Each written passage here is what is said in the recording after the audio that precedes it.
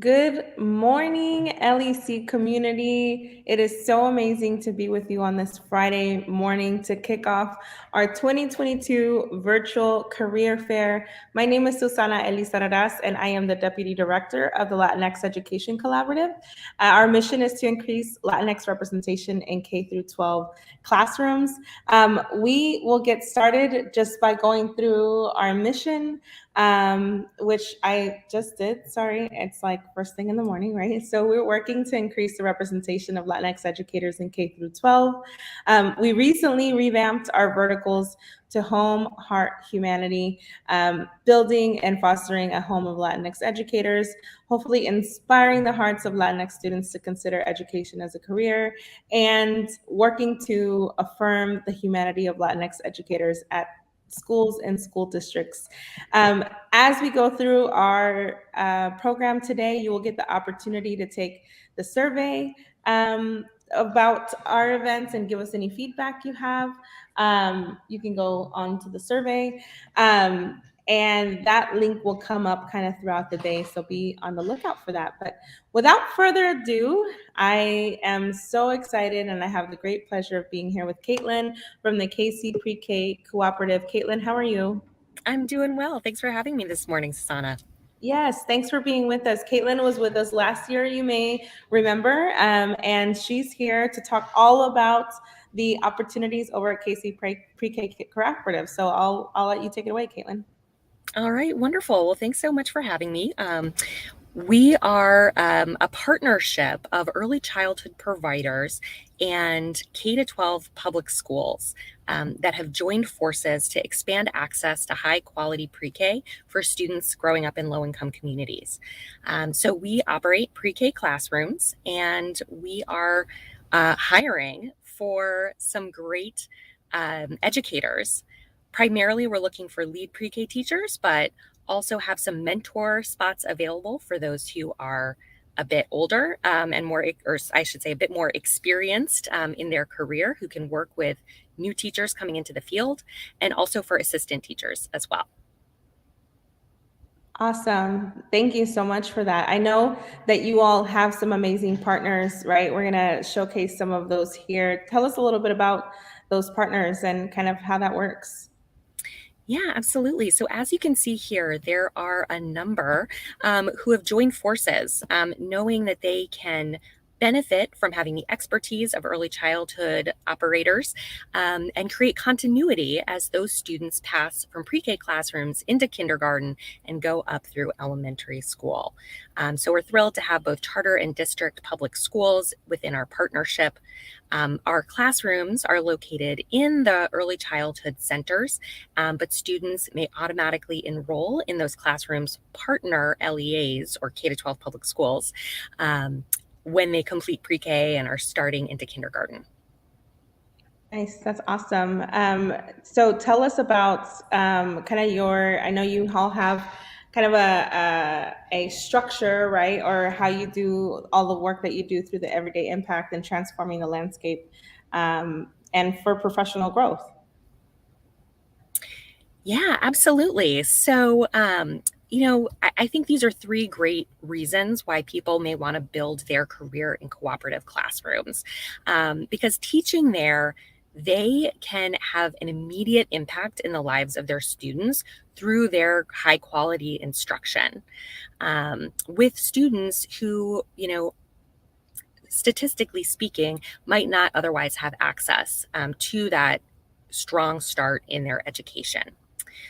The second piece is really thinking more broadly beyond your classroom and how sort of growing the number of seats available to kids, demonstrating the impact that excellent pre-K can have in the long-term trajectory of a student's life, and also just offering a model of innovation that other schools can learn from. It's a way that, our teachers are helping to transform the space.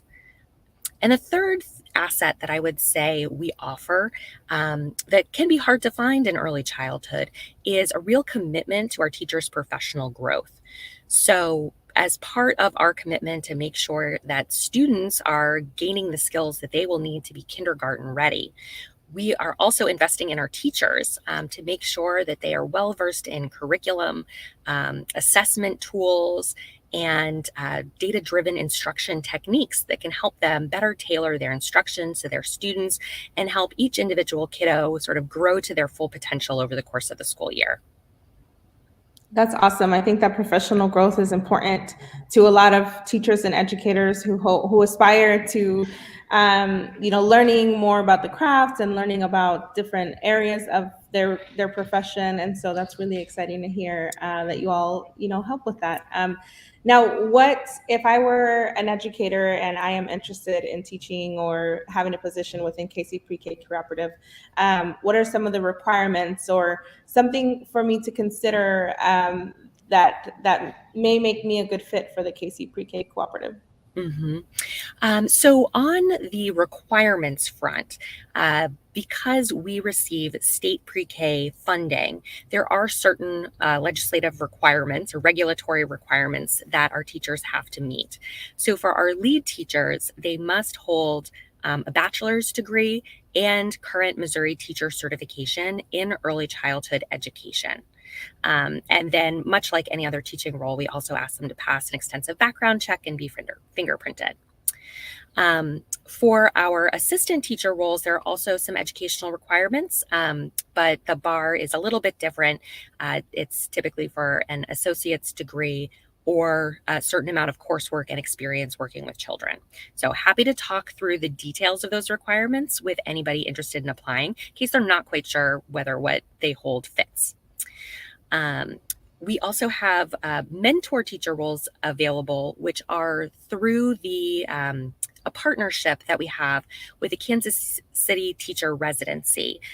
So for their teachers in training, they are able to do their sort of field work in our classrooms under the guidance of a mentor teacher. And that mentor essentially serves as a lead teacher in the classroom and therefore meets those same requirements, but also has at least 3 years of teaching experience. And then, across any of those positions, the folks who really thrive in our environment are those who are committed to the mission of the cooperative of expanding educational access and, want to work with urban, low-income, often students of color population.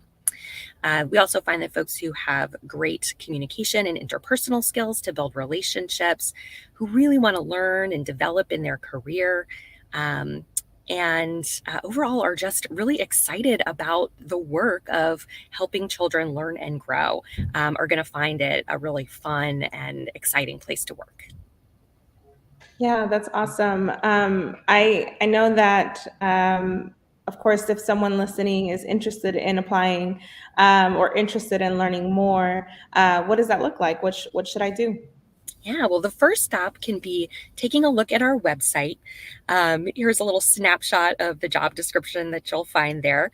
Go to kcpreKcooperative.org/teach to read all the details of the positions we're currently hiring for. And if you have questions, you can just email me directly. I know that was on one of the original slides, Susanna, and if there's a great way to share that with folks, you can feel free to let me know if you have any questions, if you're interested. But there is a link on the website to a form so that you can apply directly.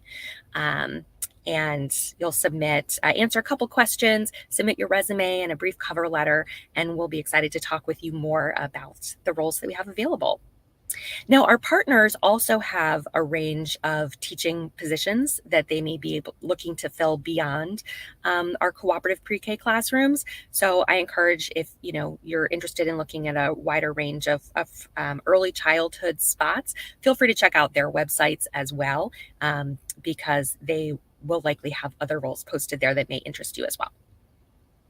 Yeah, thank you for mentioning that, Caitlin. I know that we have some of your partners here with us today, and so we're excited to talk to them and share those positions. Caitlin, thank you so much for being with us. Any final thoughts or things to leave us with for anyone who's interested in the KC Pre-K Cooperative?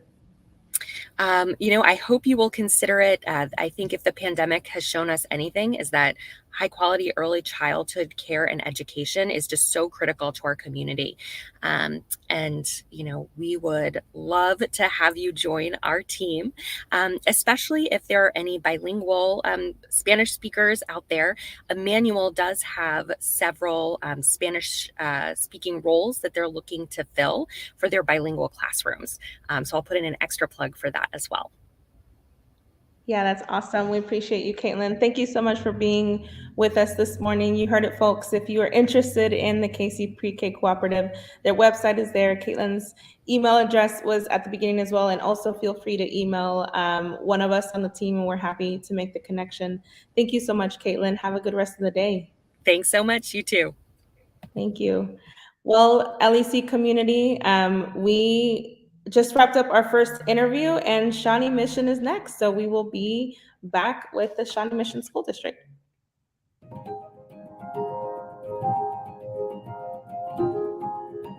Hi, I'm Edgar Palacios, founder of the Latinx Education Collaborative. In 2018, we launched the Latinx Education Collaborative to fundamentally acknowledge the representation gap between Latinx students and Latinx educators. There is a huge gap between Latinx students and Latinx teachers. We know that our students do better when they see themselves reflected by the teachers that serve them. And so we are here to build a world where our community is represented in classrooms, schools, and across our community. Guided by our mission to increase Latino representation in K-12 classrooms, together we have done so much in the last several years. COVID threw us into the virtual space, which has been really fun. We've been able to host and co-host over 60 events just in 2021 alone. We have raised money and scholarships for students who are interested in education as a career. We have given money to teachers in classrooms in partnership with other organizations. We have built and fostered and sustained a beautiful community of Latino educators, not just in Kansas City, Missouri, Kansas, but around the country and in some cases around the world. As 2021 came to a close and we prepared for 2022, our community at the LEC is committed to articulating more than just New Year resolutions. Instead, we want to declare a proclamation. We and those guiding pillars are home, heart, and humanity. Building a home for Latinx educators where they feel less isolated, more supported, and loved. Inspiring the hearts of Latinx students and inviting them to become educators. Working with schools to build communities of belonging, where the humanity of Latinx educators is appreciated and affirmed. Dear Latinx educators and students, we see you and we hear you. We are committed to working with and for you to co-build a home for the realization of our educational dreams, to lead with our hearts and inspire the next generation of educators, and to celebrate and affirm our humanity and brilliance.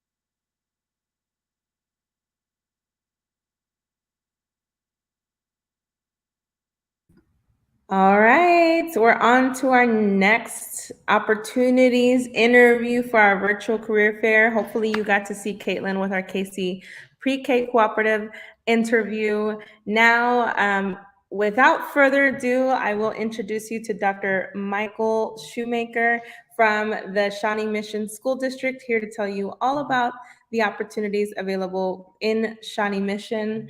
If we want to bring Dr. Shoemaker up, Dr. Shoemaker, good morning. How are you? Good morning. I'm wonderful. Thanks for having us. Yeah, thanks for being here. We appreciate you taking time out of your Friday morning to be with us. Without further ado, tell us about yourself and a little bit about your organization. Yeah, thank you so much again. So I'm Mike Schumacher. I'm the Associate Superintendent for Human Resources here in the school district. It's my 7th year here in Shawnee Mission. I don't plan on going anywhere. I've been in a few different school districts and organizations across the Kansas City metro area, and I found a home here in Shawnee Mission. And it's not just because of the position I'm in. I've really found that the community is incredibly welcoming. It's a diverse community of passionate people who care about their kids and their education, and all of our employees, from our educators, our principals, down to our classified workers, all care about the kids that they work with. And so really proud of the work that we do. If you don't know much about Shawnee Mission, the Shawnee Mission School District is a suburban Kansas school district. And so we're pretty large. We're the 3rd largest school district in the state of Kansas. Currently, we enroll about 28,000 students, employ around 4,200 employees each school year.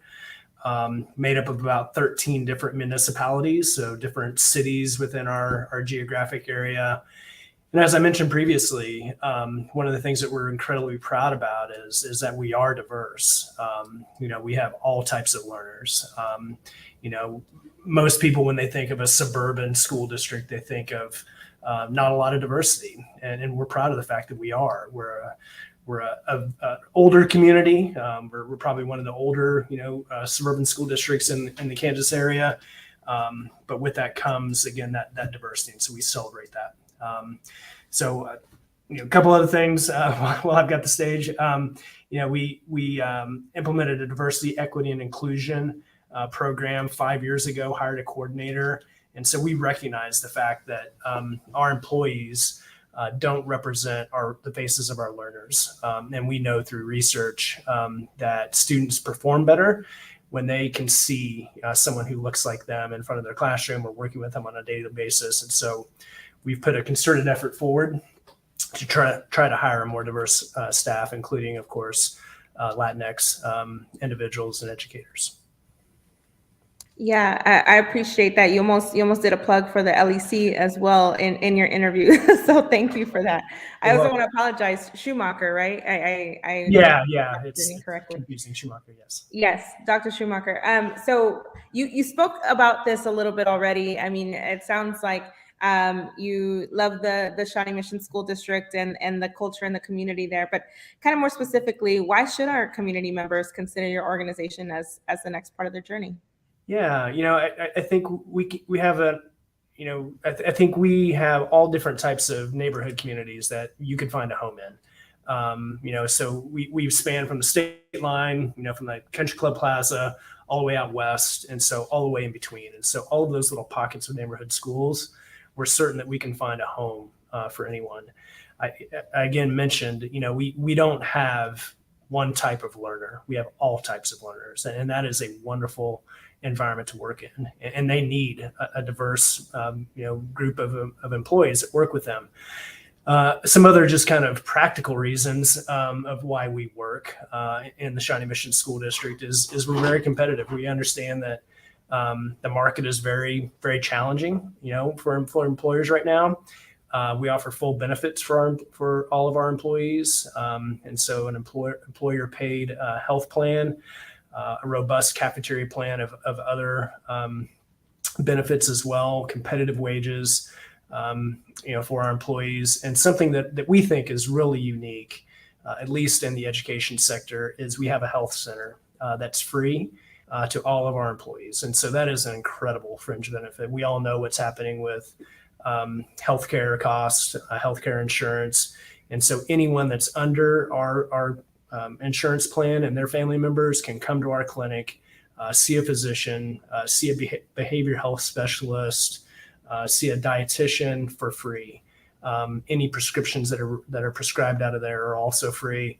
So we try to quantify, the return on investment there, but it's really hard. But we know that our staff love that and they access it a lot, and at an incredible rate. Yeah, that's amazing. I mean, like you said, because of all the costs, right, and how high things are costing these days, medicine and healthcare in particular. That's amazing. So kind of on the opposite side of the coin, what type of educator would you like to see, or what's your ideal educator like for Shawnee Mission School District? Yeah. So, number one, I get asked this question a lot. Someone who loves kids. I mean, that's just the bottom line. You've got to have a really deep love and passion for working with children. It's hard work. We don't shy away from the fact that it's hard work, but it's really rewarding work too. Those kids will give you something beyond a monetary paycheck. That love, that compassion, that care, that respect that you get from working with kids. It is just so rewarding. So someone who loves and cares for kids, someone who has a sense of humor, someone who's a problem solver, someone who has some grit. We really look for those soft skills or non-cognitive skills, the same type of thing that we're trying to create in our learners and our graduates. We want in our employees, because again, we understand that the work we're going to ask you to do, while again it's incredibly rewarding, it's going to be challenging. And we want you to have some grit. We want you to be able to solve problems. We feel like we have incredible administrators, but we don't want yes people. We want people to think outside the box and ask questions and think of better ways to do things. And at the end of the day, no matter if you are a grounds, working on our grounds crew, feeding our kids, cleaning a building, a principal, a teacher, at the end of the day, we need student outcomes. We want kids to succeed at a high level. And so everybody's a member of that team. So those are some of the big keys. And then it goes without saying, I hope, but we want a diverse employee workforce. We understand, again, that our kids need to see adults in front of them that look like them, that they can see themselves setting goals and becoming a principal, becoming a teacher, becoming a counselor, all of those different roles. Because again, we know that research says that they're going to perform much better that way. Yeah, absolutely. And I love how you mentioned, the grounds crew and the food staff. I mean, those are all pieces to the puzzle that make a successful day for a student. So I appreciate that mention. And speaking of getting to the positions, what are your highest need positions that are open right now? I know that's a loaded question because it sounds like there are a lot of openings just all across the country, really, for educators. But if you were to say what your highest needs are, what would you say? Yeah. Paraeducators, we're really having a hard time with that. And I'm going to be totally honest with everyone. We need to do something more with compensation there. And so our board is committed to that, our Board of Education. So we're currently looking at ways to do that. But again, when we're trying to recruit and hire those folks, we try to push them towards those fringe benefits, right? That so beyond what the wages, the full benefits, the time off, the great working conditions, the health center, those are some things that should have a price tag on them too, right? So paras is a big one. Food service is huge. We're really having a hard time filling those food service positions, and we're not unusual, right? I mean, it's every organization out there is having struggles. Fortunately, we do a nice job, I think, again, because of our great community support to hire our professional staff, our teachers and our administrators, but we always have openings too. So our plug, or my plug, is please go to our website, smsd.org. You go under the Human Resources tag and you can apply for any and all of our open jobs there. You can see what the wages are. Anyone can also follow us on Twitter at the SMSD HR, and we advertise our openings there as well. Yeah, that was actually going to be my next question. So I appreciate that, Dr. Schumacher. We do actually have a question from the comments on YouTube, if you don't mind me bringing it up. It may not be something you have an answer to right now, and that's okay. But do you know anything about whether Shawnee Mission sponsors H-1B visas at all? Yeah, we entertain it. We work with the individual on that. There's some cost associated with it that we have to kind of work out with the individual, but it's not something that disqualifies someone for application or for us to consider. All right. Thank you for answering that question. Any final thoughts or plugs before we wrap up our interview? No, just thank you guys so much for putting this together. I mean, all organizations are looking for ways to connect with future employees. And so thank you for this platform and for giving us this access. And please, anyone who's interested, please go to our website. We'd love to talk with you and have you join our team. Awesome. Appreciate you so much, Dr. Schumacher. We will talk very, very soon. Thank you so much for being with us. Thanks again. Have a wonderful day. You too. Bye-bye. All right, y'all. You heard from the Shawnee Mission School District. Highest needs are para educators if you're interested, food service staff, and of course, lots of teaching positions. So if you're interested, in our comments, we have the websites. Of course, you're always free to let us know as well. We will be back with Brookside Charter School in a minute.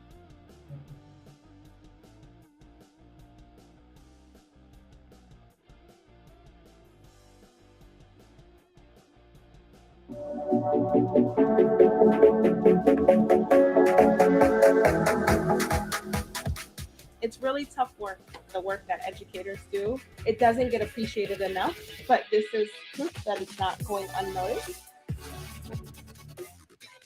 A lot of people believe in you, believe in you coming back, hopefully, and teaching our district one day, Yes. in the work you're doing. So proud of you. I have known Josue for years, and I can attest his commitment to teaching and fostering growth in his students. Juliet wants to grow up to become an art teacher someday.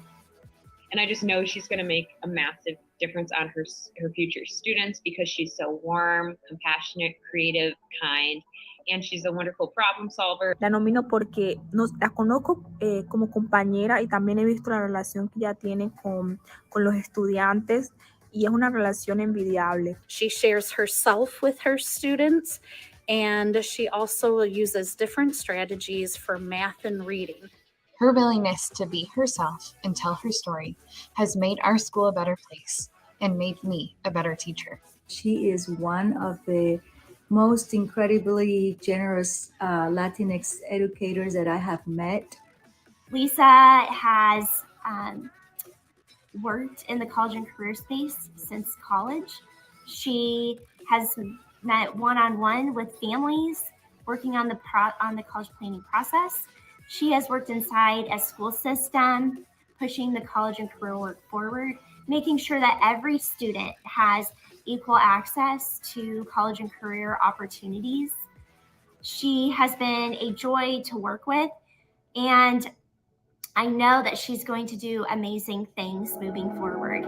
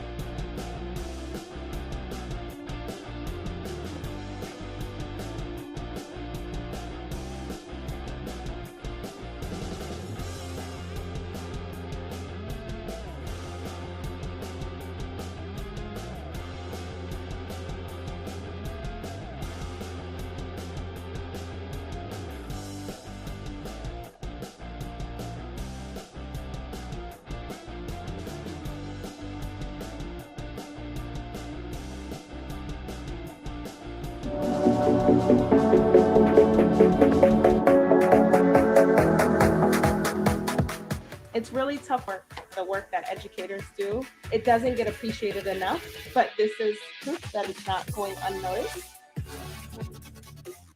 A lot of people believe in you, believe in you coming back, hopefully, and teaching our district one day, Yes. in the work you do. So I'm proud of you.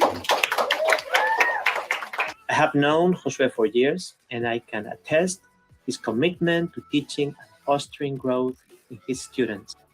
Juliet wants to grow up to become an art teacher someday. And I just know she's going to make a massive difference on her future students because she's so warm, compassionate, creative, kind, and she's a wonderful problem solver. La nomino porque la conozco como compañera y también he visto la relación que ella tiene con los estudiantes y es una relación envidiable. She shares herself with her students, and she also uses different strategies for math and reading. Her willingness to be herself and tell her story has made our school a better place and made me a better teacher. She is one of the most incredibly generous Latinx educators that I have met. Lisa has worked in the college and career space since college. She has met one-on-one with families working on the college planning process. She has worked inside a school system, pushing the college and career work forward, making sure that every student has equal access to college and career opportunities. She has been a joy to work with, and I know that she's going to do amazing things moving forward.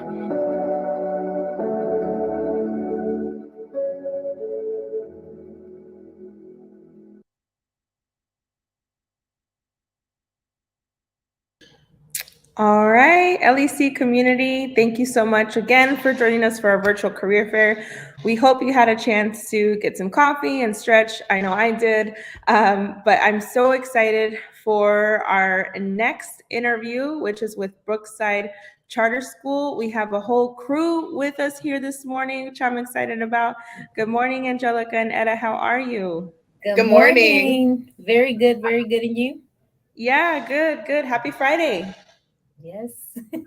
I haven't seen y'all in a little while, so hope to be in there really soon. Actually, I'll be there next week, so I'm looking forward to that. Please introduce yourselves. Tell us your names and what you do at Brookside and a little bit about Brookside.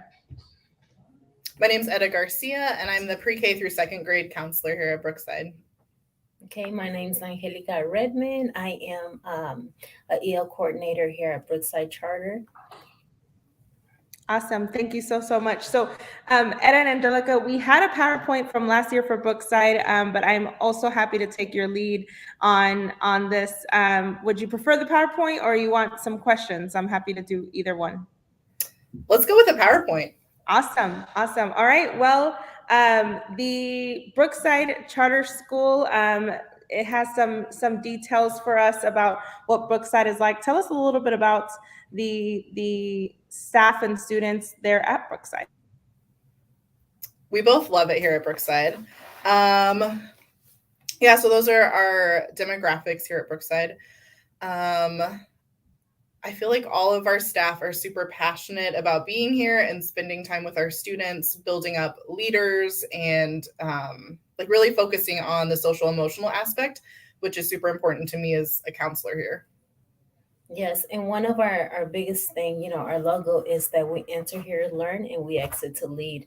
And I think we do a great job trying to execute that. Yeah, that's awesome. I am witness to that for sure. I appreciate that. You also are split up by primary and intermediate, right? Tell us a little bit about your primary section of your school. Yeah, so I think that's a huge strength of Brookside too, is we have a counselor for pre-K through second, and then we have coaches and co-teachers, and they really function as a team. And then our third through fifth is like the same model. Can you speak on middle school? Yeah. Yes, and then we have, of course, our 6th to 8th grade. And we're all, still pretty close to one another. Yeah, so you have the intermediate is 6th to 8th grade, and I know let's talk a little bit about what those day-to-days look like for those listening. So on the next slide, we see the kind of the morning meetings. You all do some small group instruction. Tell us a little bit about what that day-to-day looks like. Yeah, I think morning meetings are super exciting here at Brookside. Like, it's a great 15 minutes where we just like sit down and we're able to connect, check in with the students, see how their evenings went, their weekend, and just really build that piece of connection for the day. Yes, and then also too for myself as being an EL coordinator, I also check in with our EL students and also help them in their everyday work. Questions, concerns they might have. Yeah, that's awesome. I know I know you also have middle school, and in that middle school you have activities and clubs and athletics. Tell us a little bit about that middle school model. Yeah, can you speak more? Yeah, okay. And it's about the same. We do have, we have basketball, we have track, we have different activities to keep them, engaged, and even also. With that, keep them focused and grounded to keep their academics up. It's very important for them to. So I think you're speaking. Oh, okay. So yes, it's very important that we get that good academics going for them to be able to practice, or not to practice, but to be able to participate in our extracurriculum activities. And the club we're both involved in is La Voz de los Osos. So that's our Latinx affinity group. Yes, and it consists of from pre-K all the way up to 8th grade. So we have, several students from different grades to come together. That's awesome. I'm gonna need to pull up on that group one of these days. Yes. That's so cool. You all are also a Leader in Me school, right? Tell us a little bit about your Leader in Me status. Okay. Yes. So we have Lighthouse status, which is super exciting. I think we're one of, what is it, like 6? It's a super small number, like one of 6 charters in the world to have Lighthouse status. So we really focus on, like Angelica said, like enter to learn, exit to lead. So building up those leadership skills for our students, practicing the 7 habits. It's really just built into like our entire day. Yeah, that's awesome. Those characteristics and habits are the word, right? Are all around the school at Brookside. It's really, really inspiring to see. So we're here to talk about kind of what you all are looking for. What are Brookside teachers and staff like? If I'm looking for a new opening, how would I know that Brookside's the right place for me? Those bullet points that are on that slide like hit most of them. So the elementary model is co-teaching. So a teacher who would be very collaborative with their peers. It's really exciting to step into a classroom and see like both teachers teaching, small groups, and just how exciting it is to really like be able to break into those small groups. Yes, and I think that one of our important factors is if you're passionate about teaching kids and trying to make a difference in their future, I think that this is definitely the school, because we do focus on nurturing the whole child, which that means all from their academics to their social emotional needs, and also building a relationship with our families. I think that that's key for us too, because it gives it all well-round, good family feel to it, and just to keep the kids too engaged and keep the parents informed as well of what's going on. So yes. So if you want to make a difference, come on here. We're ready for you. I love that. I'm looking at the words in the yellow box: authentic, anti-racist, and reflective. I mean, those are really bold words, right? And I hate that they're bold because they should be more common. But what do you all want to speak a little bit to those words? Yeah, so our cultural competency consultant, Dr. Tucker, phenomenal. She leads our ABAR professional development training. So that's anti-bias, anti-racist educators. So this school year, we focused on oppression. So like how within ourselves we enact oppression or how we like internalize oppression. And that's been really impactful to really like unpack all of those different oppressions on the pyramid. Mm-hmm. And I think with that being said too, I would say us as well for La Voz de los Osos, to which, translate to the voice of the bears being, our logo. So also, for our kids, for our Latin kids, we do have a small,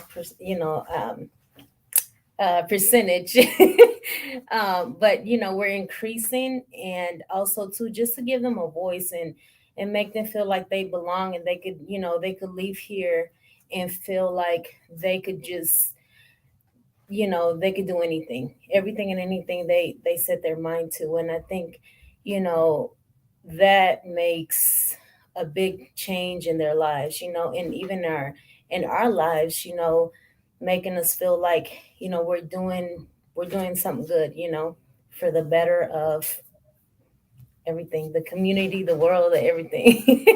Yeah, I love that. I love that. Do you all happen to know what positions are open for the summer or for August? Food service positions or teaching? Any positions in particular you want to speak to? Yeah, so we do have a list. We have middle school math teacher, middle school art, building sub, middle school sped teachers, and grades 3 to 5th co-teachers. Awesome. What about, do you know of any classified positions, food service or janitorial service or anything like that? It's okay if not, but I know some of our listeners may be looking out for that. So this is the list that I have right now. Okay. I'm not. Yeah. Y'all may be staffed up, and that's awesome. Well, I appreciate y'all being with us today. Brookside Charter, is near and dear to our organization. We do quite a bit of work over there. I'm looking forward to, actually next week I'll be there, and then there's a summer kickoff carnival happening, which is super exciting. We will be there. Any final thoughts or things to leave us with before we wrap up? Well, I do want to say too, when you come next week, depending on the time too, we're having an event, an assembly school-wide for La Voz de los Osos there. We're doing a Cinco de Mayo event. We're doing it a little bit early due to map testing and all of that. But we're having an assembly. And so hopefully you will come see us, see the kids practicing they're doing a performance. So let's keep our fingers crossed. And yeah, I definitely want to see that. So I hope I'm there for that. Yes. So so just come and check us out. Yeah. Well, awesome. I appreciate you both for being with us today. I hope you have a great rest of your day. If you are interested in Brookside Charter, the website is in our comments. You're also always welcome to email me, DM us, and we'll get you connected with Brookside. Thank you, Angelica and Ed. I'll see you soon. Okay. Bye. Thank you. Bye-bye. Bye. All right, everyone. You've just heard from Brookside Charter School about their openings. If you are interested in their school, their model, just let us know and we'll get you connected with them. Next up, we have Crossroads Charter Schools, but before then, we're going to take a little cafecito break, so we will be right back.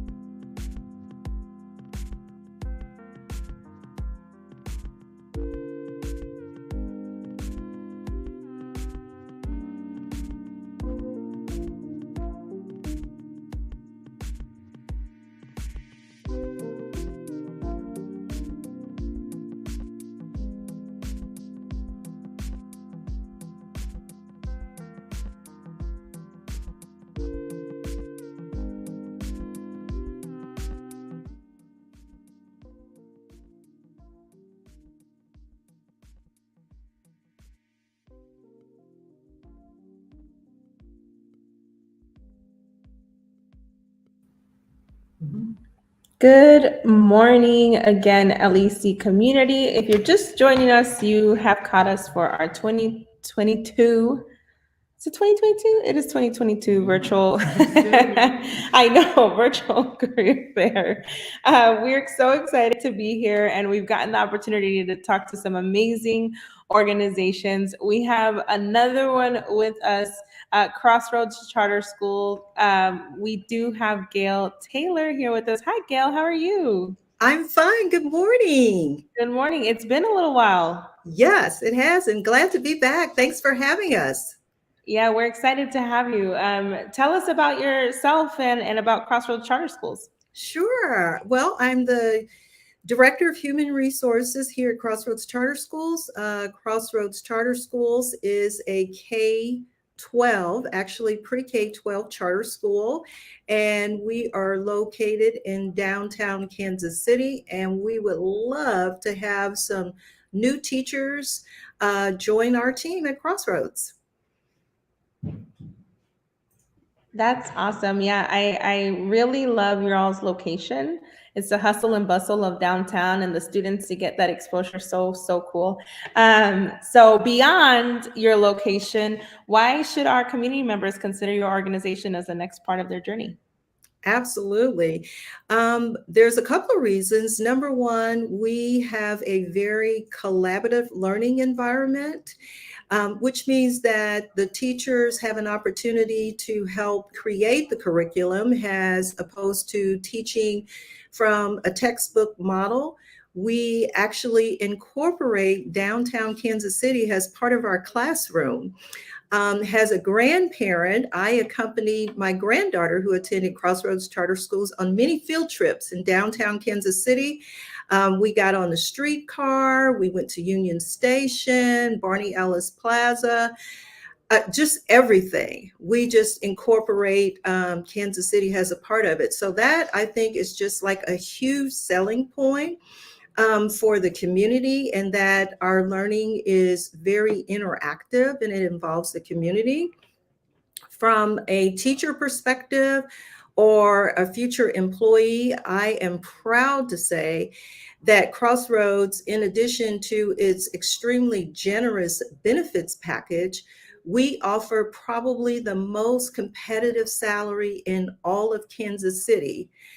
I will tell you that a bachelor's teacher with no experience coming into Crossroads will receive a starting salary of $46,000. That is simply unheard of in this community. If the teacher has a master's degree, they will have a starting salary of $51,000.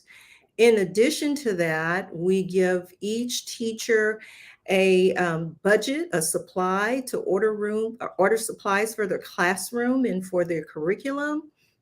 The benefits package is unheard of. We have several programs where Crossroads pays 100% of their benefits, and we provide them with $500 if they select a health savings account. So I always tell my colleagues, we actually pay our employees to enroll in our benefits program. We also provide professional development year-round. And here's another thing that none of my colleagues can top is that for planning time, we provide our teachers with planning time every single day.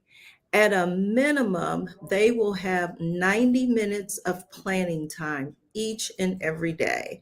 And they can use that planning time, obviously, for the classroom, but they can also use that planning time to continue with their professional development as well.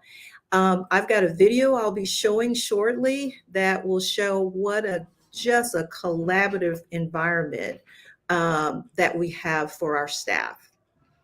Yeah, and I can attest to that collaborative nature. You know, we are in Crossroads here and there. You all expanding to the high school grades has been really exciting because we've been able to get in there quite a bit, and so I definitely appreciate that collaborative culture you all have.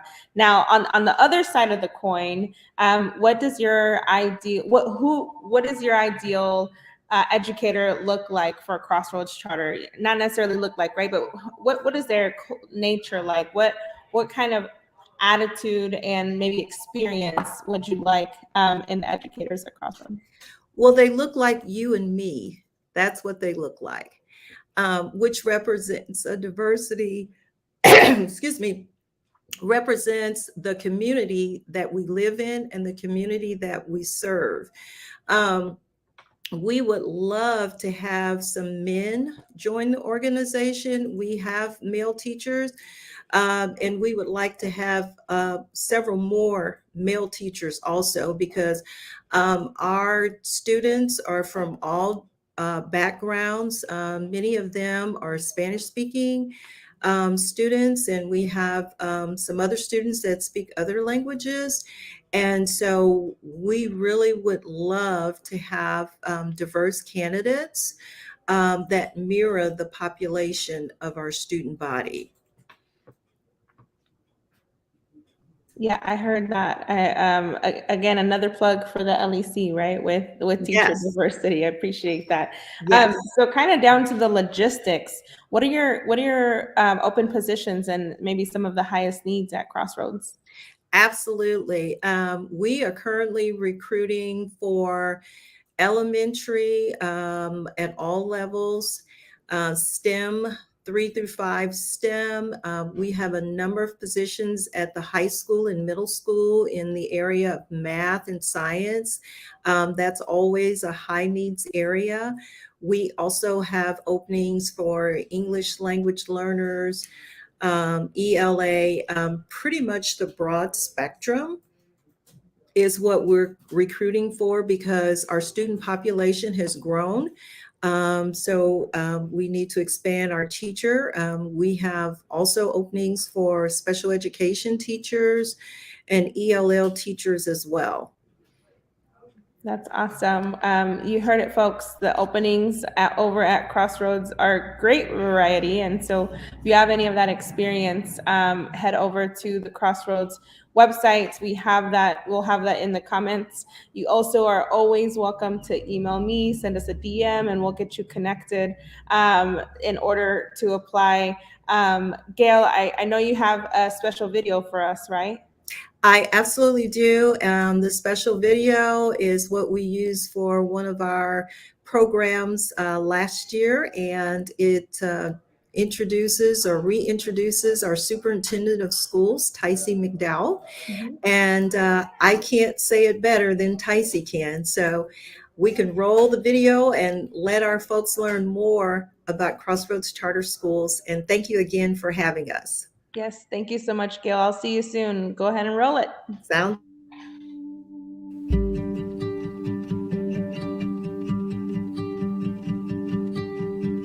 Crossroads Charter Schools was started in 2012. We wanted to create a school where whoever you are, student or staff, you can be creative, you can be who you are, and you can learn and grow together. We do a lot of student choice for staff too. Like they love having that creativity and, flexibility. There's no script here. So like you can be your true self. One idea that a teacher had was she had her students at recess. They heard some men speaking. They were speaking French. The men were Black men. And the kids would, ask the teacher, like, we didn't know Black people spoke French. She took that moment. They did this whole study on that and why different people speak different. And plus kids got to know you could be Black, brown, white, whatever, and you can speak whatever language is. So this is my 9th year here at Crossroads. We've kind of built the school that we've envisioned, but I think we've come upon things that even have made this even better than what may have been originally envisioned at the beginning. I enjoy being in the classroom with my students. We focus on a lot of growth mindset. I'm trying to set them up for success for taking ownership of their learning. they continue on with that feeling of, I can do this, I can make it happen. I want them to not only notice that I'm feeling proud for what they're doing, but that they also feel pride in their own work and feel that what they're doing is important. Crossroads is unique in many ways. It begins in the classrooms and the quality of teaching, but it goes further than that in that they become part of an urban environment. You see them over at the library, you see them in the parks. The investments that we've made in Crossroads, in facilities and programs, have been very rewarding. Crossroads is recognized as a leader. I think it's a showpiece to have what is recognized as one of the best schools in Missouri be in downtown Kansas City. It makes me feel extremely proud to be a part of this Crossroads community as a parent, as a staff member, and as a friend to everyone. My youngest son struggled with math a bit. We have been lucky enough to have very supportive teachers that have been consistent, that have provided the support that he needed and have been patient most of all. Now Isaiah is in a place where he feels very comfortable with math, which I never thought we would get there. So if my kids were not able to have access to the quality education that they have right now, I know that we would be struggling. As a family, it is definitely a blessing that we found this school. Crossroads, no matter what we go through, we do not give up. We always find a way, and no one is left behind. My passion for teaching comes from me myself being a kid who didn't have representation. I grew up in the suburbs and there was never any teachers of color, but it's super important for me for kids to see themselves in me, to walk through the door and feel hyped up and feel loved and feel like, you know, you're important to me. I see you, I appreciate you, I love you being here, and I want you to be successful, and wholeheartedly mean that. I think one thing that has drawn me to Crossroads is that no matter where you go, the work is always going to be there. But one thing that makes the work easier is when you enjoy the people that you work with. In that time, we make families feel heard and seen, and more importantly, like kids feel heard. We've been here for 10 years, changing lives. Like kids have graduated that started with us and are on their path because of us. It makes me feel proud of like peeling off paint off the stairs and trying to move in furniture and sitting in a classroom that had wires hanging out. I was like, this ain't even gonna happen, but it did. It makes me feel extremely accomplished. We are forever and always forward striving, forward moving. We are an organization of fight and of passion. Being here at our 10th year anniversary is an honor. It's good to look back and to see all the growth of our students and staff and our great parents and our donors as well. Like, we couldn't do this if we did not have community. We've opened 3 schools in 10 years, right? And the whole plan was just to open 1 school, but I got tricked into opening 2 more. So here we are.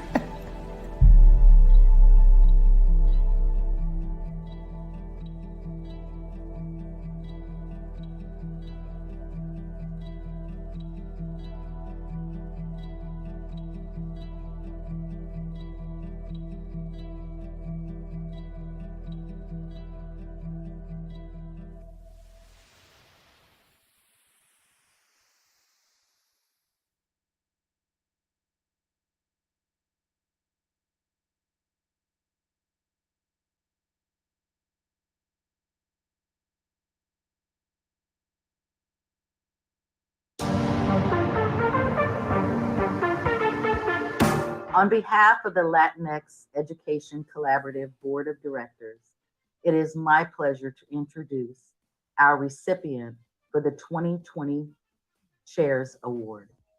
Randy is the son of immigrants, a DOT, and a graduate of the Kansas City, Kansas School District.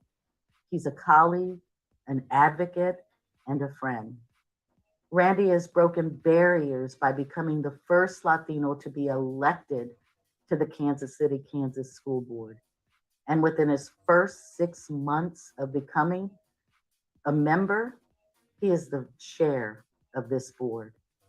He makes us proud and not only represents our Latino students and families, but proudly serves all teachers, students, and parents in our district. It's a pleasure to walk beside this young man as he blazes a trail for the next generation of Latinos. Help me congratulate Randy Lopez as 2020's Latinx Education Collaborative's Chair Recipient. Congratulations, Randy. Randy Lopez. I am currently serving as the president of the Board of Education for Kansas City, Kansas Public Schools. I wanted to run for the board. Honestly, I wanted to make a difference. I wanted to help lift others with me to have their voices heard. And to be honest, I love Wyandotte County and I love Kansas City, Kansas.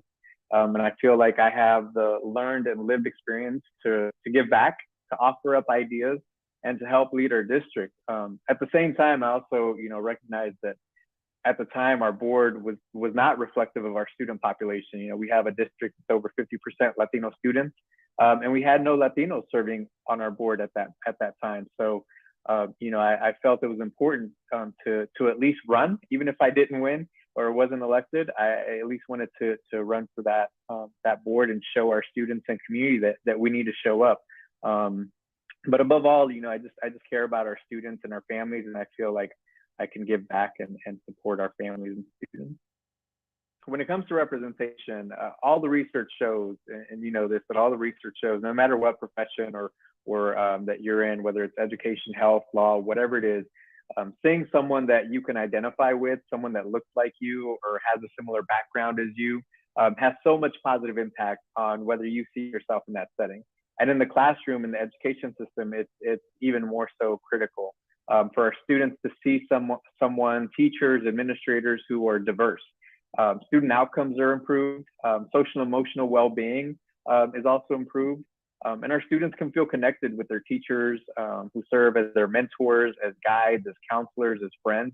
So it's super, super important. And I know what it means for students to see someone who they can identify with. I've worked for years as a youth group director and mentor, and I can't tell you how many times I've had students come back and as they've gotten older and tell me how important it was to have a Latino male that they could connect with and relate to. So it's important, it's necessary, and it should be a priority for us to make sure that representation matters. The impact goes beyond the classroom. It changes lives if we're very intentional with it. For aspiring teachers, aspiring educators, man, we need you. You're one of the most influential, critical people in the life of our students and of our families. You're going to help shape the lives of students every single day. And it's not going to be easy. So be prepared to work hard, be prepared to learn, but most of all, be prepared to laugh and to love. As an educator, you're going to have the opportunity to create change, both short-term and long-term, in our educational system. And you're going to get to define success, what success looks like for our students, far beyond some data point on some standardized test, right? As an educator, you're going to help shape the life of a young mind. And that is so critical and vital to our community and to our students. And we need you. So please continue to work hard because you are so important for our students.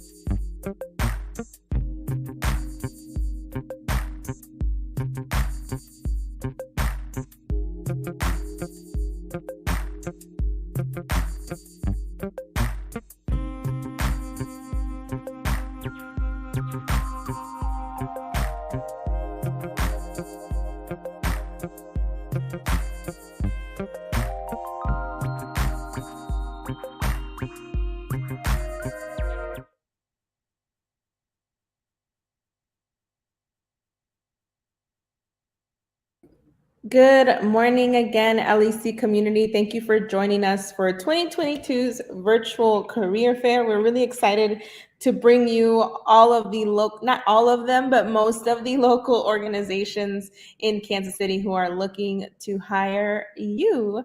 We are now with Blue Valley Schools, and we will bring Eric Punswick up with us. Eric, how are you? Good morning. Good morning. Doing well. Good, good. Thank you so much for being with us today. To jump us off, go ahead and tell us about yourself and a little bit about Blue Valley Schools. Hi, good morning. My name is Eric Punswick. I'm Chief Human Resources Officer with the Blue Valley School District. We have 22,000 students, and we have over 1,850 teachers working with those students on a daily basis. We're looking to add 300 teachers this next coming year, and excited about the talent that's in the area and who would be interested in coming into the Kansas City metro area from outside. That's awesome. That's you said 300 teaching positions, right? That's quite a goal there. So why should our community members consider Blue Valley Schools? What's great about Blue Valley Schools that you want to share with us? Thanks. What we really focus on as students, and when we think about our kids and the needs that they have, we can't do it without great adults. And for us to be able to provide that opportunity for growth, for learning, for an opportunity for them to achieve more than they ever had dreamed possible, we know that that requires a great adult. And so we know that people have a lot of places that they can go and teach, right? There's an elementary school, within about 10 miles from every person that's on watching this today. And we know that there are some great places here in the Kansas City Metro that are great places to work. We believe that the supports that we give our teachers, we believe that the benefit package, along with the competitive salary that starts next year at $46,000 for a starting teacher coming right out of an undergraduate, sets it apart, knowing that we're going to be able to mentor them for the first 2 years and provide them the professional learning that they need so that they can succeed in this as a career, not just a one-year job. Yeah, that's awesome. I wonder on the flip side of the coin, what kind of educator is Blue Valley Schools looking for? What kind of attitude and personality are you looking for? Oh yeah, that's a great question. When we look to identify talent, we're always looking for an individual who is innovative, who is collaborative, who is thinking about how they serve others, and by doing so are receiving that feeling back. And we know that when you go into a career of teaching, that it's a hard job. It's not a job that you just come to work and you're here for 7 hours and then you go home. It's a job that really takes on a lifestyle. And to be able to do that, we're looking for folks who have collaborative skills, who are able to work with teams, who are able to be strong communicators, and in the very end of the day, that they put the student first in every decision that they make. Yeah, I love that. So what are some of the highest need positions that are open in Blue Valley Schools? Oh, great. That's one that's probably you're getting the same answer from a lot of the districts across the area.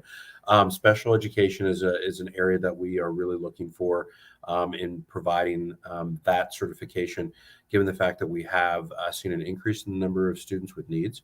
We're also needing individuals who are in our related services, such as speech language pathologists, occupational therapists. Those individuals are very much in need, especially coming out of post-pandemic. The other parts that we are looking for are counselors, finding great counselors. So if there's an individual who is coming out with a counseling degree, we're really looking for those areas. And then also our specialty areas. So when we talk about world languages, when we look at our specials at the elementary level, those are areas that we are really looking for quality people. And at the secondary level, along with special education, we're really looking for individuals with certifications in math, English, social studies, and sciences. Yeah, you're right about that, Eric. We definitely have heard some of the same this morning. So, Eric, if someone was wanting to apply, how could they do that? Great. If you go to our website, bluevalleyk12.org, that's bluevalleyk12.org, and click on our careers, you will be taken to an area that provides all of the current job openings. We're posting jobs at least twice a day right now. So check back, and you can also go in and put a generic application in, and then go to the areas that you want in terms of certification, and then we would reach back out to you when those jobs are posted. Awesome. Some of those links are in our comments right now, folks. And of course, you're always more than welcome to reach out to me, DM us, and we'll get you connected with Blue Valley Schools. Eric, thank you so much for being with us today. We appreciate your time. Thanks, everybody. Thanks for what you're doing, and thanks for getting into education. It's a great field. Of course. Appreciate you, Eric. Thank you. All right, everyone, we just heard from Blue Valley Schools, another wonderful organization here in the area. As I mentioned earlier, our survey will be available throughout the event, so feel free to let us know what could be better. We are really excited for our next organization coming up. Kansas City Girls Preparatory Academy is here with us. We'll bring up Tara Haskins. Hey, Tara, how are you? Hi, Susanna. I'm good. How are you today? I'm good. It's good to see you. Nice to see you as well. Yes. Well, Tara, without further ado, tell us who you are and just introduce KCGPA for us. Yeah. Hi, everyone. My name is Tara Haskins. I am truly honored to serve as the founding school leader of Kansas City Girls Preparatory Academy. That's a really long name, so we say KCGPA or KC Girls Prep for short. Um, you asked who I am. So it's not just like my role. I think it's important to know a little bit of my story because it gives some context on like why I serve in this role.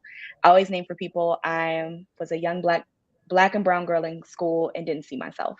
That's just the reality. As an Afro-Latina, I didn't even see my whole identity in my school or in my teachers or the books that I read. And as I got into education, I noticed that young black and brown girls, our voices were not heard. Other things were put in front of us. And so I've been very fortunate to have served at an all-girls school before coming to Kansas City and working in partnership with the community to create KC Girls Prep. We opened our doors for the first time, I still remember the first day, August 19th, 2019, to a phenomenal group of fifth graders. We've grown 1 year at a time because we believe in growing as slow as we need to until we are fully grown middle school next year. So we'll be serving grades 5 through 8. And then our goal is that we also grow into a high school. So when our scholars come to us, we are sharing that the next decision you hopefully have to make on education on what happens after high school, whether your child chooses to go to college, whether your child chooses to start their own business, whether they choose to go into tech, we want families to know that they will have all the tools to make the choice that is best for them and in ways that they will use their gifts to serve their community. And so I'm really excited to share a little bit more about KC Girls Prep and what we're looking to for growth next year. Yeah, that's awesome. I love how you started with a little bit of your story because, I mean, as the LEC, we value those stories just as much as the numbers and the percentages and the positions and the applications, right? It's who are we and you know, what are we looking for in life and how can we be our whole selves? So why should our community members consider KCGPA as the next part of their journey? What's some amazing stuff happening there? I believe the most amazing thing is that this is the school that love built. I say that wholeheartedly. There are so many details in our school that we can share. Oh, we heard this from a family member, or we heard this from our founding class. I wish I was actually in our cafeteria. We have these beautiful murals that are scholars. It is truly from the hearts and minds of our students. And so if you want to be a part of a place, and I name for people, we are truly building. We are building, we are creating, because we all acknowledge that education was not built for young black and brown girls in the first place.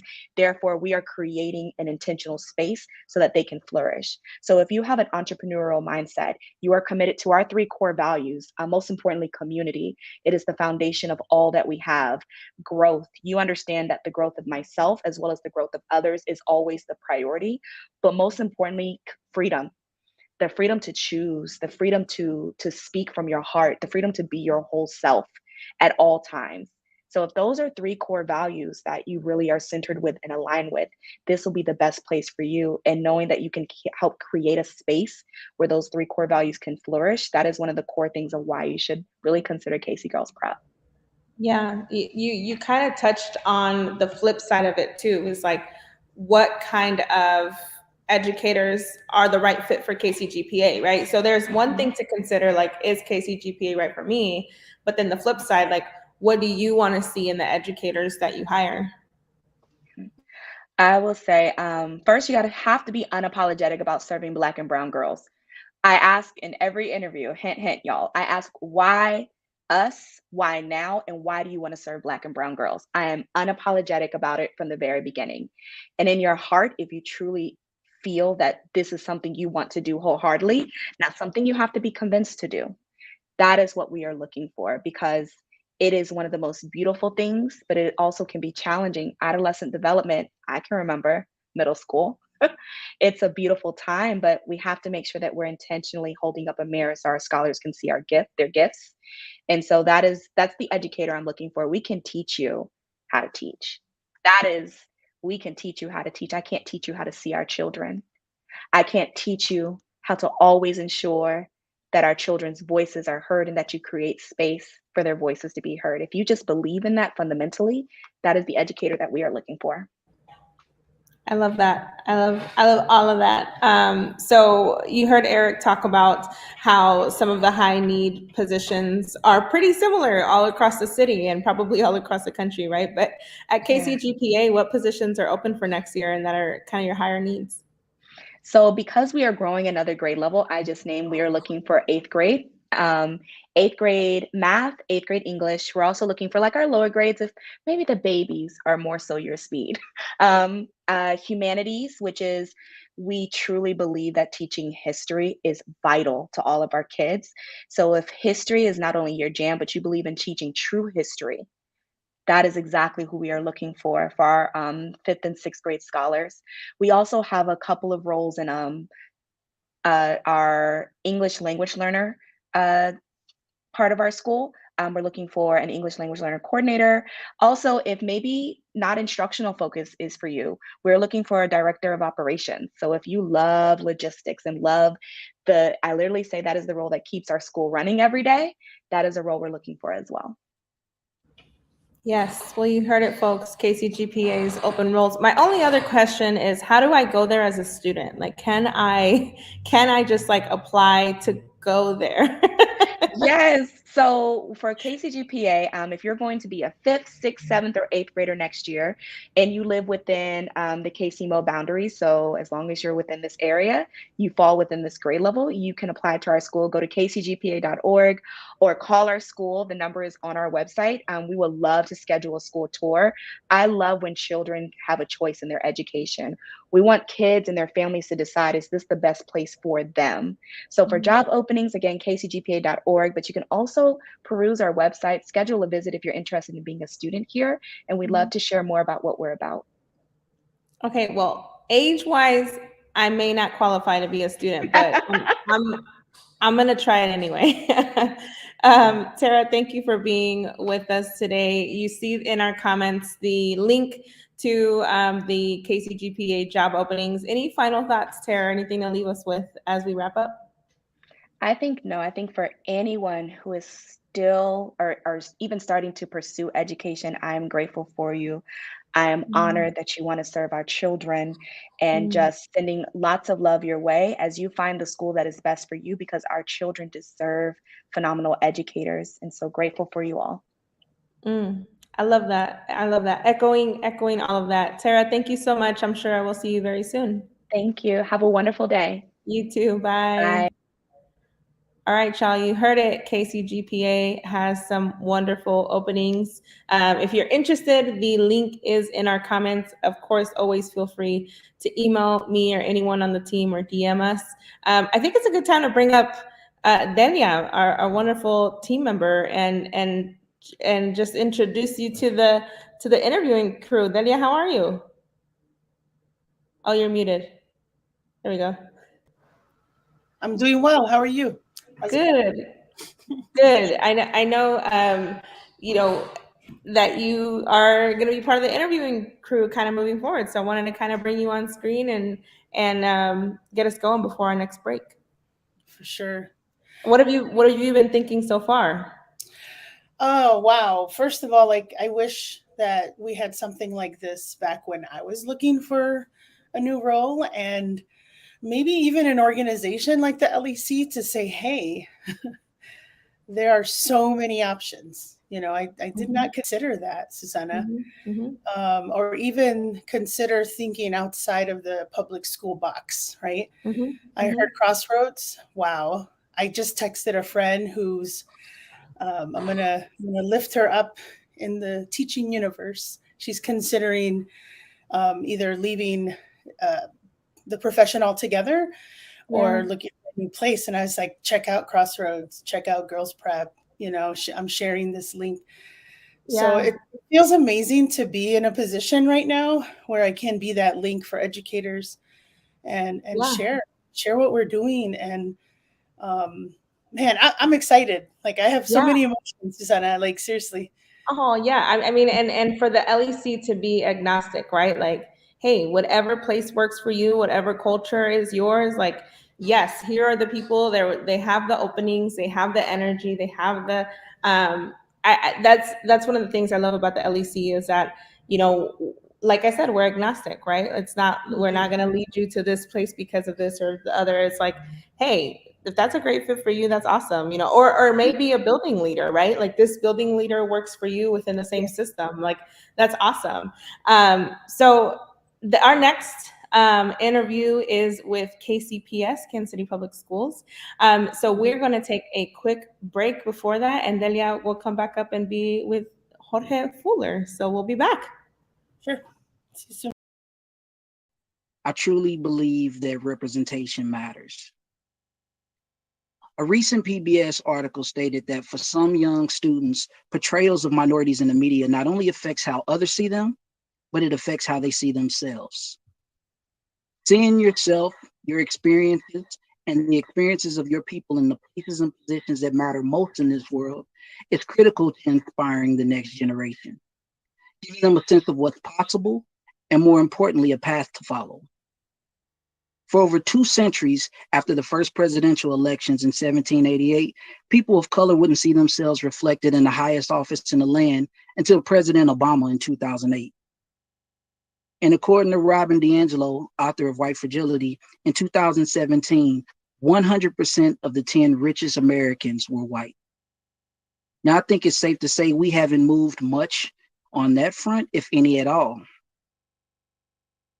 But 95% of the people who decided which music was produced, 93% of the people who decided which TV shows we saw, and 90% of the people who decided which books we read were all white. Now, if you're like me and you subscribe to the windows and mirror theory, the idea that mirrors are the things, people, and places that reflect your own culture, identity, those being the things, people, and places that offer you a view into someone else's experiences, then you quickly realize that students of color have an overabundance of windows in their lives. See, students of color have a constant barrage of glimpses into the culture of whiteness. And while these students have an overabundance in windows, they have a scarcity of mirrors. Young people in this country rarely have spaces that affirm them, help them build a sense of pride in who they are and where they come from. Unfortunately, for many of these students, school is the greatest offender. According to Black Kansas City in 2017, there were 7.7 million Black students enrolled in public schools in the United States. And data released by the Latinos for Education states that Latino students make up 25% of school children and will become a third of the US population by 2050. Yet according to that same data set I mentioned earlier, 84% of full-time college professors and 80% of K-12 teachers are white. That means there are approximately 13 million Black and Latino students in this country who aren't likely to see themselves accurately or adequately reflected in the news or in the TV shows they watch, the books they read, and more importantly, not in the classrooms and schools they attend. And with the wealth of research connecting student success to having at least one same race teacher, coupled with research indicating that all students succeed when exposed to diverse teachers, it becomes glaringly apparent to me that the work of the Latinx Education Collaborative is essential in ensuring Kansas City is the best place for all kids to learn. Now, before I leave, I just want you to imagine a world where all students are appreciated, recognized, and respected. A world where students are affirmed regardless of their culture, their race, gender, socioeconomic status, or sexual orientation. A world where all students are achieving their best academic and life outcomes. This is the world that people like Edgar Palacios and the Latinx Education Collaborative are helping us realize, which means this is a very organization we should all support. Thank you.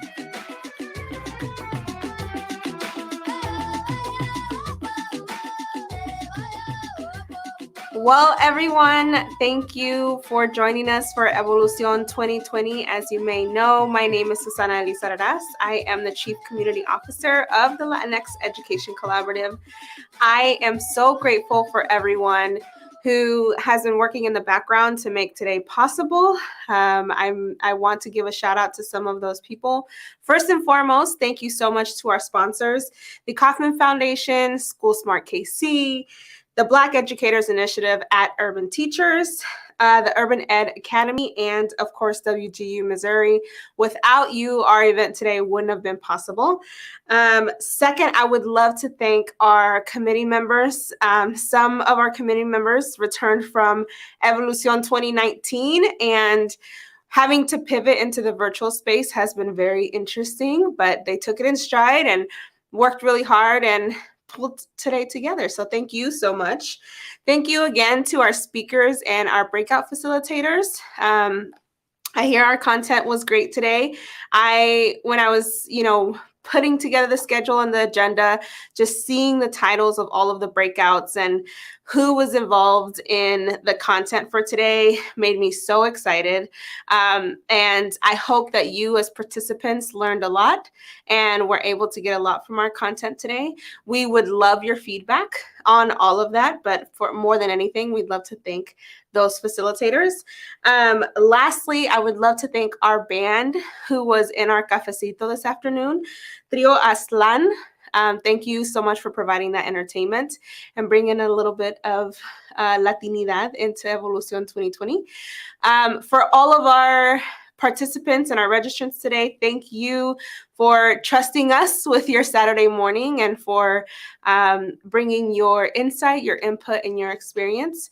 We would love to hear from you about what went well today, what you would love to see in Evolucion 2021, and what you thought. Hopefully Evolucion 2021 will be in person again, because I would love to see all of your wonderful faces. But until then, thank you so much, and we look forward to keeping connected all year. Thanks, everyone.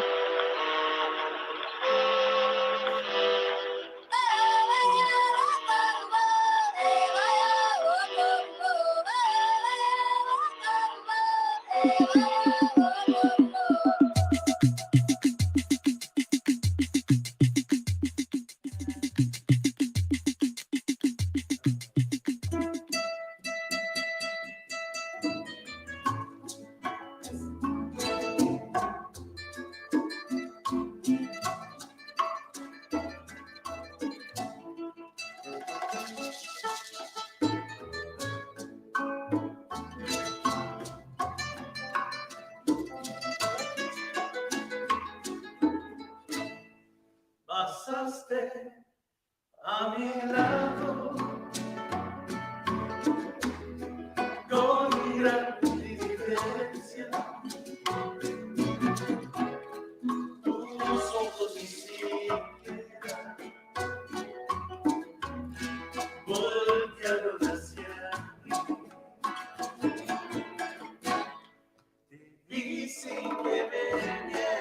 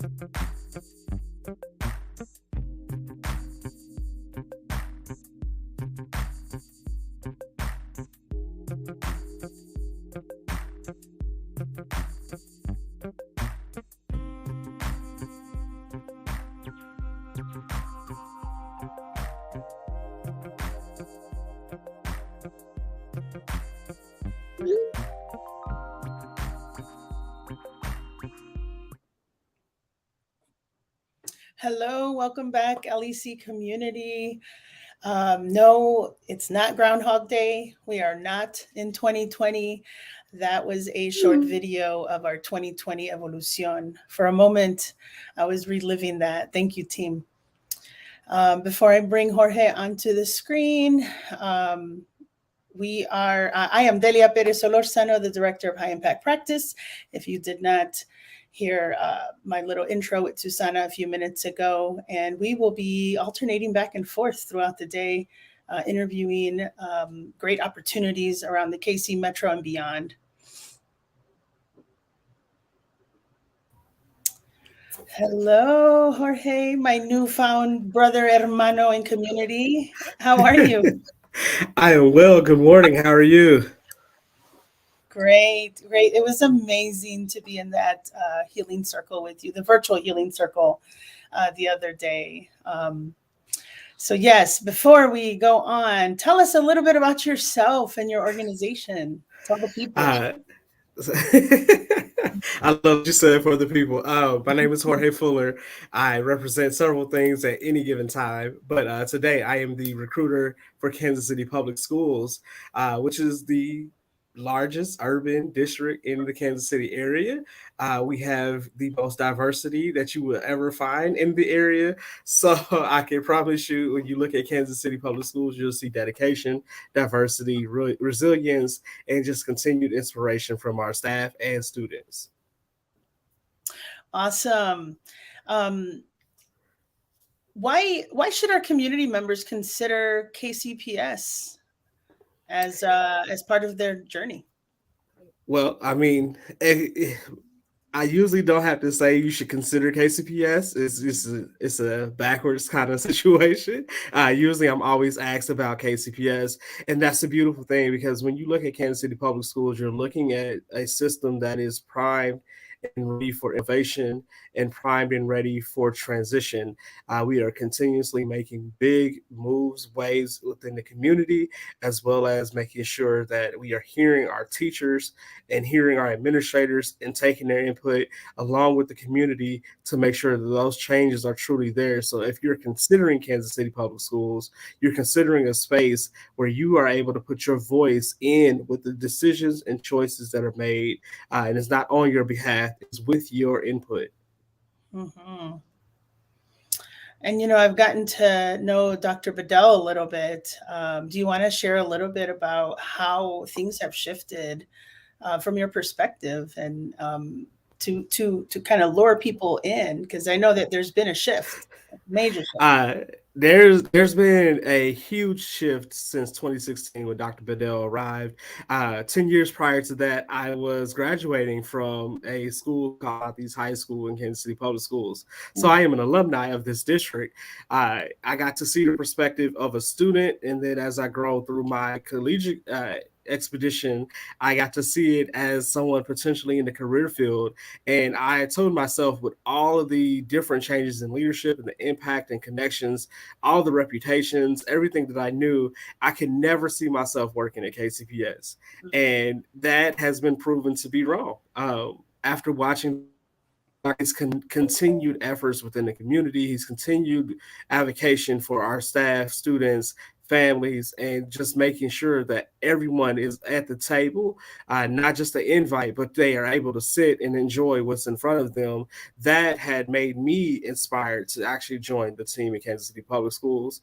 And so when I say Dr. Bedell has done some tremendous work in continuing those efforts, we are now fully accredited from the state of Missouri. We're already talking about, we're not even just saying let's celebrate, we are focusing on how to maintain that status and coming up with strategic plans.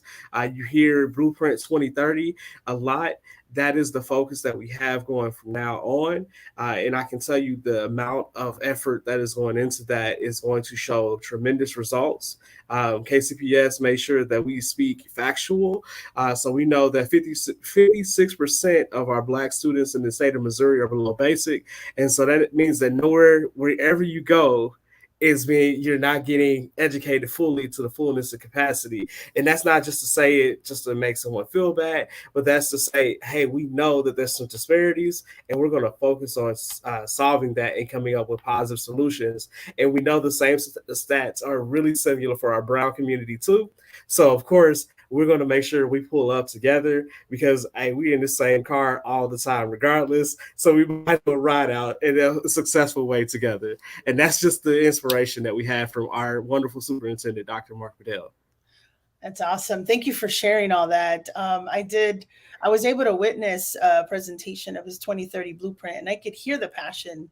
I could hear it. And I also see the intentional, deliberate connections he's making with community partners.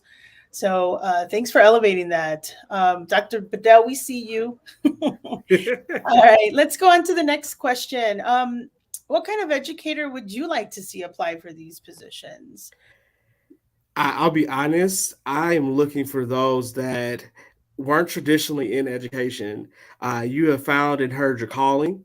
And when I say you found and heard your calling, is education is not something you can just be like, I want to apply and become a teacher. That's not it. That's only a brief portion of it. It's actually, how do I make sure that I'm listening to what that calling is? Because if you see yourself in front of others, passing and supporting information, making sure that they have growth opportunities, as well as growing yourself, you're an educator.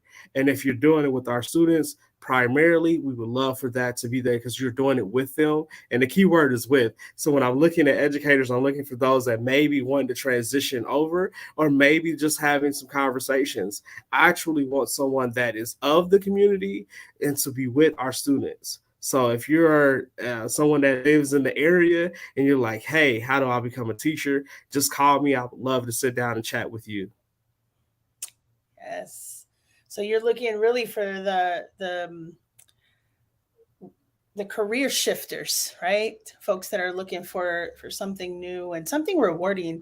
This is definitely the type of work that you get to see the return on investment, right? You get to see growth and transformation in some cases. That's a beautiful thing. What opportunities are in KCPS for this coming fall?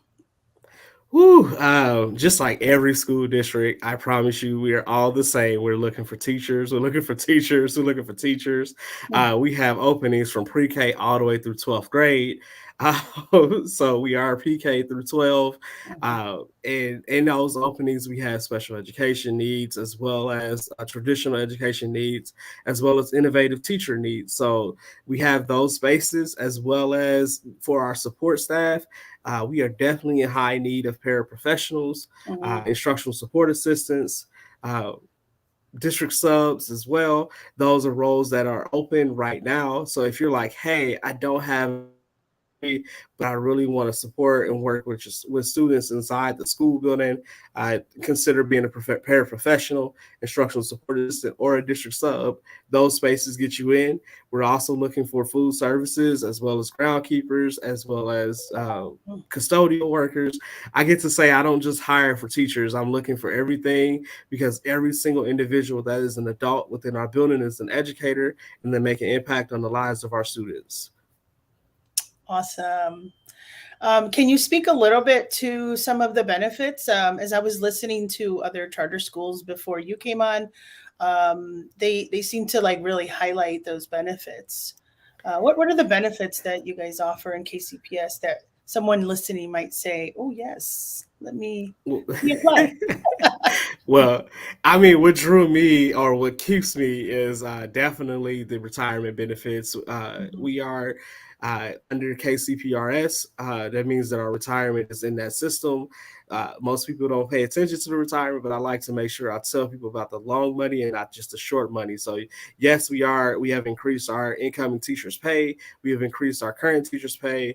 We continue to make those moves to make sure we are working towards what is it? I want to say not accountable, but attainable and fruitful compensation. We want to make sure that our teachers are taken care of financially, but the benefits package that we have is comparable to so much more. We have a retirement system that you can put into. After 5 years, you'll be vested, meaning that your retirement is doubled after 5 years. So what you put in is going to be doubled, right?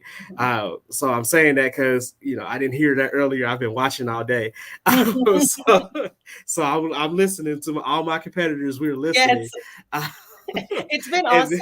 It's been awesome. It hearing is. it. Like every person coming on, they're like, and we got, I feel like Right. it's a teacher draft right now almost. I would say it is. And so we offer about $20,000 worth of benefits. When you look at it, calculated in a monetized way, that goes with health insurance, eye, dental, medical, all of that is in their comparison. We have life insurance, we have short-term disability. We also have health preventative health supports as well. So we do offer different amenities.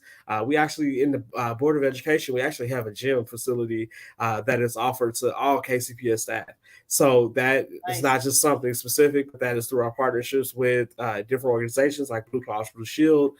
So we continue. When we look at benefits, I tell you that we have a lot more to it. It's just up to you to actually use it and get a very well understanding and take advantage of it, because we also have EAP, which is our employee assistance program, which makes sure that you have the ability to talk to someone when you're in high trauma situations, whether it's personal, professional. We want to make sure that you have a professional licensed person to talk to so that you get the right advice and so that you're taking care of yourself first, so you then can take care of our students. That's beautiful. I'm going to say this again. I wish there was a virtual career fair like this when I was looking for a job years and years ago. But I also know things have shifted, right? There's just a great demand right now. So before we close out, how can someone apply? Yvonne can drop some links in the Facebook and actually across all social media. But how can they apply? Simply put, you can go to kansascitypublicschools.org, go over to the careers tab, and there's a button that says, and the link is right there too. The button takes you to apply here. You will create your own profile. I tell people to make sure you remember your username and password, because once you do the profile, you can apply to the positions that you feel you're qualified for. I have the privilege of being able to look at those positions all throughout the day, primarily when I'm not out recruiting. So you have that opportunity there.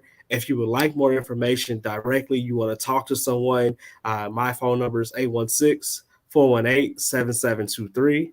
That's 816-418-7723. I don't mind answering a phone call and setting up a time to chat. Even if it is, hey, I just simply got a question. You can find my number on that same page that we have, our careers page, as well as you can email me at jfuller1@kcpublicschools.org. That's jfuller1@kcpublicschools.org.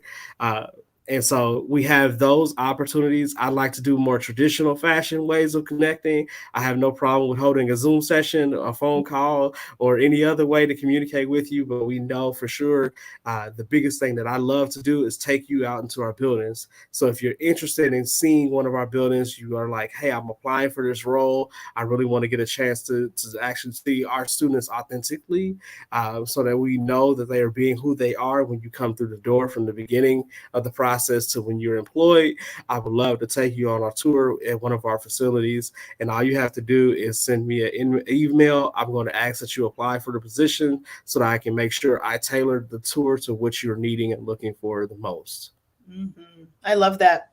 Someone did that to me when I applied as an ESL para years and years ago. They gave me a tour Northwest Middle School in KCK, and I said, you know what? I can see myself in these hallways, and that is a great I don't know if you want to call it a tactic, but yes.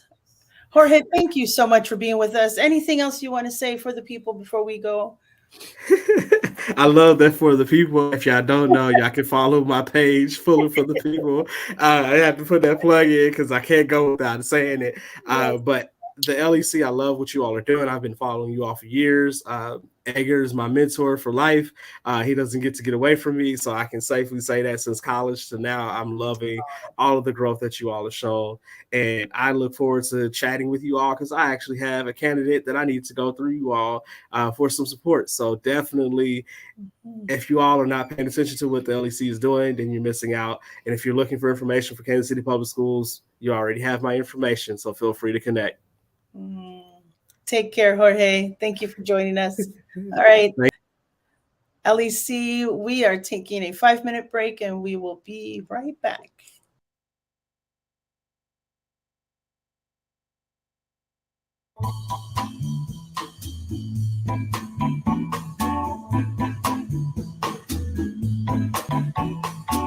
I'm Edgar Palacios, and we are at Revolución Educativa and the Latinx Education Collaborative office space, our new office space.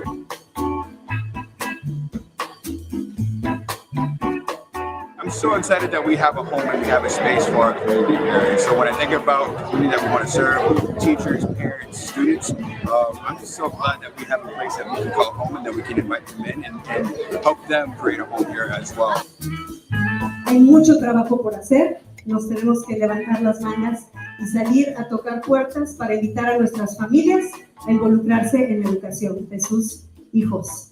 I'm so excited for what is to come. This is a dream 5 years in the making, and so today we're celebrating a little bit.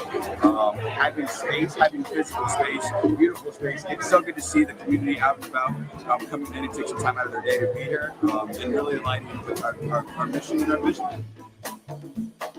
Many of them come to us with the same story that I have, which is the story of feeling isolated, the story of feeling othered, the story of feeling alone. This is your home. This is not just Red and LEC's home. This is your home. We're opening these doors because this is a community space that we want all of you to own. Uno, dos, tres.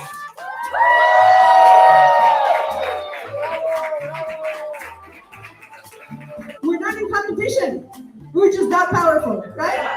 So thank you so much and enjoy the evening with us.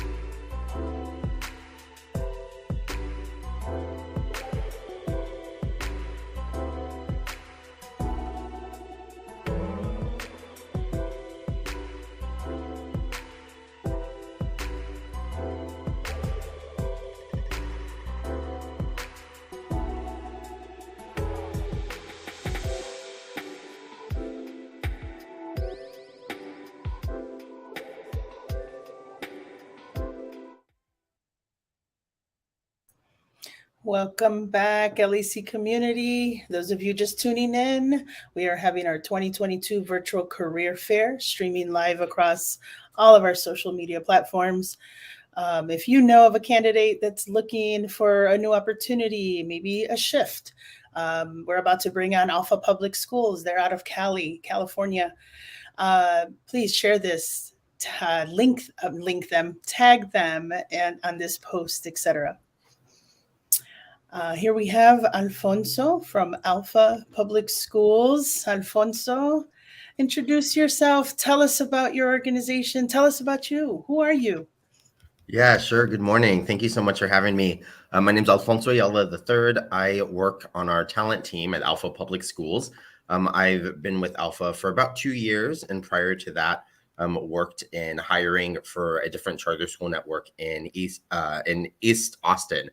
We're located in East San Jose, California. So, I've been working in education, about over a decade, starting in college admissions and, supporting students in a student-facing role, and now supporting students by way of finding great educators and making sure that, they have passionate folks that are there to support and uplift them on their journeys K through 12 so that they can be successful once they get to college.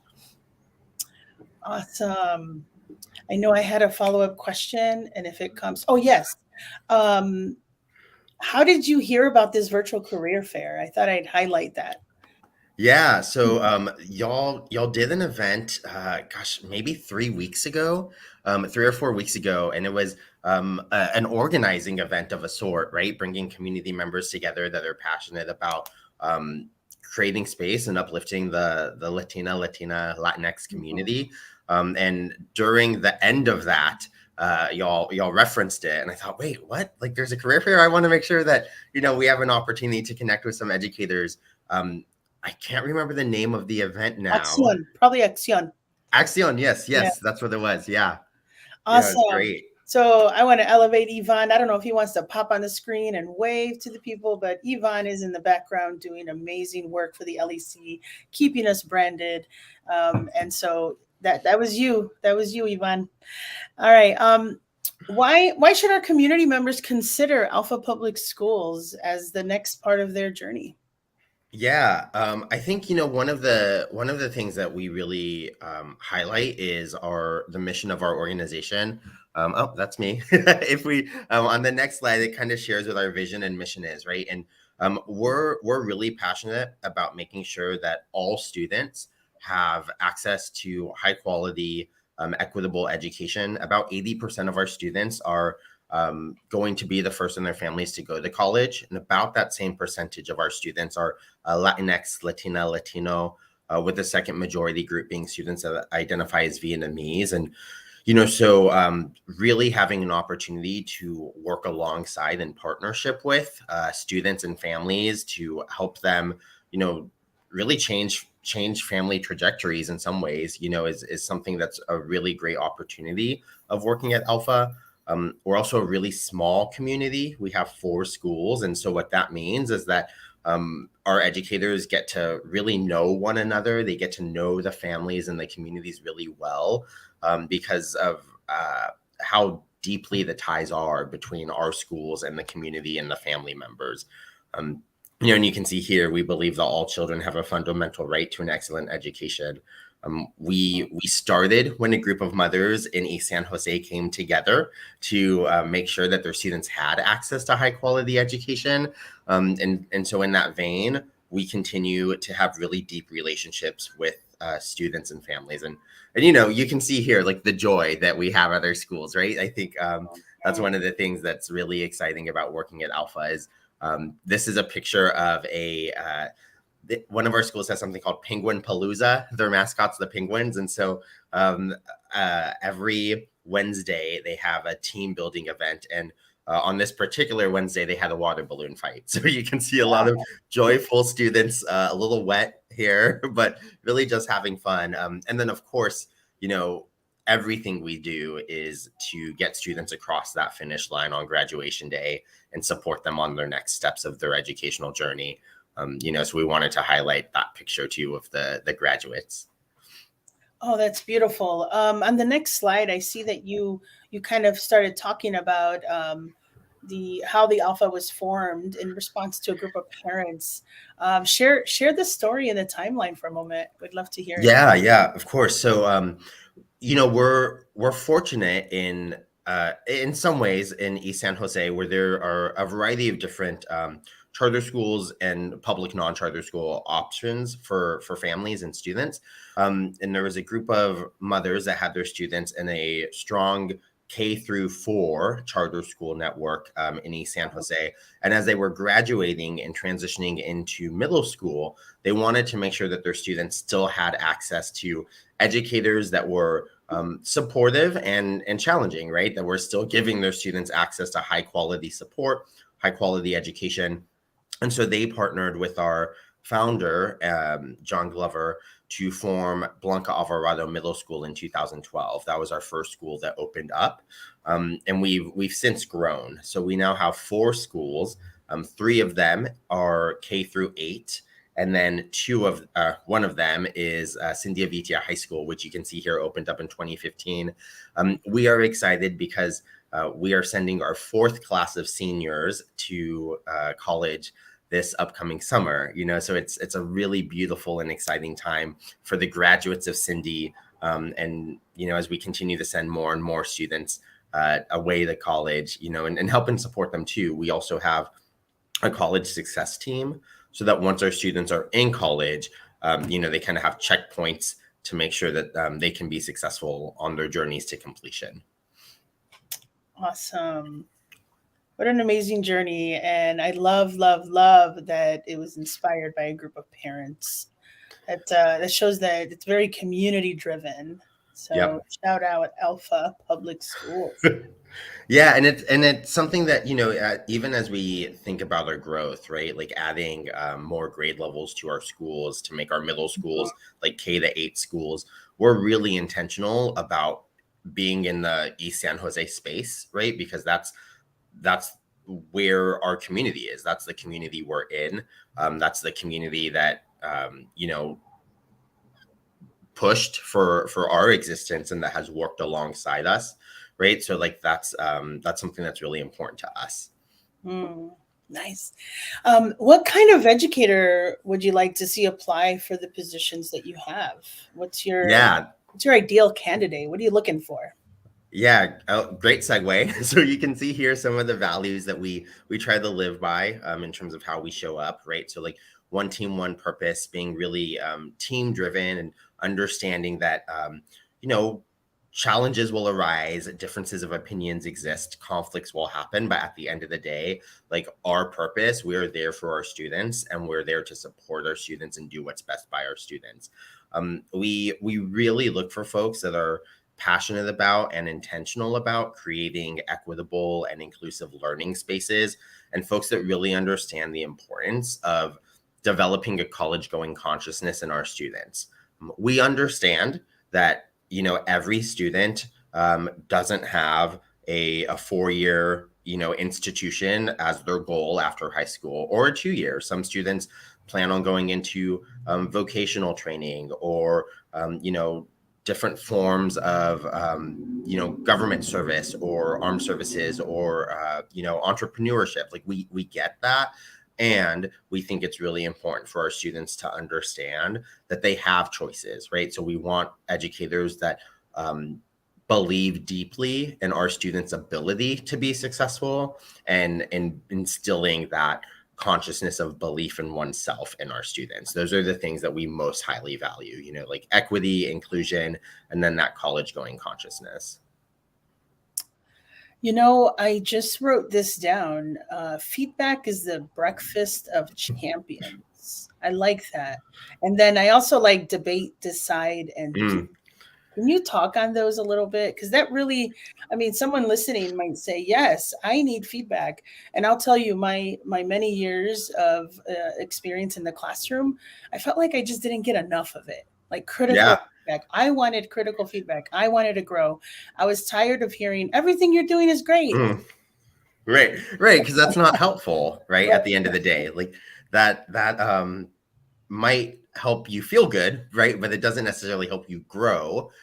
Yeah, we believe that in the same way that every day is a day where our students can come to school and learn and grow and develop, we believe that the same is true of our teachers, of our school leaders, right? That we're all learners, we're all works in progress. And so we have a regular weekly feedback cycle, right? In a lot of districts, it's pretty common, like you said, to have a quarterly, observation that's a part of a like evaluation, and that's kind of what you get. Here at Alpha, our teachers can expect to be observed and get feedback on a weekly basis, right? So that they're always learning like what they can continue to do and what can go better in their classrooms and what they're doing well also, right? Like there's a lot of great teacher moves that they're doing, and we want to make sure that they continue to do those things. And then with Debate, Decide, Do, like I mentioned earlier, it's that idea that we all want what's best for students. And at times, we will have disagreement about what's best for students, right? And so when those disagreements happen, we have a culture in which it's okay to voice those. We want all of those ideas brought to the table. And at the end of the day, once we've had an opportunity to discuss them, we're a team committed to building consensus, making a decision, and then moving forward so that we can be in best service to our students and families. That's awesome.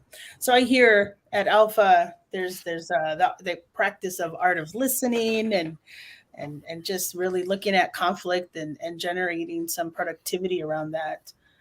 I would say my last question. Yeah, and, in the classroom. Go ahead. I was just going to say quickly to that point, right? In the classroom, it's that term of like productive struggle, right? Like understanding and supporting students through productive struggle. And we think that can happen outside the classroom too, in adult spaces and adult conversations. Oh, yes, definitely. Thank you for sharing all that and clarifying it. Those things really stood out to me, and I wrote them down. I might steal them. But yes, go ahead and share some of the opportunities that are available at Alpha. Yeah, we're actively hiring for the 22-23 school year. We have a lot of great opportunities, for folks in all stages of their careers, right? So for folks that maybe haven't had a whole classroom experience yet, but are passionate about working with students, we have roles like academic interventionists.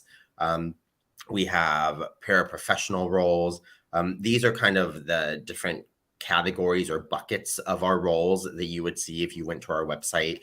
So school and student support. We also have classroom teacher roles. We're hiring high school math teachers, high school physics, high school chemistry, elementary school teachers, school leadership. We are having one of our principals transition out, which is, a really hard decision on her end, but what's best ultimately, for her and her family. And so we're looking to hire a principal for Alpha Blanca Alvarado. And then we also have network roles. So maybe there's someone here listening who is passionate about education, but isn't an educator, right? And wants to still work in education and lend their skills and talent to supporting students. We have roles on our network office, like an associate director of operational systems for any ops folks listening, and an associate director of talent acquisition, which is my supervisor. So we're looking to, have someone that's passionate about finding great teachers and work alongside me and the rest of our team to kind of lead that strategy. Nice. So you have a nice mixture. I like what the next slide says, and I think it's a great way to close us out. You gave some application and resume or interviewing tips, and then close out by sharing some links and contact info. Yeah, for sure. You can see here, we really want to make sure that your values align with what's important to us. So I would encourage anyone who's interested to craft a cover letter that speaks to things like equity, relationships, feedback, and a growth mindset. And if those don't align with your values, and that's okay, right? Like if that's not necessarily what you're looking for in your next step, then maybe we're not the right place for you. But if those matter, we would love to see your application. And on your resume, just make sure that you're including things like the time spent at each role, especially if you are a teacher. that impacts, you know, salary. So we want to make sure that we're not shortchanging anyone and that we're really honoring the work that you've done previously. Mm-hmm. Nice. So how could we reach out to you? How can they apply? Yeah, so this is our website, www.alphapublicschools.org. I am very active on LinkedIn, Alfonso Ayala III. If you search me, I think it's at AAYALA3 is my LinkedIn. So please add me, connect with me. Feel free to reach out to us there. We'd love to connect and see your application, hopefully in the future. All right. Well, thank you, Alfonso. It was great meeting you and chatting. I learned so much about East San Jose, California, right? All right. Take care. Yeah, absolutely. Thank you so much for having me. Yes. All right, LEC community. We're going to move on to a short commercial. And up next, we have Hogan Prep Academy, Dr. Tamara Burns. See you in 4 minutes.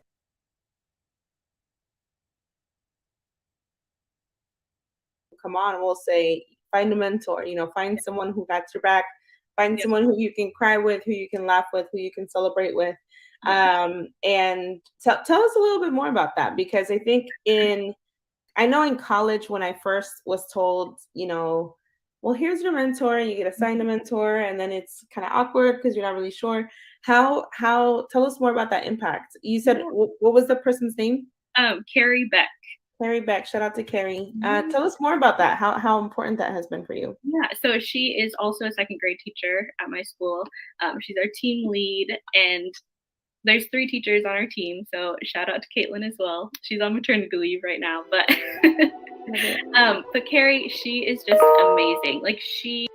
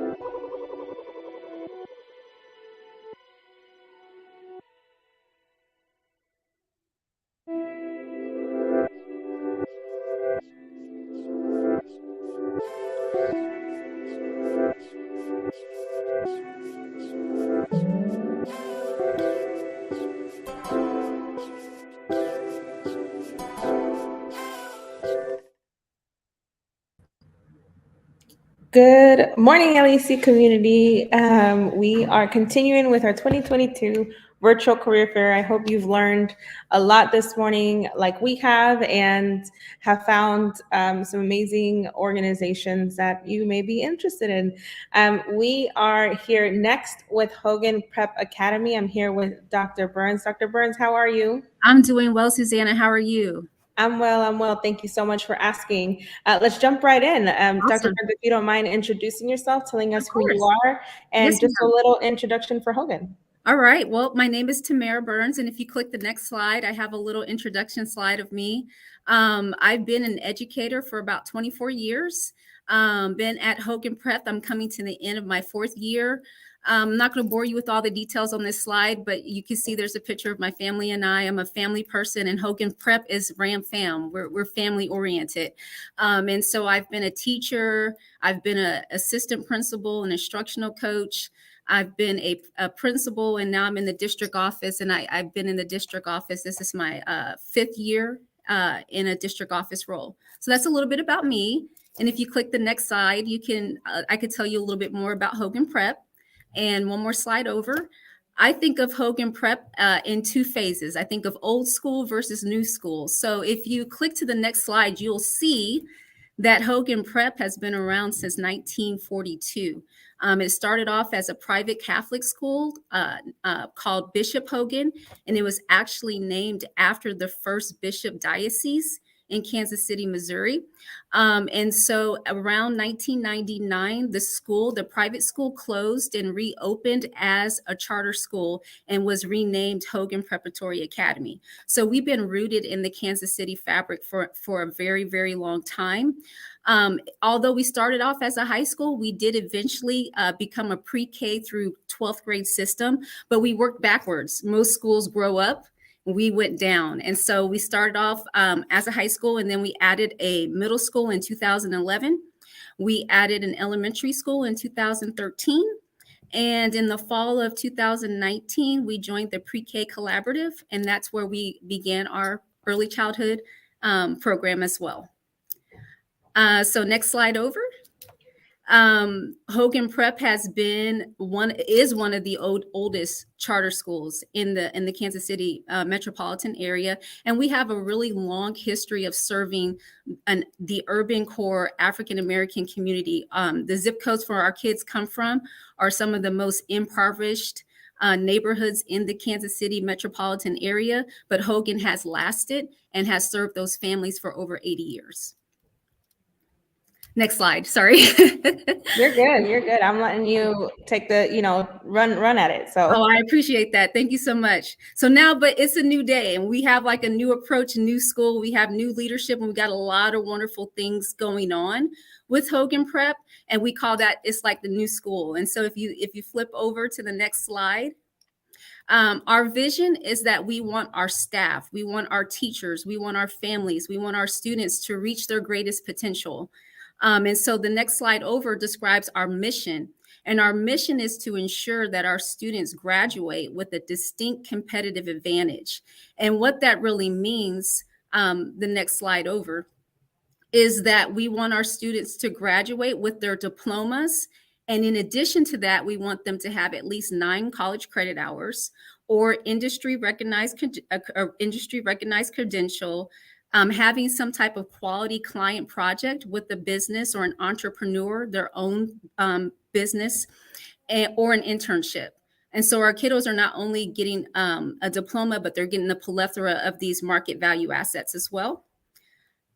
And so our theory of action basically is if we start super early when our kiddos are in elementary school and we allow them to be aware of who they are, what their passions are, their desires, and what they want to do in life. And as they matriculate through the system and get into the middle school, allow them to explore that, figure out who they are, figure out their identity, figure out what they're into, and then really begin to prepare them for that in high school. We believe they will graduate with that distinct competitive advantage. And we take a personalized and real world approach to that. Next slide. So that's a little bit about me and Hogan Prep. I think that was your first question, Susanna. Yeah, I appreciate that. Thank you so much for sharing. Yes, the kind of second part of our interview is all about why an educator who is listening right now, or perhaps is someone interested in a position, why should they consider Hogan? Yes, ma'am. And so I think the one thing that I would really iterate, if you move to the next slide, is that we're really doing a paradigm shift. And it's not just time.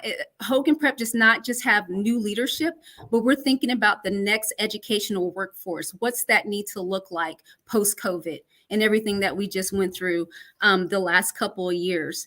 And so the next slide kind of talks about this new education workforce.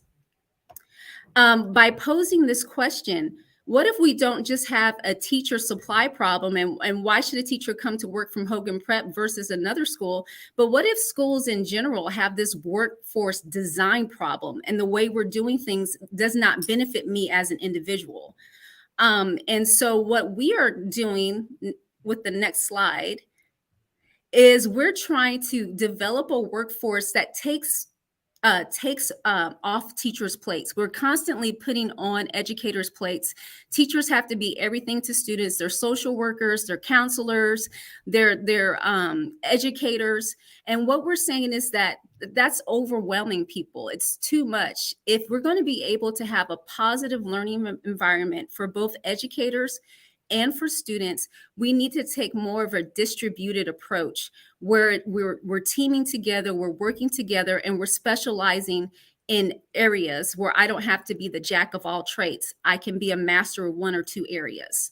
And so that's something that we're doing at Hogan Prep now, where we're making it more manageable for people to actually teach, which is why we signed up for the profession in the first place, more than likely. Or if you want to be a counselor, to actually be able to counsel kids and not have to do all the paperwork and the scheduling and different things. So we're trying to do that here at Hogan Prep, and we're trying to make some changes for that. Another reason why I think an educator or a person would want to work at Hogan Prep is our mission. Man, we really believe that we're making a difference in the Kansas City metropolitan area.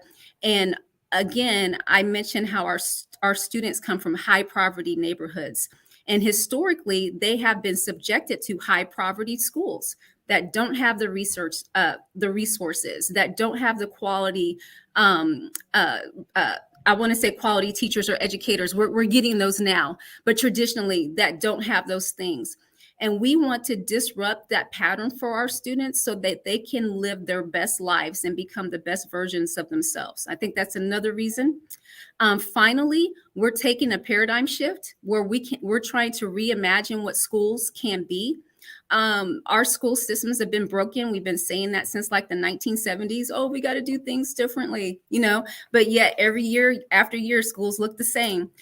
So, we're really trying to do something different at Hogan Prep. And we have a leadership team that ideates with teachers, ideates with our staff, and we're trying to change the way we're doing things. And we would love your community to be a part of that. I forgot about this slide. Okay. I'll say it really quickly. We are taking a personalized approach to learning where we're trying to meet each student where they are, and then also do a lot more project-based learning, a lot more hands-on and design thinking, where students are cognitively engaged and teachers are more facilitators as opposed to the sage on the stage or the lecturer in the classroom. Mm-hmm. And I totally forget what I put in here. And we're getting a new building. Yeah. And so, we'll have our new high school is opening up. Our first day of school will be August 18th, 2022, this school year. So we're super excited. I think that's another reason it's going to be a wonderful building built around our new model, our new instructional model, large classrooms, a great location, a great space. And that might be another reason you would want to come and work at Hogan Prep. Yeah, I love that. I'm so excited to see it. I always love seeing how innovative people can get when they're designing new schools, yes. And what can go in schools that you could just never imagine. I wonder on the flip side, what would be a good culture fit for your school? Let's say, what are you looking for in teachers? What are you looking for in educators for Hogan? Yes, ma'am. Someone who's just passionate passionate about our mission and what we're trying to accomplish for our students and our families. Passionate that they can make a difference, even though they might not see it in that moment, the belief and the efficacy that, hey, I'm planting seeds in this kid's life, and somehow it's going to come to fruition down the road. We want teachers who are going to be able to inspire hope, imagination, and our kiddos want our kiddos to be in their classrooms day in and day out. And we will support anybody who supports our kids. And so that's the kind of educator we're looking for. I love that. I love that. So down to the logistics. What are the opportunities available at Hogan and maybe some of your highest needs? Yes, and so we have some phenomenal opportunities coming up. We need a few more elementary teachers. Most of our elementary teachers did stay, but there's a few positions opening there. Math and science teachers, huge secondary issue for us, and it has been for years, and it continues to be. So if you have that background, we would love for you to join the RAM fam. With that, SPED teachers, we do need a high school Spanish teacher, so that would be awesome. We have a community dean position, which is kind of like an AP, but there are also restorative aspect to that position as well. We need a high school counselor, and we have 2 instructional coach positions open for next year. Awesome. So what should someone do if they're looking to apply? Yes, ma'am. They can go directly to our Hogan Prep website, www.hoganprep.net, and you'll see this screen pop up with the young lady on it. And if you click on Work at HPA, you can directly click on Job Application, and those positions will pop up. You click on the position you want to apply for, and we will get that application. Awesome. Well, those of you watching, the links are in the comments, so also feel free to pop over there. And Dr. Burns, any final thoughts that you want to leave us with before we wrap up? I just want to thank you guys for the opportunity. I think this is super amazing that you guys do this for your community, and inviting Hogan Prep out. We feel very grateful, and it was an honor to have a few minutes with you this morning. Yeah, well, we appreciate you for taking the offer up and for sharing about Hogan, and we look forward to any potential collaborations in the future. Appreciate you, Dr. Burns. Awesome. Have a wonderful day. Yeah, you too. See you soon.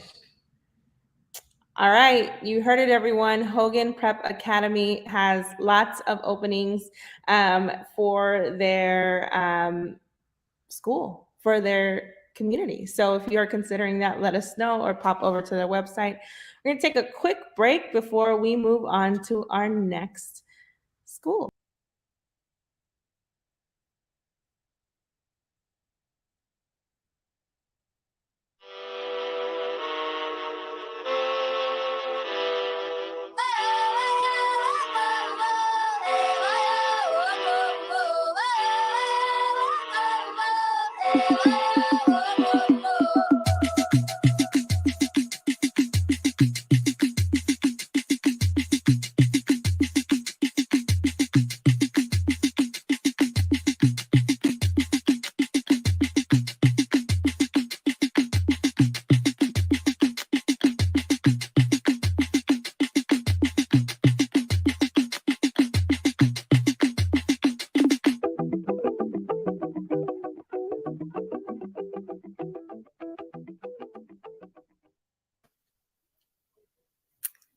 Hello, LEC community. Today is Monday, March 28th, and I'm here with my amazing colleague, Delia.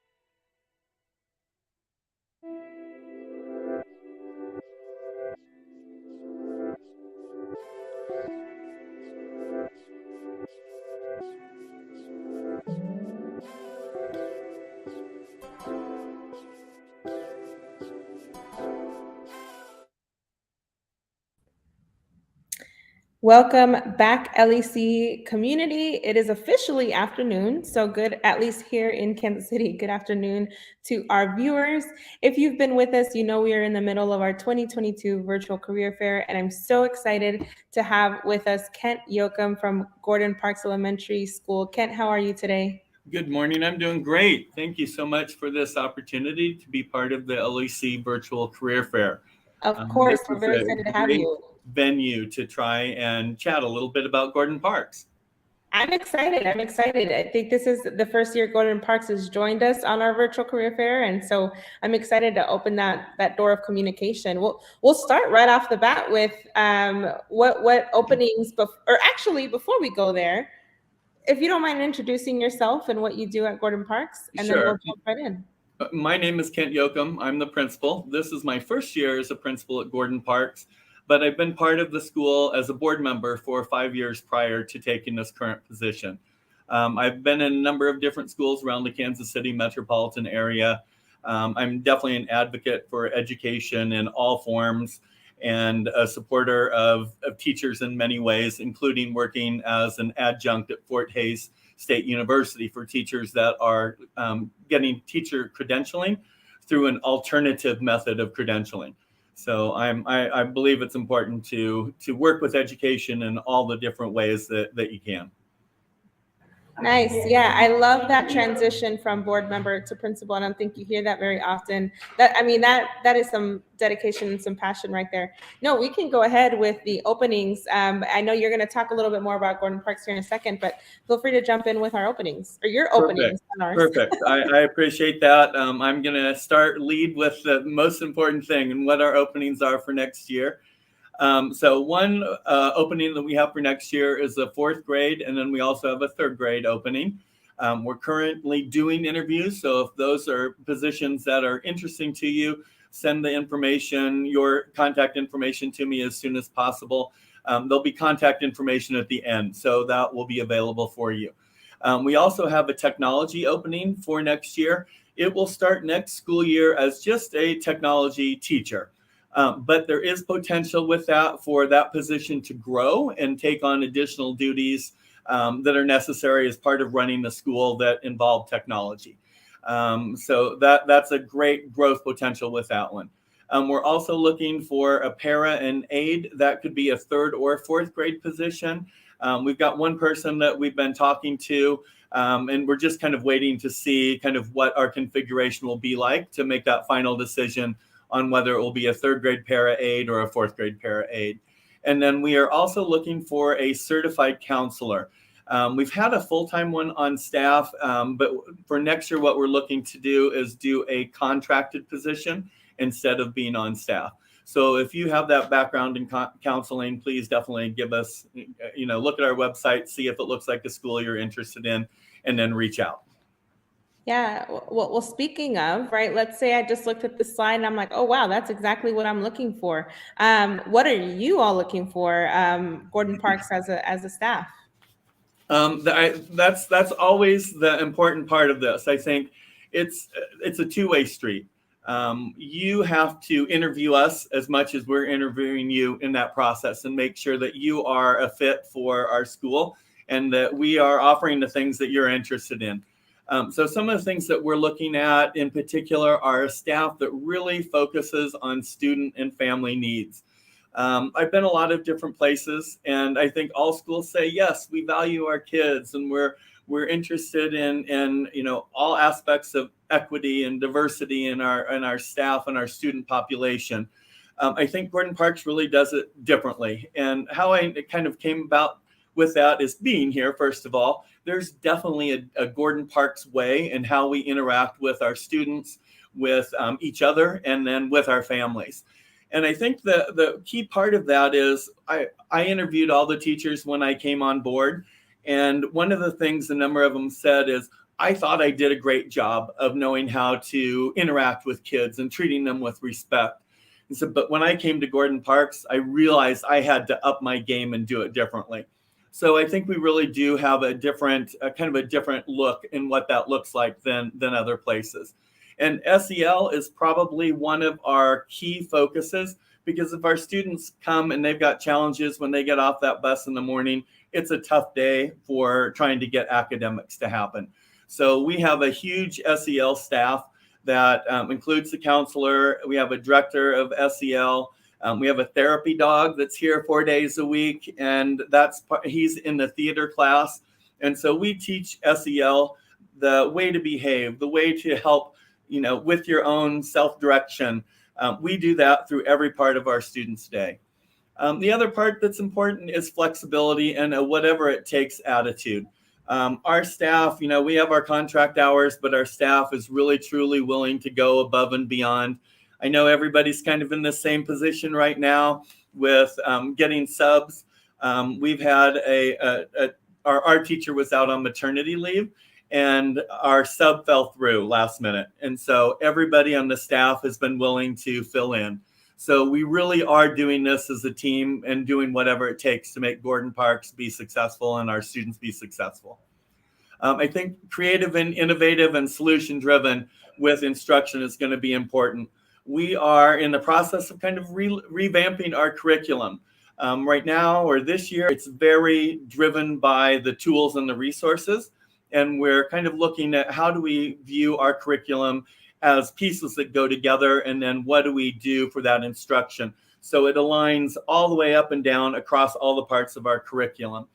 And some of the things we're doing with that, we're working on a grant to do a butterfly garden, and we're also working on what grades are going to do different parts of this. So 3rd and 4th are going to work on volume, area, and perimeter, and then use the garden for figuring out how do you actually do that. And then we just qualified. We were a top 20 finisher in the Battle of the Brains. We unfortunately didn't finish in the top 5. So what we decided to do is that our students project was so amazing, we're going to build it here at school. And so we're really looking at people that have that kind of initiative and that way to be creative and innovative with what's going on. Yeah. And then always positive and professional. That's kind of an expectation no matter where you are, but that positivity is so important. Yeah.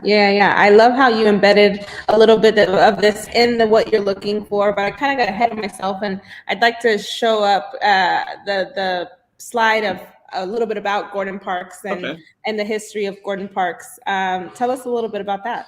Well, our history with Gordon Parks is we are starting our 24th year next year.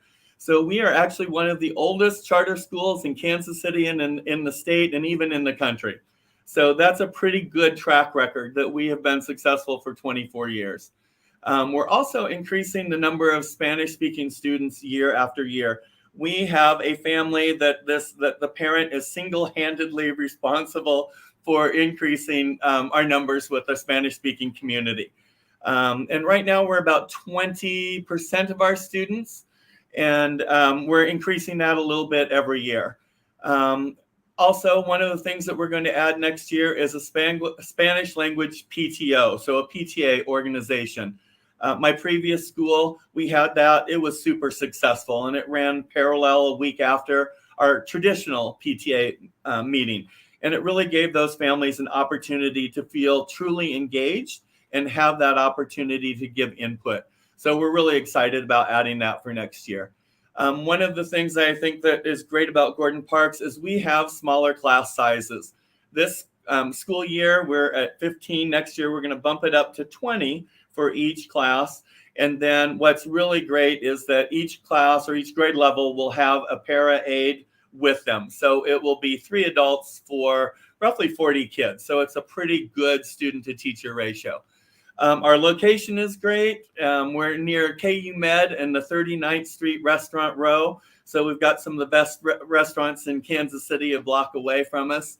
Again, we have a strong focus on our SEL. We've got a new director of community services and innovation, and then a director of curriculum and instruction that are there to help support teachers with whatever they're doing, and most importantly with new teachers, so that they're able to work with the curriculum, work with kids, and again, kind of learn that idea of the Gordon Parks way.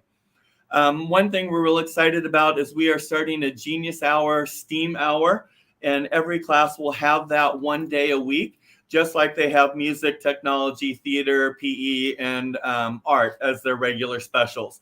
So they'll end up basically having 6 different specials. And our Director of Community Services and Innovation, that is absolutely in his wheelhouse. So he will be helping teachers with working on those projects. And I think probably the most innovative thing that we're doing for next school year is we are moving to a modified calendar. And so that means our school year ends this year on May 20th, just like most schools. And then our students are promoted to the next grade on June 13th. And so they will start their next grade June 13th.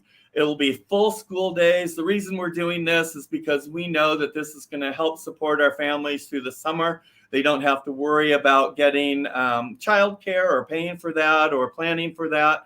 Our kids will be here every single day, and we'll be providing the same services through the summer that we would through a school year. What's really cool as well, our school lunches are provided by Westport Flea Market. Yeah, so we get those fabulous hamburgers, and all of our meals are available to teachers as well as the students. Nice. That's awesome. I just like with other schools, I'm like, how do I apply to be a student there? Now, You have to go through School App KC for the applications. All right. I wonder if I hit the age requirements or not. We'll see. We'll see about that. If it's you, you might be a day or two over. We only have kindergarten through 4th grade on our campus. Oh, just a little bit over. Just a little bit over. So if you want to work in a smaller campus environment where you're not going to get lost in the shuffle as a new teacher, this is a perfect place for you to be. I love that. Now, if someone is interested and they heard some great things when they were listening to you talk, what could they do to apply? So the easiest ways are go to our website, and I put the link in there. That goes directly to the application. It's a simple Google form, and it will ask you for your resume and a cover letter and things like that.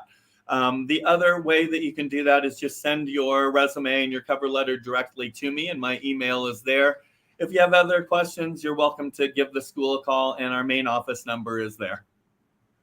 Awesome. Awesome, folks. Those links are also in the comments, so feel free to take a peek over there. Kent, thank you so much for being with us today. We appreciate your participation. I look forward to some future collaboration. I am too. Thank you so much for the invitation. I appreciate this. I think this is a great opportunity for everybody involved. So thank you for including us. Thank you, Kent. We'll talk soon. Thanks. Bye-bye. All right, everyone, we are doing a quick transition over. We had some overwhelming,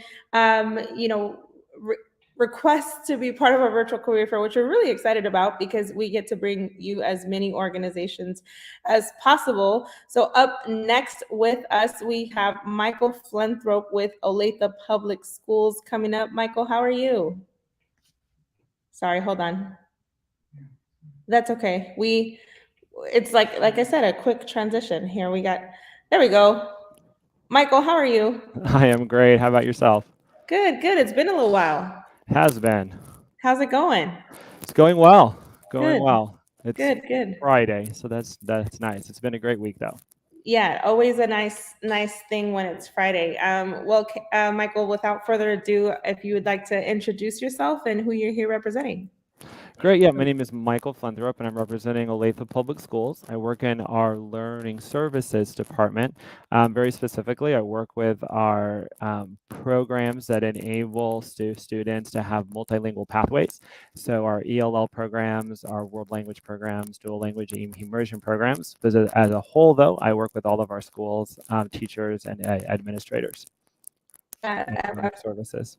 Yes, the LEC has gotten an opportunity to meet you in person and tour your bilingual immersion schools, which is really cool to see and really exciting. So to jump into our purpose for being here today, why should an educator or someone who's watching today consider Olathe as their next step? I'll say that working in Olathe and having students in Olathe, it feels like when you go to work, it's like your home outside of your home. Our staff is welcoming and driven to provide the best learning environments possible to our students. We have a lot of support programs, especially for our first year teachers and also teachers that may have a lot of experience but are new to Olathe. We try to provide them that support so they can be successful and acclimate to their new environment, their new schools. And, we want teachers that understand that we have students from all over and that some of our students excel with very little support. But then we have students who really need someone to hold their hand as soon as they get off the bus, and then to hold their hand throughout the day in multiple different ways, and then to be there to put them back on the bus. And so we have a lot of diversity in that way, just with student needs, where they're coming from. And we value that. We value that in our community, our stakeholders. I've been in a lot of districts, and I've been impressed on how we involve everyone. When we look at the decision making, we really try to make sure that it's the best for everyone. I have my own kids again in the schools, and I've worked in some of our schools, and I wouldn't want to be anywhere else than Olathe. I love that. I love that. And I love how you said holding their hands when they get off the bus in a lot of different ways, right? So maybe not literally, but there's a lot of different diversity in the needs of the students. I appreciate that that wording. Now on the other side of the coin, what kind of educator should consider Olathe, or what kind of educators do you want to see be a part of the culture at Olathe? I'd like to see educators who are committed to every student they work with, and not just the students that are very excited to be there and pick up everything and volunteer and go out of their way, but to be committed to that student who puts his head down, and that student who doesn't want to be there and is bringing everything with them to say, hey, that's my challenge. And it's not my headache. It's not the student that stresses me out. It's the student that I really want to get to, and I want that student to be successful as well. And you have to collaborate to get there. We value collaboration. And also educators that really do believe in that growth mindset, not just for their students, but for themselves and their colleagues, because no matter your position in our district, we can all grow if we work together and remember why we're here. And the other is to bring all of you to work. Sometimes I hear, leave your personal life at home and then bring your work self to work. But do you know what? That's not realistic. And we want you to bring all of you to work, your humor, your emotion, your inspiration, your background, because that's what students do. Students don't just bring their student self to work and leave everything else at home. They bring all of them.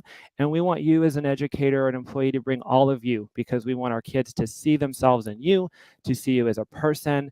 And we want educators and staff members that bring the best of them and all of them to work, and so the kids can see them and get to know them.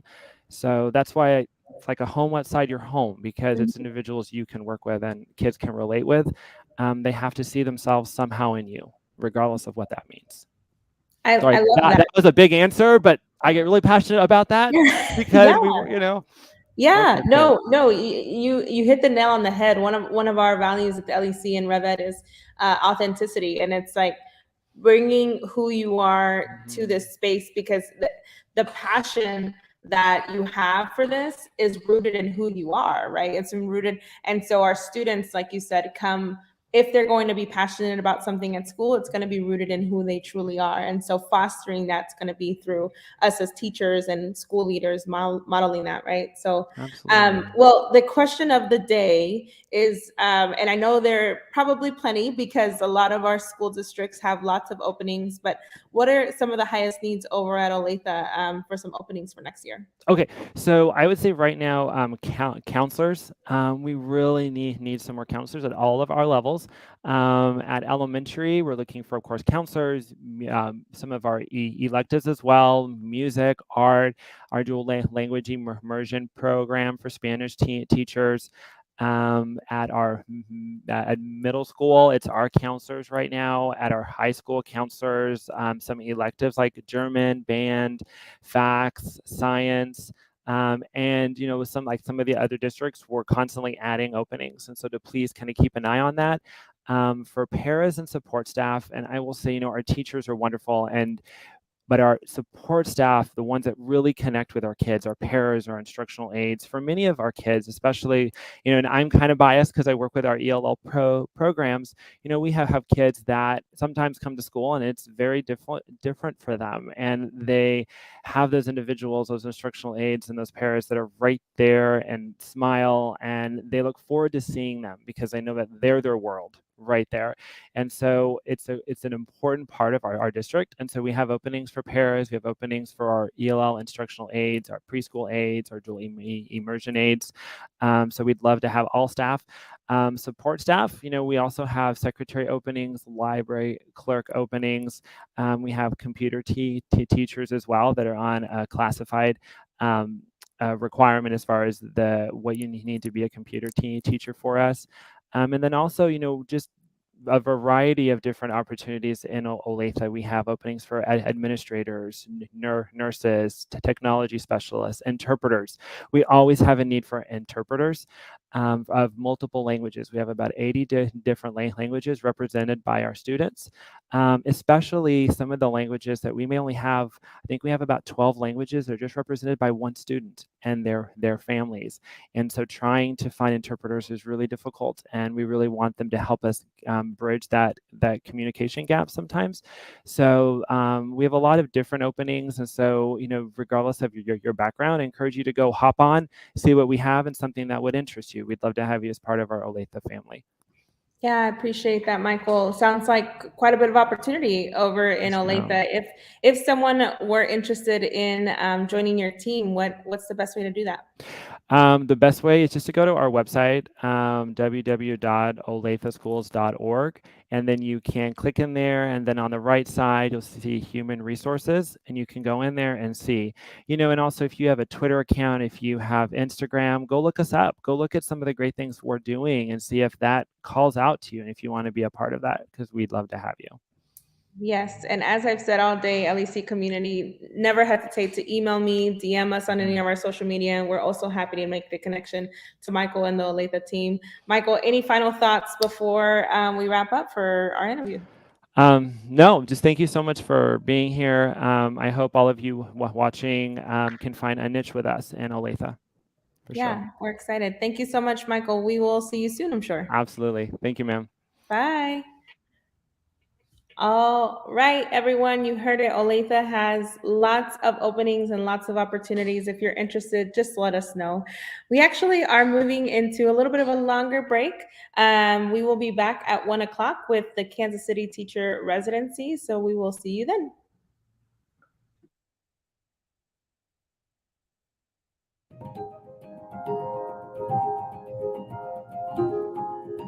Hi, I'm Edgar Valesios, founder of the Latinx Education Collaborative. In 2018, we launched the Latinx Education Collaborative to fundamentally acknowledge the representation gap between Latinx students and Latinx educators. There is a huge gap between Latinx students and Latinx teachers. We know that our students do better when they see themselves reflected by the teachers that serve them. And so we are here to build a world where our community is represented in classrooms, schools, and across our community. Derives from guided by our mission to increase Latino representation in K-12 classrooms. Together, we have done so much in the last several years. COVID threw us into the virtual space, which has been really fun. We've been able to host and co-host over 60 events just in 2021 alone. We have raised money and scholarships for students who are interested in education as a career. We have given money to teachers in classrooms in partnership with other organizations. We have built and fostered and sustained a beautiful community of Latino educators, not just in Kansas City, Missouri, Kansas, but around the country and in some cases around the world. As 2021 came to a close and we prepared for 2022, our community at the LEC is committed to articulating more than just New Year resolutions. Instead, we want to declare a proclamation. We and those guiding pillars are home, heart, and humanity. Building a home for Latinx educators where they feel less isolated, more supported, and loved. Inspiring the hearts of Latinx students and inviting them to become educators. Working with schools to build communities of belonging where the humanity of Latinx educators is appreciated and affirmed. Dear Latinx educators and students, we see you and we hear you. We are committed to working with and for you to co-build a home for the realization of our educational dreams, to lead with our hearts and inspire the next generation of educators, and to celebrate and affirm our humanity and brilliance.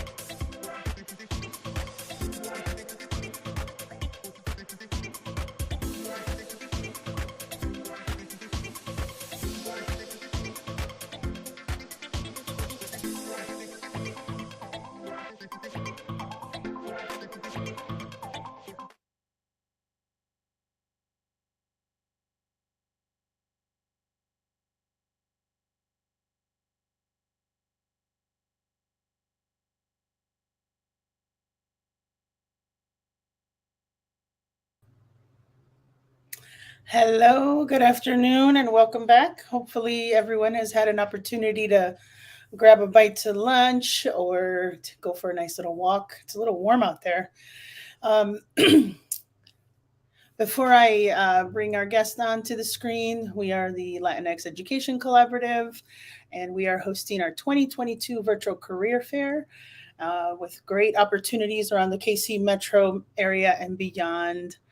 Go ahead and let's welcome Vernon. Is it Vernon or Vernon? Say your name. It is Vernon. It is Vernon. Vernon. Yes. Great to meet you. Great to meet you. Tell us a little bit about yourself and the Kansas City teacher residency. First off, my pleasure to be here. Thank you for the invitation. And as stated, my name is Vernon Birmingham. I'm the talent manager with the Kansas City teacher residency. I oversee our recruitment and placement efforts within our partner schools and school districts that we work with around Kansas City. So our organization, we partner with many schools and districts across the Kansas City metropolitan area where we are working to increase qualified teachers here in Kansas City. So we work with individuals who are thinking about changing careers or fresh out of college who decided they want to become teachers now. So essentially, we work with anyone who has a bachelor's degree and a U.S. citizen, and we work to train them to become qualified teachers for our children in Kansas City. Nice. It's wonderful to meet you. Let's go ahead and get started with sharing why should our community members consider the Kansas City teacher residency as their next part of their journey. Definitely, definitely. So as I stated, and as a lot of schools and districts that are partnering with us today, we understand the need of teachers here in Kansas City, qualified teachers who want to pour and develop young minds of Kansas City. So where we are a little bit different compared to most institutions are, we are able to certify individuals to become teachers who are not already teachers. So as I stated, if you have a bachelor's degree and a U.S. citizen and a GPA of at least 2.5, we will certify you through our program. So our program is what we call the residency model in Kansas City residency, teacher residency. So what that looks like is we spend a whole year being developed into a teacher. So you spend 4 days a week inside of school with a mentor teacher. So while you're spending those what we call clinical hours within the school, you're watching, you're observing, you're asking the tough questions. Then at the same time, you're starting to practice some of these things as a classroom teacher as well. But at the same time, you're spending a day a week with your cohort within a classroom where you are, again, learning the different strategies and things that go into teachers. So we just feel that what our program does is help develop the teacher and give them real life experience. So when they're ready to become a full teacher after that residency year, they're prepared and they have the confidence developed where they can go in and be successful, which of course helps them. But at the end of the day, we want to ensure that young minds in the schools are developed. So we just feel we're a good avenue for individuals who have been thinking about changing careers, or they're in their last year of college and don't want to go start a new major. So they can finish their degree and come through our program, become a teacher. And at the same time, you're able to earn a master's degree throughout the process as well, which is a big deal as you looking to strengthen your teaching resources as well as pay. So that's why we feel this is an ideal program for individuals who are thinking about becoming teachers. We're one of few entities within the state of Missouri who can certify teachers. And we're excited that next year we're actually going into the Kansas side, work with the Kansas public schools, where now we'll be able to license elementary school teachers. So that's why we feel we'll be a good match, a good opportunity for those looking to enter the teaching profession and not having to go back to school for 2 or 3 years. Wow. So what I'm hearing is if it's a college student looking to graduate with their bachelor, they can get their certification at the same time, work towards their master's, and take a whole year to learn how to be a teacher, essentially, right? Get that feedback, get that hands-on. Kind of reminds me of, I like the word residency, right? It kind of reminds me of when doctors, right, before they go, I think it's called like the practice, right? Yes. And that's amazing. I wish I had that. I went in cold turkey because I did an alternative certification program through the Teaching Fellows. I did too. So yes. And that is what it's modeled at. It's actually modeled after the medical profession, the residency model there. And that's why we use the word clinical hours that they're getting in the classroom. But besides that, they're also getting one-on-one mentor coaching with one of the KCTR coaches. So they kind of get a double dose of coaching. And kind of like you said, as me who went to alternative program and was tossed in right away, I don't have much complaints about it, but I know I would have been much better prepared for what it takes to become a teacher, a role model, and a leader with that year under my belt. So, well, and if that year includes that mentoring on top of that, right? And even after, so even though they might go through the residency year, they still get coaching through our team for 4 years. So that is another plus. 4 years. With that, yes. That's awesome. Thank you for sharing that. I just learned something new. What kind of educator? You kind of touched on this a little bit. So I guess that question that says, what kind of educator would you like to see apply?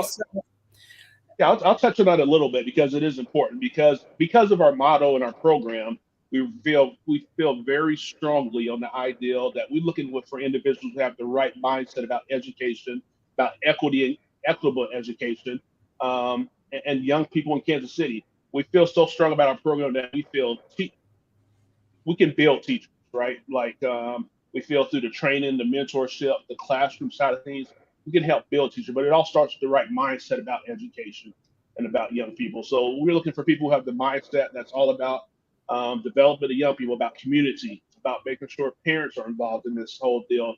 And if you have the right mindset about what education should look like, again, we're talking about equitable education, talking about anti-racist mindsets and things of the sort. That's what we're looking for individuals to apply for our program. I'll be completely transparent. If we see anything that's against some of those standards and values we operate under, we'll decline it. But we feel the right mindset is what's needed when you go into education. Right. And I know there are educators out there that will watch this later or are tuning in that definitely aligned with this, right? The ABAR, the values of equity and inclusion, community and families. Absolutely. What opportunities do you currently have available for the community, from teachers to paras on the ground? Yes. So our program, again, strictly are looking for individuals who want to go into the teaching professions, but kind of as you stated, are a lot of our applicants, people who come to us, are people who are already serving as paras within schools. So individuals who don't have, who have their bachelor's but don't have certification, and are serving as paras, substitute teachers, TAs, any of those type. I mean, we've had school security officers, we've had secretaries, we've had treasurers. So anyone who we get a lot of people who are already in education in some way, shape, or form, but decide that they can contribute more within the classroom. So I guess that is one area where we kind of start and focus on is people who are in other positions within schools are high priority for us as well. One, because they already know the culture of the schools a lot of times. We use the phrase like, if you're a parent of school and want to teach, come apply and we'll send you back to that school. It makes transition a lot easier. As simple as where to find a box of Kleenex within your schools. Those little things matter. So we're hiring primarily for teachers at this time. But again, if you want to make that jump into the classroom, and we understand that there's a little bit more flexibility sometimes with becoming a teacher. You kind of know your schedule every day. You have the opportunity to have summers off, or you can make some money in the summer. So, but yeah, our residency model, our residency program for incoming teachers, primarily what we're taking applications for this time. Vernon, I really like how several districts are starting to offer that para to educator pathway as an opportunity. So I'm really happy to hear that as well. There are a lot of paras out there that are looking for opportunities similar to this. I do have a clarifying question. When you think about residency too, right? So in the medical field, they're not compensated, right, for a certain amount of time. What does it look like when in that year one? So if they applied and they get accepted, what is that residency? It's year one, right? And then they get into, okay. So what does it look like as far as compensation or benefits? Excellent, and thank you for that question. That is a great question. So because, like you said, it's kind of like a doctor's profession, or we even consider it because they're taking some classes also as an graduate program per se. So that first year, that of course are not receiving a full-time salary, but they do receive a stipend of $20,000, as well as their health benefits are covered during that first year. But at the same time, so we talk about the graduate program, we also have scholarships available for individuals to apply for to help towards their tuition costs for the graduate master's program with that as well. But for that first year, they receive $20,000 stipend, as well as health benefits. And as you stated, once they finish the program that first year, whatever partner school or school district they work with, because as I stated, we work with numerous districts and schools that go into a first year teaching salary. That's what that compensation looks like first year. Another thing we love about our program, because of that $20,000 stipend, we understand that's not a whole lot, especially this day and age. So we also offer what we call emergency funds. So if individuals going through some times, they need some help paying a light bill or their car breaks down, things like that, we also have emergency funds available to help individuals just navigate through that first year. We really work hard to make sure individuals who really want to become teachers that they don't have a lot as heavy as a financial burden. So we try to have different resources available to them to help them navigate that 9 or 10 months before they become a salary. So. Nice. Well, Vernon, I learned so much about Kansas City teacher residency. I really did. I've heard about it, and I am new to the LEC staff.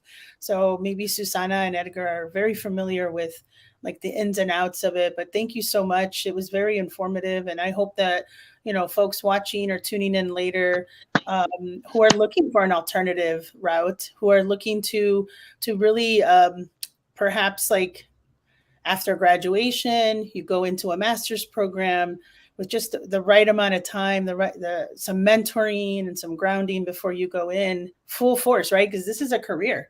This is a career option that you're thinking about. So, and thank you for amplifying those values as well. It definitely aligns with who we are at the LAC. Did you want to share anything else before we go? Yes. I will add one more thing. As you mentioned, being able to partner with the LEC, and we've been partnering with Edgar for a long time. But the reason this is important to us as well, because we feel strongly about the idea that representation matters in the classroom. We need more educators that look like the students that are in the classroom. Statistics, and even those statistics out the window, but we just know relationships, things that come through that. Plays a heavy role in the development and the growth as students. When they see someone that looks like them, talks like them, understands their culture, things like that, it allows them to be more successful in the process, develop that confidence and things of the sort. So that's why we're very excited to be here today as we look to increase again our Latin teachers in the classroom. So again, thank you for having us this afternoon. Yes, we look forward to our continued partnership. Absolutely, Vernon. I think Yvonne flashed the link where they could apply. If not, you can share it out loud and we'll reshare it in the chat. Yes, it is right there on the screen, but kcteach.org is the main website. But again, /apply-now, and you'll be initial application very sweet. We ask you, do you have your bachelor's? Are you a U.S. citizen? And we ask you a couple of qualifying questions, and we move right into what we call our phone interview stage. So again, looking forward to seeing some of you all apply who are watching. If you have any questions, you can also jump on our website and reach out and contact me. All right. Thank you, Vernon. It was great chatting with you. All right, LEC community, that was Kansas City teacher residency. And we'll be back in 5 minutes with Turner School District.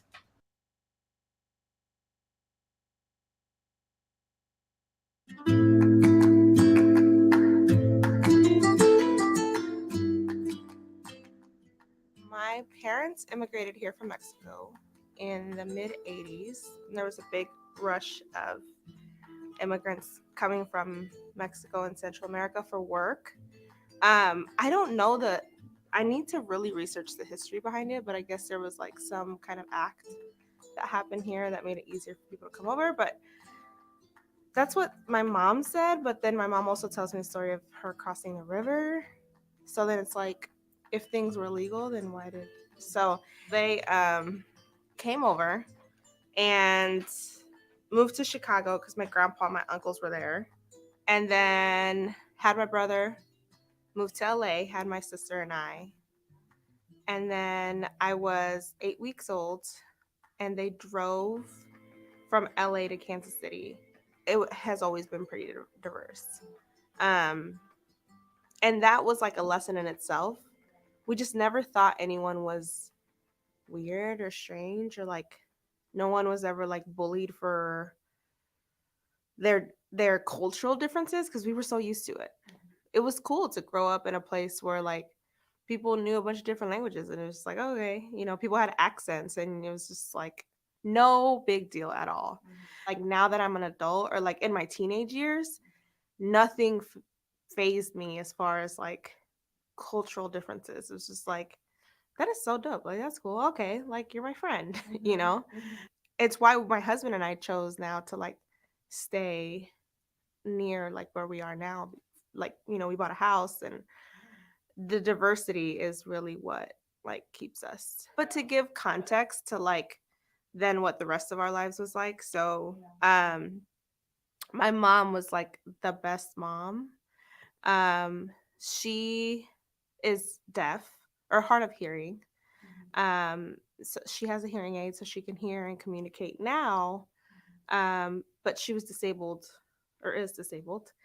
So it made for a different kind of childhood for me because my mom can't speak Spanish well.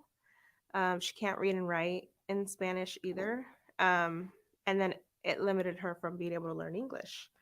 I remember as a kid, like I would get like a lesson at school and I'd come home and be like, Mom, like, let me show you, you know, and I would try to show her and like just, you know, like, I hate the word couldn't, but she really like couldn't learn a lot of what I was trying to teach her. You know what? I really like school told you like everyone can. And school is like, if you try hard enough, you can do it.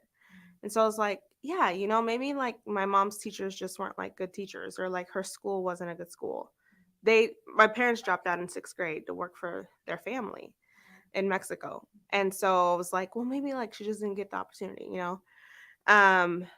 And so I think it was that combined with like, I was getting so good at it that I was like, oh, I could teach this, you know? I was the first in my family to graduate high school. And so I had all these decisions to make that no one in my family had made. And one of them was where to go to college. And it just seems so big to move away to college. So I really was like, I don't know that I want to do that. And then by the time it came around, my parents were separated and had been separated for 2 years, but were still living together because my mom didn't have anywhere else to go. I guess I won't say that. Things were complicated. And so when I graduated high school was like, I'm going to get my own apartment. I'm going to live the college life, right? Like I just couldn't do that to my mom and my little brother. My little brother's 8 or 9 years younger than me. And it was a super toxic household. And so I was like, okay. So I moved into an apartment and I moved my mom and my little brother in with me. Yeah. So then college became this whole different experience because now I was financially supporting my mom and my little brother and running a household and like learning all the things about apartments and rent and contracts and writing a check on top of being the first in college. So I worked 40 hours and then I took 18 credit hours every semester. Yeah, because my scholarship program, the IUE, you take your regular classes and then they add on 2 or 3 in order to give you like that urban.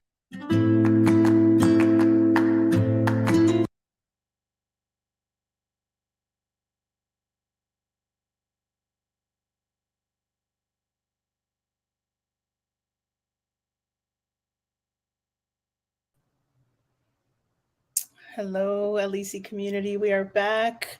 I really wanted to hear the rest of Susana's story, so maybe we'll continue it after this interview with Turner. I know we have a small team with us. I've had several people included in the communication, so I'm going to go ahead and bring them on the screen and have them introduce themselves. I think we have Alex Gordon and Cruz Gallegos. Please take a moment, introduce yourself. Tell me about you and Turner.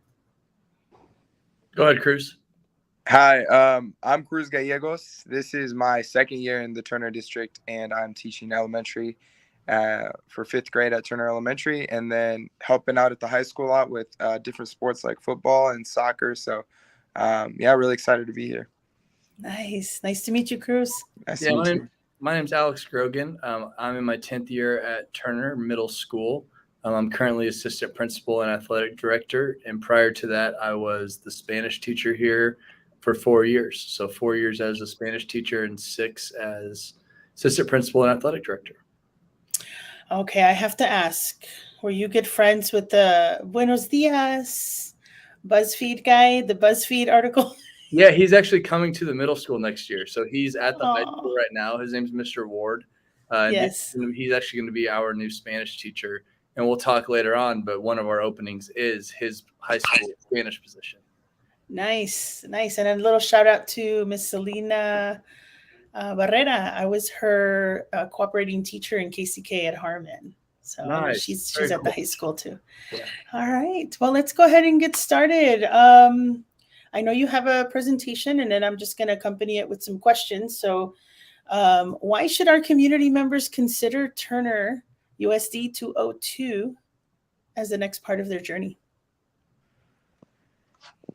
I think this is something I kind of wanted to start off with too. I think honestly, after I finished my master's degree at K-State and I started looking for teaching opportunities, the big thing that God honestly stood out to me was I wanted to move to a bigger city in Kansas City.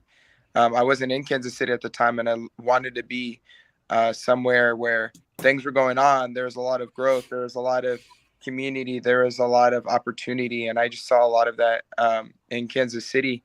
And so next came, now that I knew where I wanted to be at, next came the district. And as I kind of started looking through districts, I was super intentional about looking for districts with a high population of Latinos. And that brought me to 2 districts. I was looking at a few districts in the urban area. But when I looked at Turner, I noticed that it was smaller. And I noticed that they had 1 high school, 1 middle school, 4 elementaries, a 6th grade academy. And it just seemed like when I talked to people from that district, they seemed really happy. And they seemed like they had a lot of support, which was something that I was looking for. But the last thing I was looking for was I would always ask, hey, what's the turnover? Are there many teachers leaving? And I always had a lot of no's, like, no, people are staying. And there's not many opportunities to always jump in. And so I remember feeling like, well, that's probably a district that I want to look into. And as I started looking into it, I felt well received as I turned in an application, and I got a call pretty soon. And as soon as I got here, I knew that I had fell into the right place. And I think I know that that was something important to me because when I felt well received, I felt like I was able to jump into a place that had a community. Like, everybody in this Turner area knows about the schools. They support the schools. And I see that, like, they desire growth for the schools because they're always building new things. My first year, they built a new football stadium and soccer stadium. This year, my second year, they built a new middle school, and it's so beautiful. And so recognizing, like, oh my gosh, like, this community is growing, and there's more and more people. I've even brought like a couple of other guys from K-State over to Turner, and now they're going to be teaching here. One of them's teaching here now, and hopefully one of them's teaching here next year. And so that says a lot, because usually I didn't really see myself as somebody who would ever reach out to people and invite them into the district until I found myself being part of one where I knew that I wanted others, at least my good close friends that were good teachers, to experience that too. So I think just knowing that the district's 48% Latino and recognizing that there's a lot of diversity here with a lot of students. It's not a small district either. I mean, it is a 5A high school, and seeing that I was able to go help with the women's soccer team and the men's football team, and recognizing, like, oh my gosh, there's still so many Latino students here that, like, are doing sports, and I get to teach them outside of the desk, and to have parent-teacher conferences in Spanish, and to have this opportunity where even yesterday, this is where I'll end it. I knew Turner was a good district when yesterday, during soccer warm-ups, they were playing Christian Nodal right before our game started. And to know, like, oh my gosh, this is our community and this is here in Kansas City, I felt so at home and so comfortable. And so I think if somebody's looking for a district that is supported, that isn't so big that you'll get lost in the crowd, but is big enough for you to have room to grow, and to know that the students that you're going to serve are also Latino. And we all know the saying, you can't be who you can't see. There's a need for that. And to know that, like, your students are looking at you and now maybe see themselves as a teacher someday, or a coach someday, or a principal someday, is one of the greatest gifts that I've ever had of just being here in my short time. Cruz, You're amazing. If nobody's told you that lately, I mean, wow. I see why Turner brought in people from the ground, right? Like from the classroom. You're a coach, you're there, you look like the kids.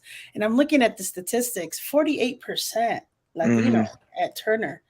That's a huge growth. Alex, can you, out of curiosity, like how has that shifted in 10 years? Do you know? Yeah, so it's grown Or like 15? 10 to 15% in the last 10 years that I've been here. It's been a big Wow. shift, but certainly a positive one. And it's kind of hard to follow up with what Cruz just said because I know. I'm like, no.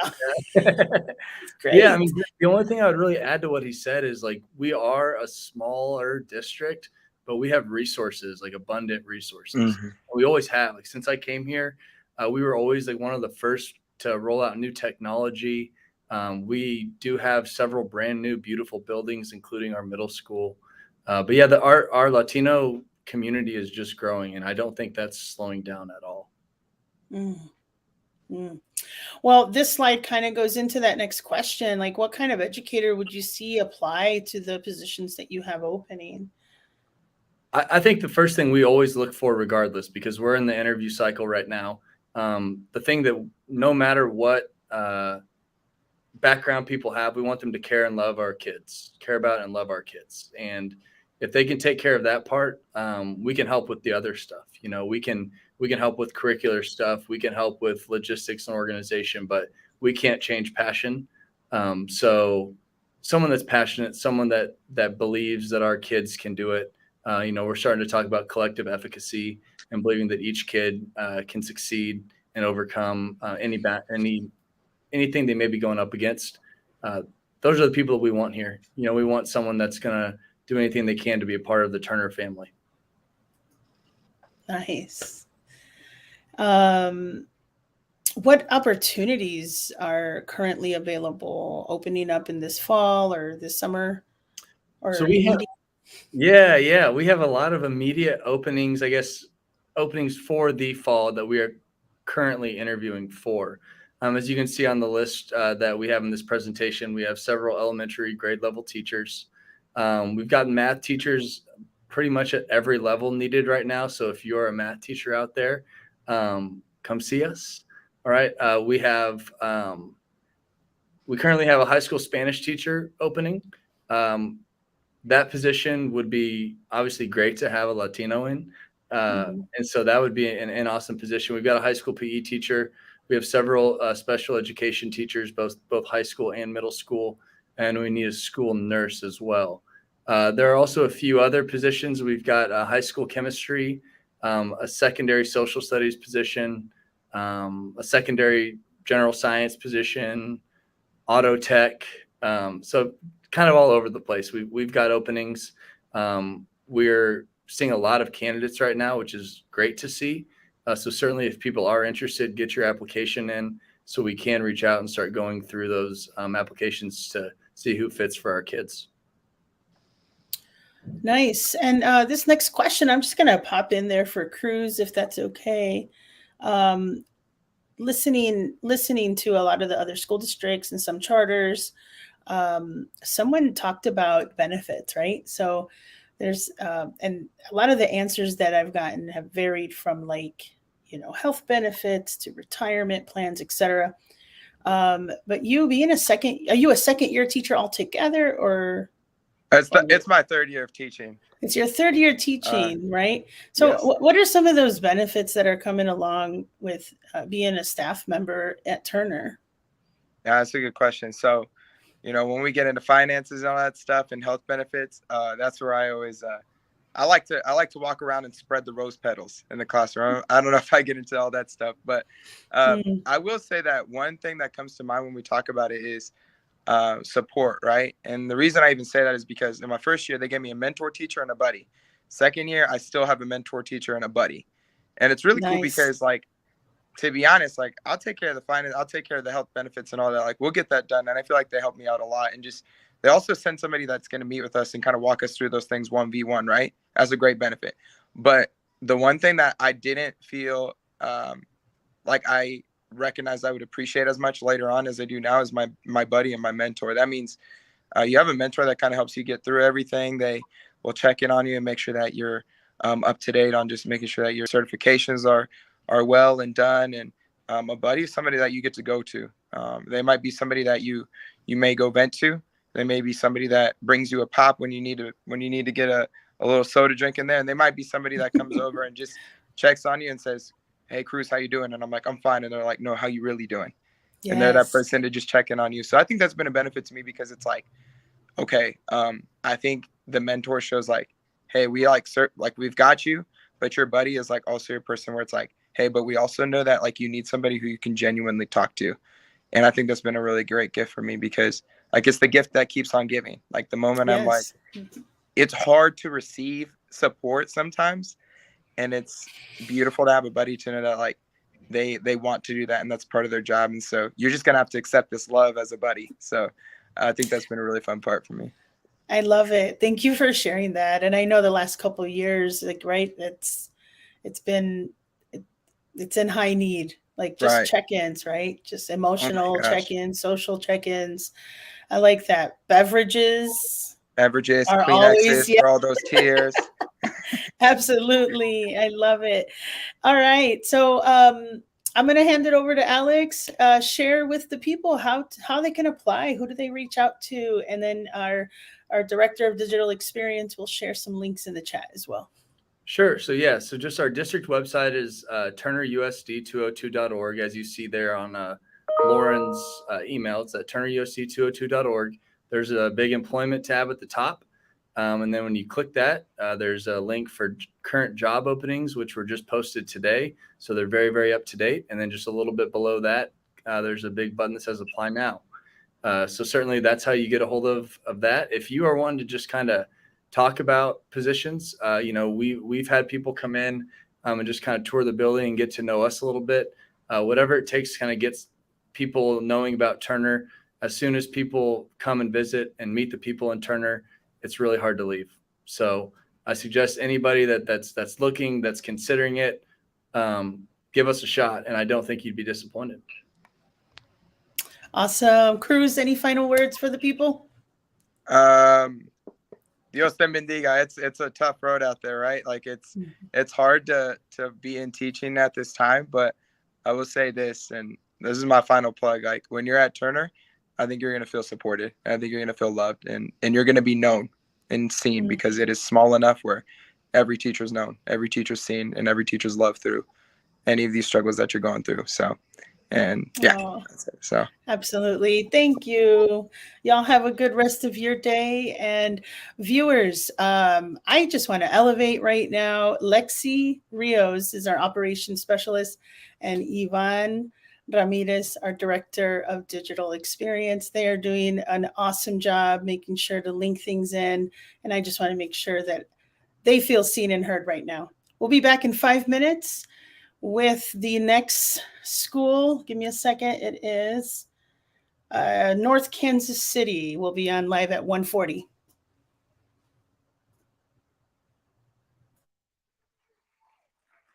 Good morning. Buenos dias. I'm the hype man of the group. So how is everyone doing today? Is everybody excited to be here? Awesome. Well, like Katie said, my name is Edgar Palacios. I am the founder of the Latinx Education Collaborative. And this is my partner in this work, Susana Elizarra Ras, who is a board member of our organization, as well as a 6th grade math teacher here in Kcps. Shout out to all my teachers out there. That's right. Before we get to the heart of this work, I just want to share a quick story about how I came into this work. I was born in Miami, Florida, where being Latino is like super amazing and fun, right? I got to speak Spanish everywhere. I got to interact with folks from 33 different Latin American countries, and life was good. And then in 6th grade, my parents decided that we would move to Spokane, Washington. And how many of you think that the Latino community is super strong in Spokane, Washington? That's right. And from that moment on, in my life story, in my education story, I did not have one Latinx educator in front of me. So I can only, I know that experience too well. And so that is what drives this work about representation.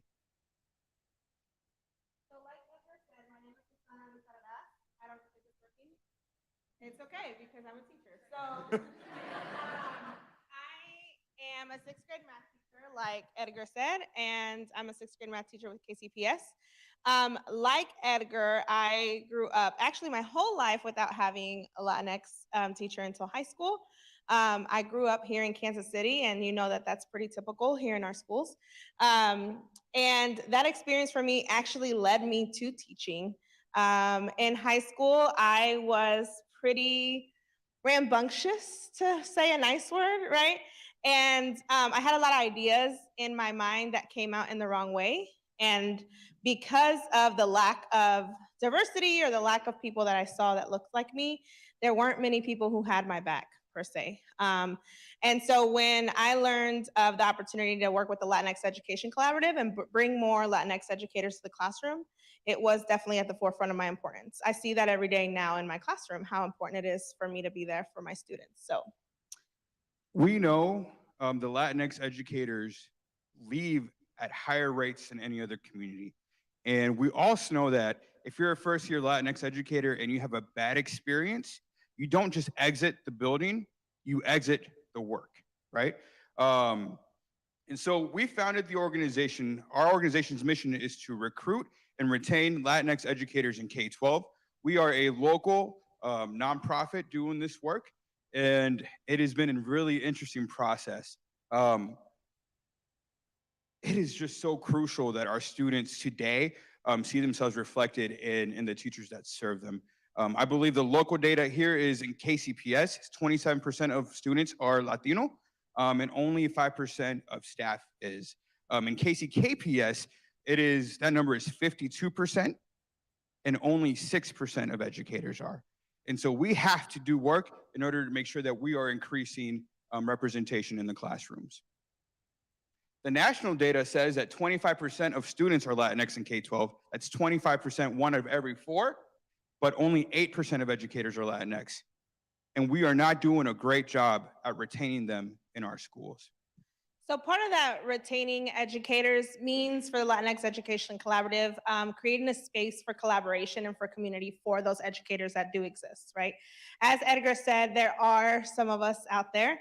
And so to retain those educators, it's important to bring them in community. As a teacher, I know what it feels like to feel like I'm operating in a silo.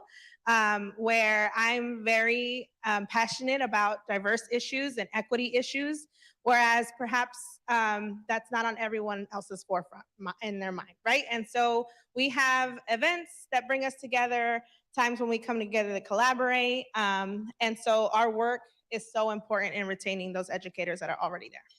As Susana said, we're building community, and we're building community because of 2 main things. One, we know that Latinx educators tend to stick around longer if they see themselves as part of a larger community. And 2, we know that districts want to have the list to Latinx educators. And so as we build community, we are also building a group of folks that are ready to go into your districts and serve your students. I'd just like to highlight this real quickly here. This is the representation of disparities between you'll see, this is the representation of teachers versus students.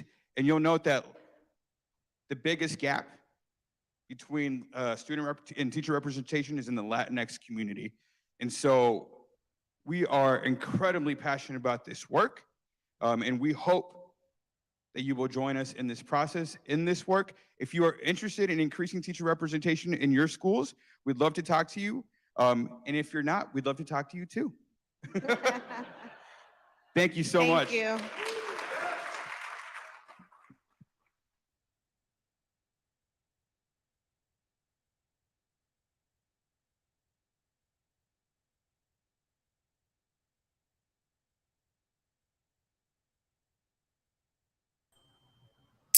Hello, LEC community. What a great video, right? To see Yvonne and Susana in action a couple of years ago and see how much the LEC has grown in the last couple of years. The next team I'm going to bring on, I was going to say, hold on, the next district I'm going to bring on, has a team. So Yvonne, go ahead and bring the team on so they can introduce themselves and tell us about themselves and their organization. Tell us about North Kansas City. I have Vanessa. So I guess the order can go Vanessa, Amy, Dawn, Michael, and then Caleb. Yeah, good day to everyone. Thank you so much for having us. My name is Dawn Smith. I am the Executive Director of Human Resources, and we just bring greetings from Kansas City schools. North Kansas City Schools is located just north of downtown. We're a growing district of about 21,000 learners from grades pre-K through 12. Our students benefit each day from our challenging academic curriculum, but also our adults and teachers, paras, operational staff who are all champions of our students. We have earned both state and national accreditation, and we're recognized throughout Missouri as a leader in academic innovation. And so those are some of the things that we are really proud of. We are one of among the largest, I would say, and most diverse school district. And we are growing by leaps and bounds. Currently, we have 22 elementary schools, 2 6th grade centers, 4 middle schools, and 4 high schools. Our school district also offers pre-K option.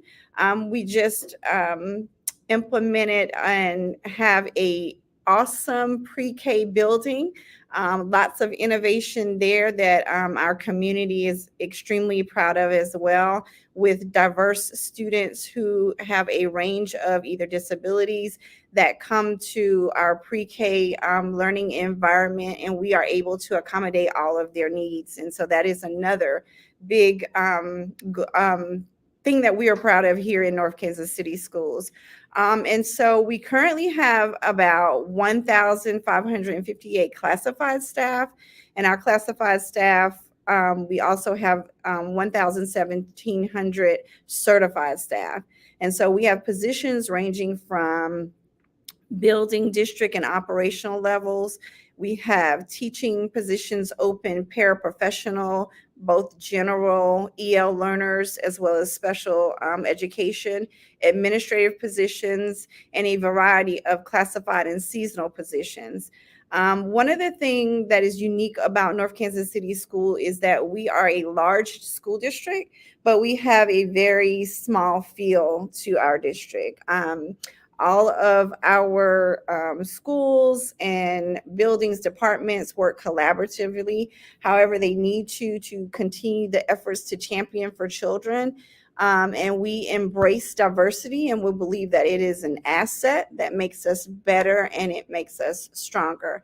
So again, that's just to kind of kick us off. But again, I have the team here who will definitely tell you about specific needs in their departments. And this is our operational team, and right now our most needed areas. So you can find our postings on North Kansas City Schools. Go to departments, human resources on the left-hand side. You can click on classified or certified staff. We look forward to any new faces here that will be a champion for children. So I will kick it off to Amy. Hi, I'm Amy. I'm with the School Food Service Department, the Food and Nutrition Services Department. We have lots of really fast-paced positions. A lot of feedback there. We have lots of really fast-paced positions in school food service. We serve students of all ages, from pre-K all the way up to senior high school. We foster a very team-oriented environment. We have a very diverse workforce, and we have a very family-friendly schedule. We're probably the only food service positions you'll ever find that you won't ever work a weekend, a holiday, or an evening. So we're very family-friendly. When your students are home, there's a good chance you're going to be home with them. Again, we have full-time and part-time positions. At only 6 hours a day, you're eligible for full benefits with the district, and we have a lot of room for growth. We've got manager and assistant manager positions as well, so we'd love to train you into those positions. Nice, thank you. Vanessa?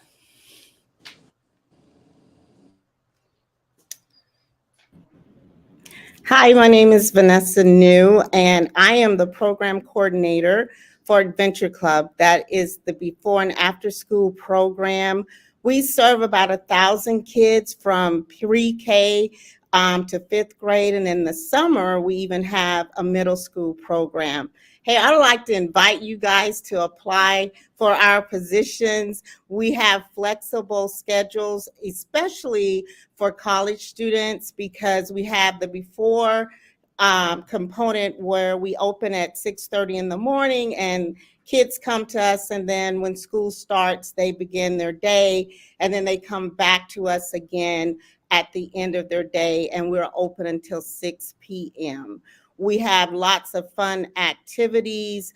This is the first year that we've opened to preschoolers, so that has been amazing. So if you have a passion for kids, then this is definitely the place that you could come to, because we are passionate about what we do, and we serve such a big need for our families in the district who have to work. All of us have to work, right? So that is a need that we are proud that we can support and serve in our district.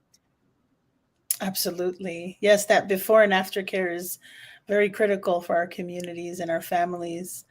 I think I have Michael next, and then Caleb. Hello, everybody. My name is Michael McQuillan. I'm the Director of Transportation for North Kansas City. And every day we transport about 14,000 students in the morning and then in the afternoon also. It sounds like a pretty simple job. We're now a 5-tier school district, which means we take 5 different sets of kids to school on those buses, and then you take the same group of kids home in the afternoon. Most of our drivers are involved in some sort of midday activity that they do, and then after we're done with that last tier in the afternoon, a lot of them are doing after-school activities or sports trips. We have quite a few of our drivers that just do the minimum of 30 hours, which is when we can give you benefits, healthcare, dental, vision, and of course a pension plan, which is fantastic. And then we have a lot of drivers though that drive well over 40 hours a week. Quite a few of them are working 55 hours a week, and that's just their contract time. So the nice thing about driving the school bus is that we're needed all the time. We are definitely growing. We have 161 buses. I think we're the largest classified group. We have 242 employees. We have mechanics that work on the buses. We have bus aides that we're also looking for also. So if you don't feel like, I just don't think I could drive the bus, but I'd like to be part of that, we could certainly hire you as an aide. Believe it or not, a lot of our aides, after 6 months or a year, they think, you know what, I can drive this bus too. It may seem intimidating at first, but with the training that our trainers give, and they do a fantastic job, you can do it. Anybody can drive a school bus. So if you're interested in that, we'd love to talk to you. Right now, our starting pay is $18.50. So it's a great rate of pay. And we're always looking for people. And we have a huge summer training class that we do that we'll be staffing up for. So love to talk to you. Please go to our website. And if you just want to talk, give me a call. Thank you so much. Nice. I just want to pause for a moment. I think this was great, Don, that you brought the whole team, because I think you're like including, I mean, just listening to everyone speak, they're all including, all the different openings that are available in your district. So shout out, Don. All right, Caleb. All right, good afternoon, everybody. My name is Caleb Clements, the Director of Fields and Grounds here at North Kansas City Schools. I have some seasonal positions that are open, and those positions usually run through the end of October. And these positions are pretty basic. They're mowing and weed trimming, and then whatever else we've got going on. But for the most part, that's what it is. This is primarily an outdoor job, of course. About 100% of the time we're outdoors. Like Don said, we are a large school district. We cover and manage the outdoor landscapes, grounds, and fields over 37 sites spread out over an approximately 880 acres. So there is a lot to do and a lot to take care of. some of the benefits of working this job in particular is it has a, there's great people. I work hard to provide a positive, healthy work environment in the grounds department, and as there is in the entire district as well. So there's great people. We have good equipment to work with, and probably the biggest positive would be a good schedule. We work in the grounds department. We work Monday through Friday, 7 to 3:30. And so, as Dawn said, go to the website and you can go to the classified positions and find grounds, and you should be able to find that position in there. But this position does start out at about $16.50 per hour. So for any of you that are passionate about working outside, working with your hands or mowing, we'd love to have you. It's great for young folks. You do have to be 18 years or older to apply. And yeah. That's great. And Caleb, I'm glad that you're represented here, because there's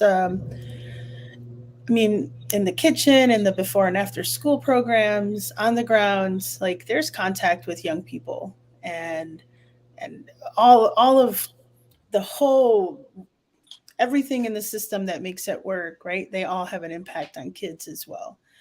So thank you all. Thank you again, Don, for inviting the several different departments and sharing all the openings. I do have a follow-up specific to educators. So for those educator roles, Don, what kind of educator are you looking for? So obviously we always want people that are passionate about students, right? And we look to put diverse staff in front of our students because, like I heard Edgar saying earlier, we want our students to be able to be reflected in the staff that we have collectively. But if you are interested in a certified position with our school, of course, you have to have a college degree, pass the DESE certification assessment to earn your certification. If you are interested in being a paraprofessional, you could either take the para assessment, and you can find that assessment on the DESE website, or you can have 60 college credit hours. We are also looking for to staff summer school. So we're still hiring for staff teaching positions as well as paraprofessional positions, anywhere from special ed to EL positions. We are in clerks, we are still hiring for. So we continue to hire, we continue to recruit throughout the year for all of our positions.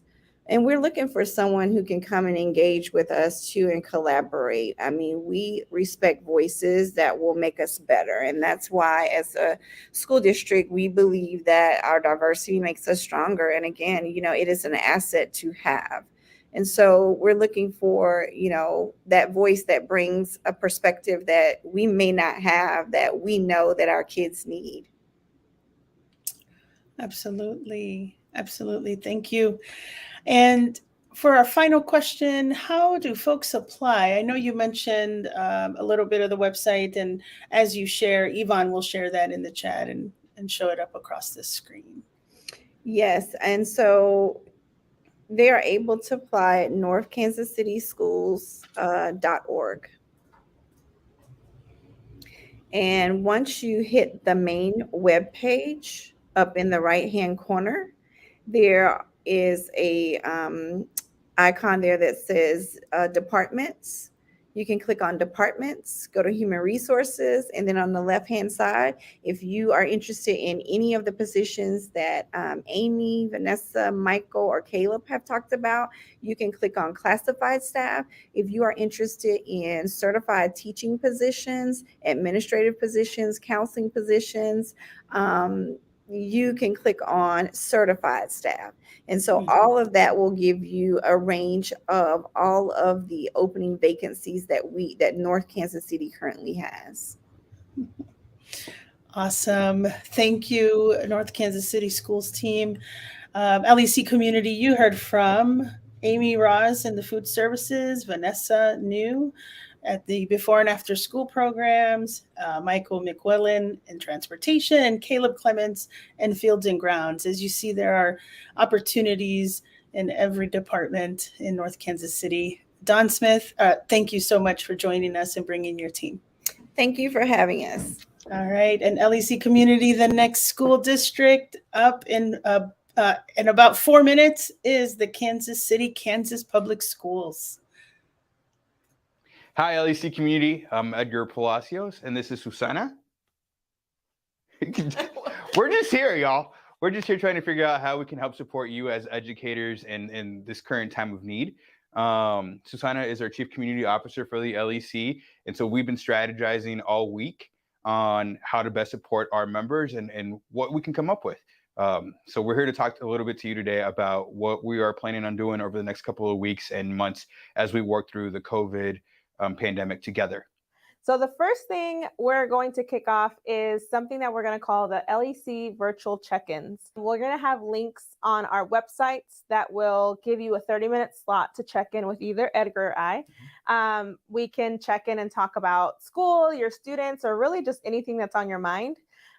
We know that one of the struggles of being a teacher is feeling isolated, and obviously in this time of isolation, we want to make sure you still get check-ins and get taken care of.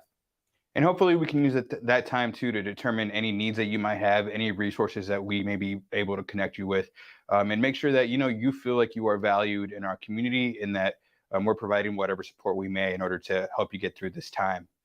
The second thing that we're going to be doing is putting together a virtual care package.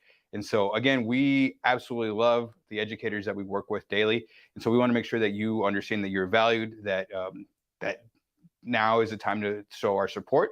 And so we'll have an application online for you to receive a care package.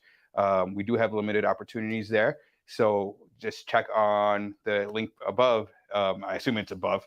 Check on the link above to see how you can apply for a care package. We'll make sure to connect you with a resource. Usually what the LEC does to make sure to thank you and show you love is throwing our events and having our wonderful conferences. Obviously, that's not an option right now. And so we still wanted to make sure that you feel loved and supported.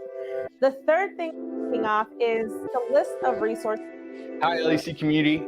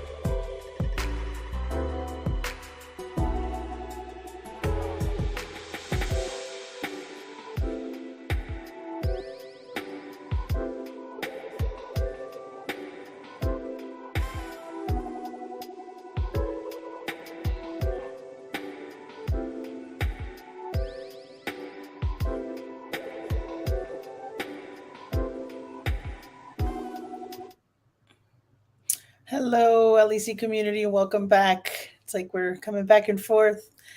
Before I bring Kansas City, Kansas Public Schools on, you are watching our 2022 virtual career fair. It is live streamed all over our social media platforms. You can also come back to this at any time, and also subscribe to our YouTube channel to see all the districts and charter schools that were represented today. Eric. Hello, how are you? Doing pretty well, doing pretty well. How are you doing? Good. It feels so good to see a familiar face. I was a Kansas City, Kansas public school employee for almost 16 years. I Wow. went from the para to the classroom to the curriculum and instruction. And I know your famous TikToks out there. I would definitely appreciate you having us and giving KCKPS this platform as well. Yes, for sure. Tell us about yourself and a little bit about KCK.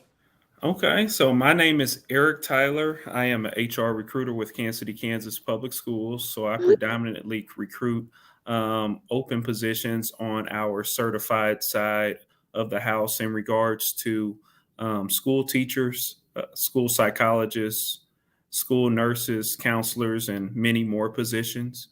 Kansas City, Kansas Public Schools is one of the largest school districts within the state of Kansas, right behind Olathe Public Schools and Wichita Public Schools. We are one of the most diverse school districts within the state of Kansas as well. More than 70 languages are spoken amongst our student body. So we are looking for educators that can lead and inspire within a diverse environment to get the most out of students, because we really feel that no matter what someone's background is, we feel that everyone deserves an opportunity at an equal level and quality education.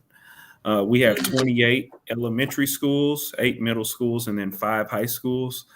We're one of the largest employers within Wyandotte County with over 4,000 employees. 2,000 of those are accounted for by Kansas City, Kansas public school teachers. Nice. Nice. Thank you for that. To get us started, why should our community members consider Kansas City, Kansas Public Schools as the next part of their journey, whether it's on the ground or in the classroom, or as you mentioned, a lot of those other roles? No, I'm happy you brought up this question, because it's really all around building our future leaders. When you think about Kansas City, Kansas Public Schools, I'm a product of KCKPS. I attended KCKPS from kindergarten all the way through high school, graduating from F.L. Schlegel High School, and really thinking about those community leaders that help make a difference within my academic path. And you can be an individual, if you're potentially interested in working for KCKPS, to make the difference within the future generations. One of our goals is for all of our graduates to be prepared for college and careers once they graduate high school. So if you want to make a difference within the urban core of education, this could be the right place for you as well. I like that. Definitely. You have a very good point. Developing future leaders in the community, and look at you, like a product. That's something I really have admired about Kansas City, Kansas Public Schools. I'm not a product of the KCKPS. I am born and raised and a product of Chicago Public Schools. But when I came here, I learned that very quickly. Folks are really proud of growing their own, and you have the reasons to believe throughout the city. Yeah. And some teachers are featured. And I got to ask you, did you go to school with Janelle Monet? No, she went to school with my cousin, with my older cousin. She did go to school with my older cousin. Yes. Yeah, I know Terrence Maddox is a colleague, a former colleague and friend. We worked together at Northwest Middle, and he recently shared some, I guess, reunion pictures. I was like, what? Yeah. I'm a fan. Yeah. And that's the good thing about Kansas City, Kansas Public Schools, and you probably know it in your 16 years working here, is you really become a part of the community. If you're from Chicago, if you're from a bigger city or smaller city, once you kind of get immersed into the culture and build relationships with the families and also the students, it really allows you to see what value you're bringing to the community. Absolutely. Very, to last that long, I had to say something, right? They embraced me, they took me in. And some of the leaders too were homegrown. Dr. Carnes Mitchell was there. And Cameron Smith, just shouting out some names, Yep. some good friends, like Monica Portley, like there's some great folks in KCK doing amazing things. Going on to the next question, what kind of educator would you like to see apply for your openings? So the educator that we want to see apply for openings is an individual that is going to be a lifelong learner. One of our strong suits is professional development. And we really believe that once you become a teacher, the work is not done. That's really the beginning of your overall journey. So we're looking for those lifelong learners. We're looking for individuals that can develop and foster really good relationships with students as well. One thing that I like to tell teachers is to really know their why of the reason why they want to get into education. And it should be more than, hey, I just have a family member that was in education. Now I want to be in education. I want to know specifically the reason why you want to be in education. And if you can keep that why present while you're leading students within the classroom, really everything else kind of falls into line with where it needs to go. Oh, that's very true. That's very true. And I know lately, I know Dr. Stubblefield has started the Rebound, Reimagine. What's the third one? Redefined. And Redefine, yes. Yep. And there's a hashtag associated with it. I've noticed. And recently we had a workshop talking about that, reimagining our why. And so thank you for mentioning that, because that really grounds you, right? Really grounds you, and it leads. Definitely. And the reason why I always bring that up, because if you're a teacher in Kansas City, Kansas public schools or a different school district, you're going to have those ups and downs, good days and bad days. And I think that why kind of allows you to stay grounded and can kind of work through some of those top times in your career and some of those bottom times as well. Absolutely. And so what opportunities are available? And then following that, as you share how folks can apply, our Director of Digital Experience can share those links. So what opportunities are available in KCK this fall? Yeah, so right now, this fall, we definitely have some teaching positions available at all levels, elementary, middle school, and high school. With us being a very large district, we do a really good job of promoting from within. So a lot of our teaching vacancies are actually coming from teachers moving up within the school district and becoming instructional coaches. So then that creates teaching vacancies.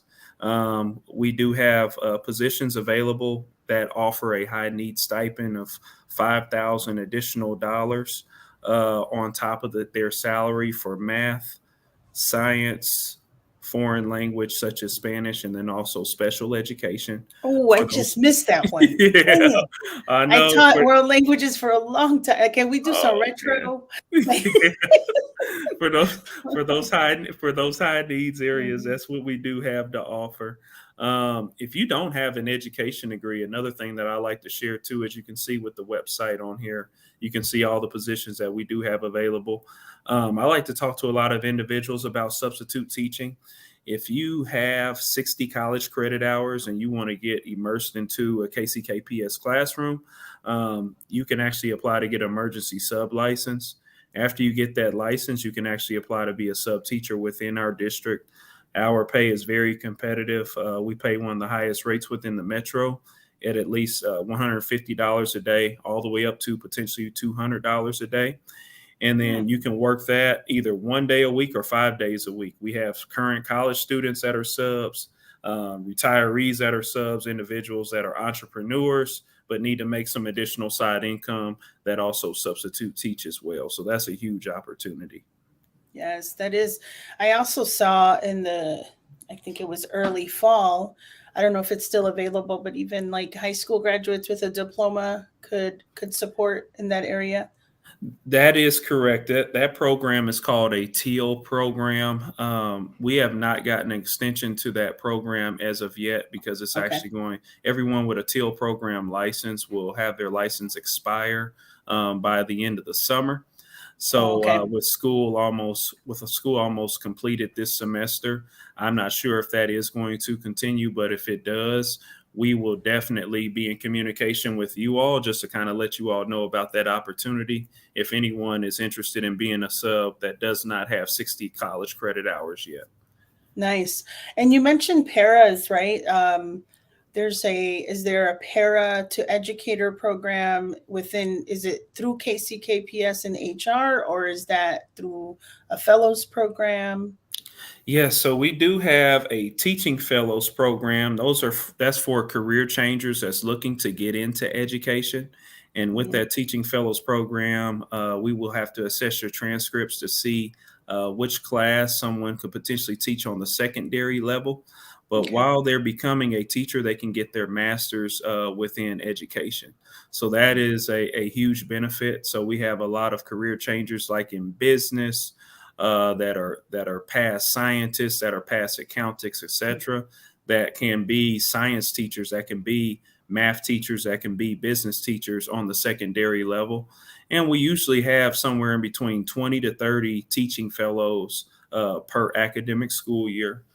The other opportunity, similar to what you just said, is the para-to-teacher programs. For anyone that's a paraprofessional, you just need 48 college credit hours. If you don't have the 48 college credit hours, you can actually take a work keys exam that measures your competency in acumen within mathematics and also reading. If you pass that work keys exam, you can become a para within our school district. We actually had a significant pay increase for our paraprofessionals that are on staff.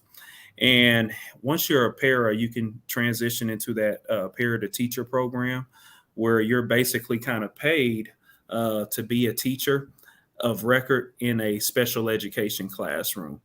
And while you're getting your additional classes and coursework to become a special education teacher, you're kind of getting that on-job training as well, being in that para-to-teacher program. So that's also a huge benefit as well. Nice. And I remember in KCK, I know it's like required by the state, but there's also a mentoring program. There'll be some mentors assigned to them. So when they onboard, right, they're not alone. There's a support system. Yeah, that is huge. I really believe that one of our key strengths is training and development within KCKPS. When I talk to teachers that end up staying with the district or potentially leaving the district, they always kind of get that call back as a recruiter saying, man, KCKPS really knows how to train and develop their teachers.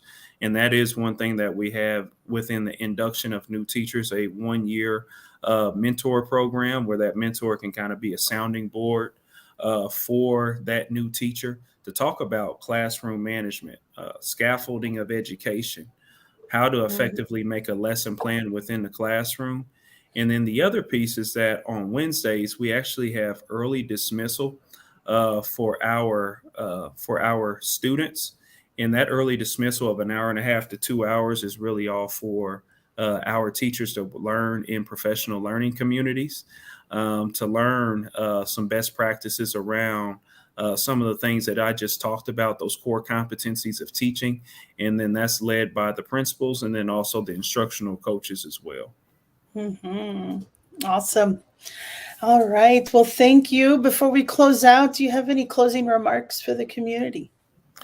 Yeah, so if anybody wants to reach out to me, as you can see, my name is Eric Tyler, a man with 2 first names. So if you want to follow me on LinkedIn, I'll follow you back. My email is eric.tyler@kckps.org. If you have any questions around the paraprofessional program, substitute teaching, or normal teaching opportunities, or if you just have questions around any administrative roles that we do have within the district, we're always constantly hiring for different departments within the district as well. All right, Eric, thank you very much for joining us in our 2022, let's just say, virtual career fair here at the LEC. LEC community, we're going to take a short break. And when we get back at 2:40 p.m., Susana will be here to interview the Guadalupe Center Charter Schools. See you soon. Okay, so if nobody objects, we can first introduce ourselves, and then I can go ahead and do the questions, and we can each answer the question. That sound good for everybody? Okay. So to start off, my name is Diana Castellara. I am a student at the University of Central Missouri, and I am a double major in social work and secondary education with a minor in juvenile justice. Okay, I'll go next. I'm Victoria, and I use she, her pronouns, and I am a sophomore at the University of Kansas, and I'm studying secondary education history, and I'm also minoring in Italian and women, gender, sexuality studies. And I hope to one day become a district superintendent. Hi, my name is Justin Ramirez Reese. He, him. I'm a student at Sumner Academy, and yeah, that's about it. To start off today, we would like to thank everybody that has joined us today and for all your support. So, what do you think draws students to major in education today?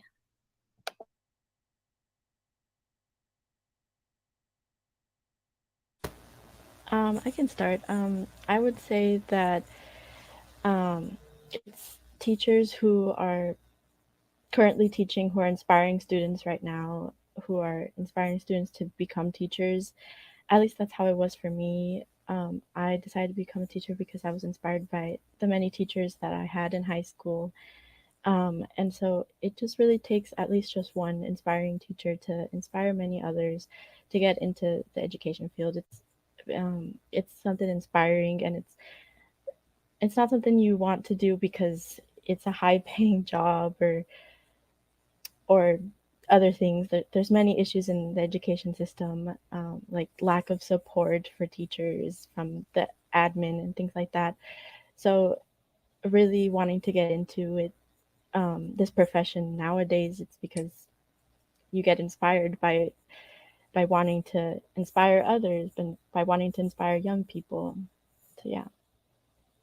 I had to agree with that. Like, I just remember having one particular teacher that I was really enjoying their job and was very inspiring to me. Just kind of the same with what she said. For me personally, I actually had somewhat of a different experience. Growing up, I had very little teachers. Most of them did not look like me, so I was not able to connect with them. When asking questions about understanding a word better, they would well, it's so simple, but it wasn't so simple to me. When asking questions about things such as fast food, they had somewhat of a knowledge, but they didn't have the same situation I did. So it was me being drawn into education is me wanting to become more connected to students like me, just because I didn't have somebody that I could connect to. They were very different backgrounds, so I want to be able to teach somebody with a similar background and tell them that it's okay to ask questions, and I'm not going to just say, well, it's simple to me. So being able to support other students. What are some of the biggest changes you have noticed or experienced from your first years as a student? Okay, so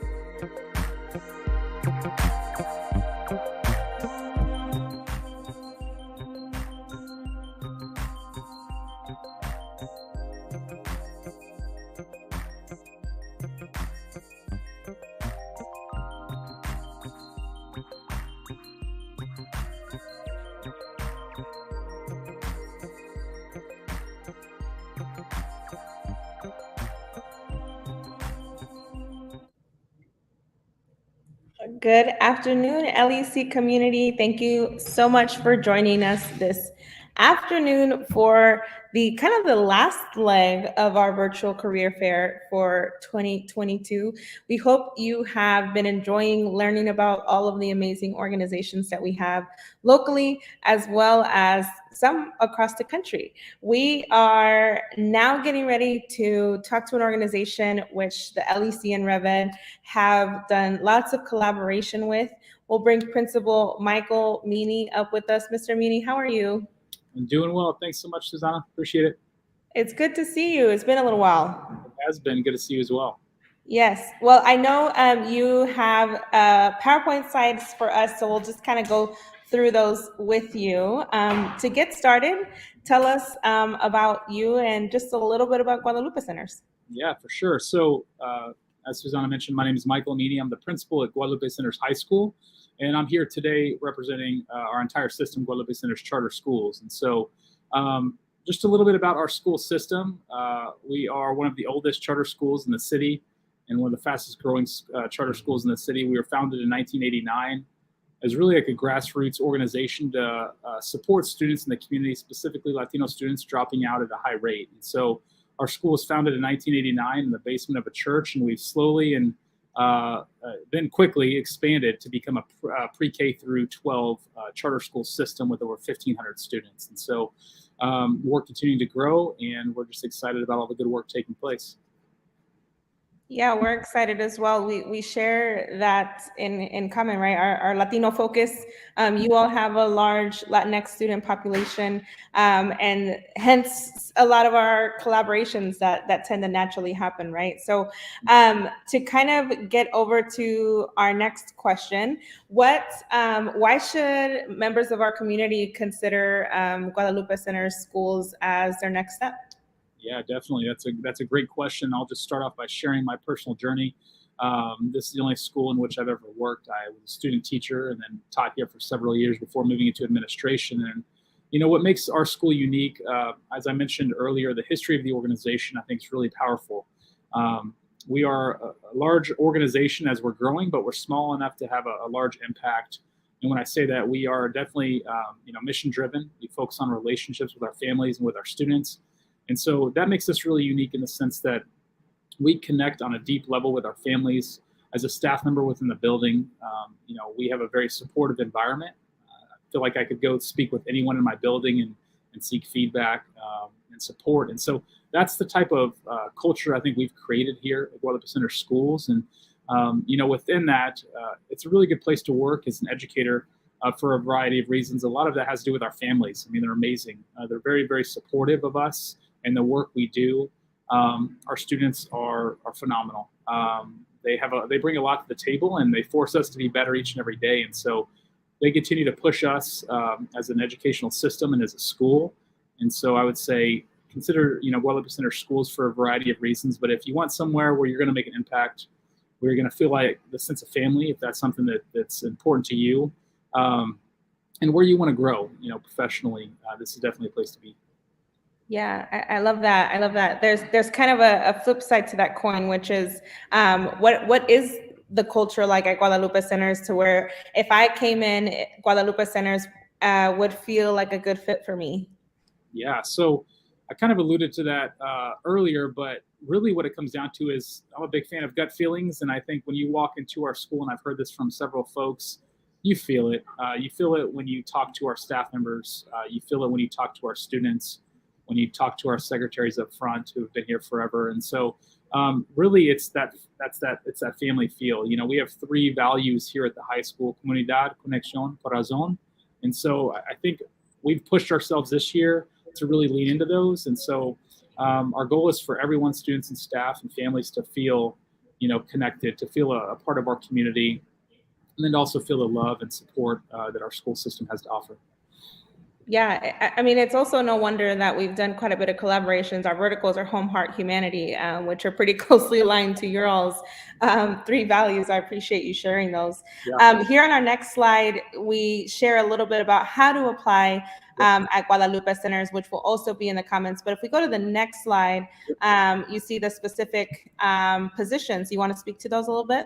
Yeah, definitely. So I'll kind of work our way backwards here since I am at the high school. But at the high school, we're looking for 2 paraprofessionals, both special education, which is a new position for us. So we're adding a second paraprofessional to support our special ed department. That's a really, really big deal. We pride ourselves in the work that we do to support all of our students, but our students require special services. We just need some more folks. And so we're excited to expand that position. ESL paraprofessional, that's also a new position that we're adding next year. And so again, as we grow and as we improve the work we're doing and we keep our students at the center of our work, it's important to expand to be able to provide supports to students in the classroom. And then lastly, we're looking for a business and then a computer science teacher, so business technology teacher who could come in and support our students in that regard. At the middle school, we're looking for a counselor, paraprofessional, special ed teacher, social worker, so that's going to be split between the high school and the middle school. And we're bringing that position back after a couple of years, and they're looking for a bilingual receptionist as well. You can see elementary and pre-K there as well. I'll let you guys read through those, but a Spanish teacher at the elementary school, school nurse. Our focus room facilitator, we are a BIST school, we're a BIST district. BIST stands for Behavior Intervention Support Team.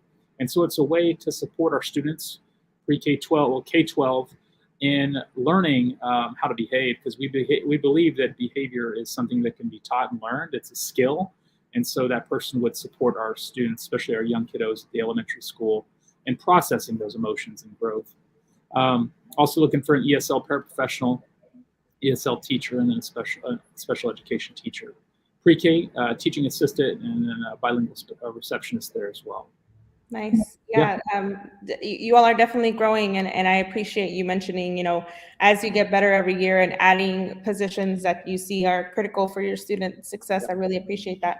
We'll go one slide back. So if anyone was listening and is interested in applying for Guadalupe Centers, you want to speak a little bit to that?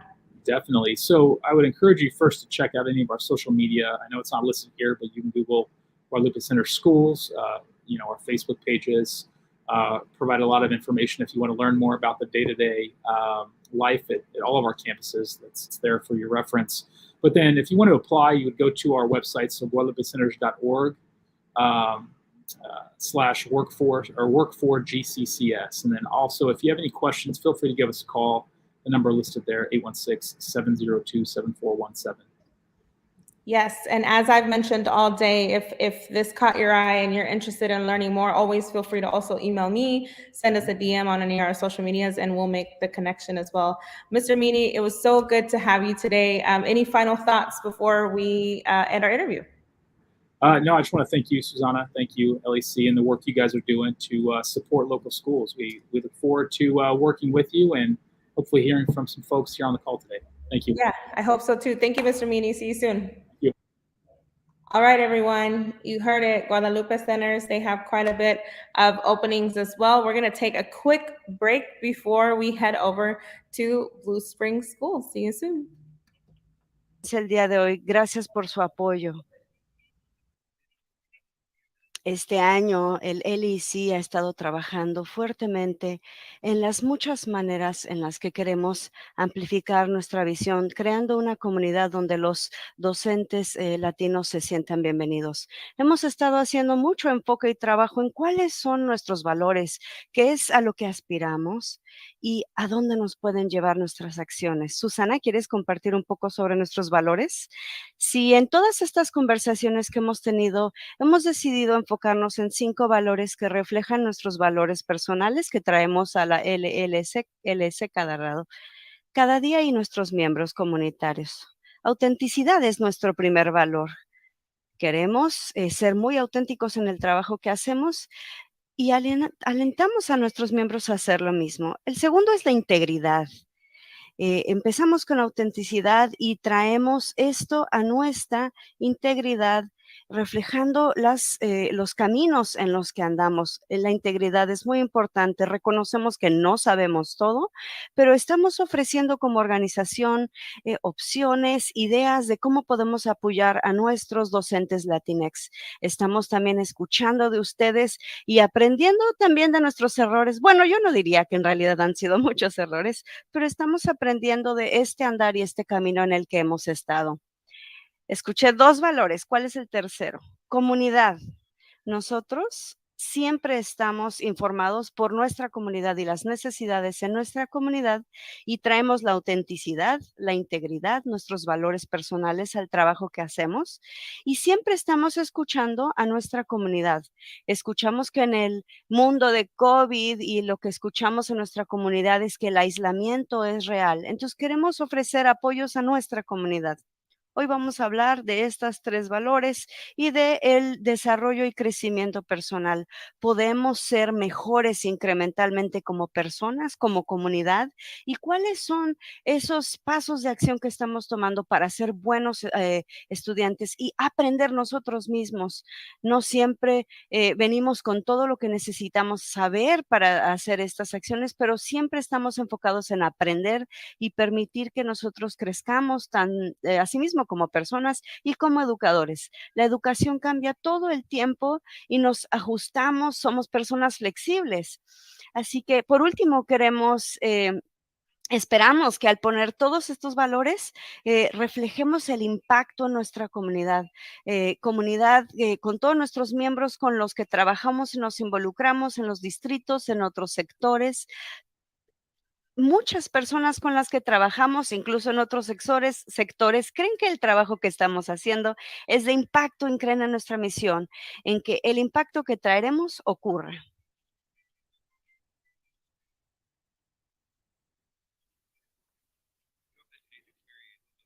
Esperamos que la experiencia del día de hoy les haga sentir menos aislados, más apoyados, más amados.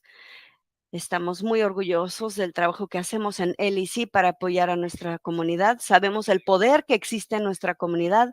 Conocemos el valor que tiene el tener docentes Latinx en el salón de clases para nuestros alumnos. Así que esperamos que el día de hoy esta experiencia los haga sentir admirados, queridos, apoyados y esperamos que disfruten esta conferencia el día de hoy. ¿Estamos listos?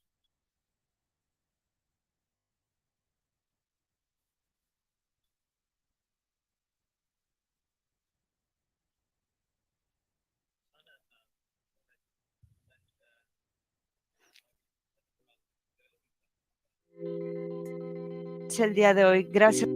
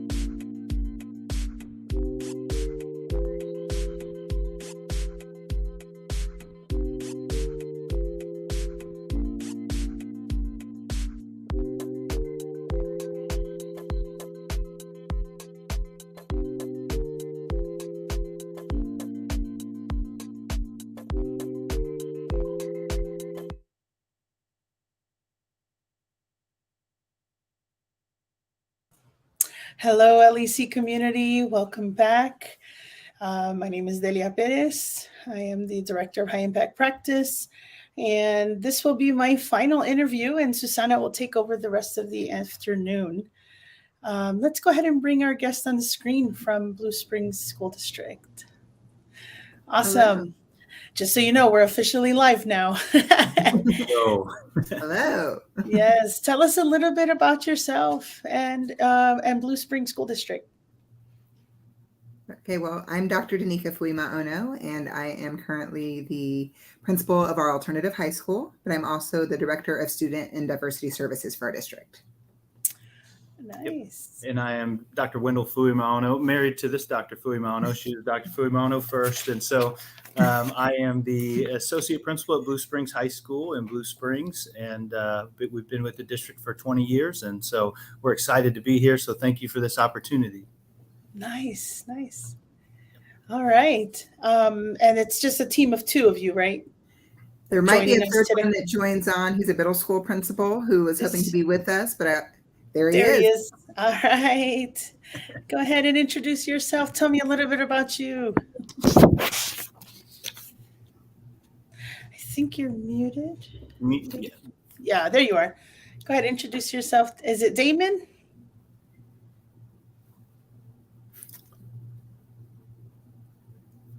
I still can't hear Damon. Yes. Let's see. I'm going to do this and this. Let's see. Go ahead and try again.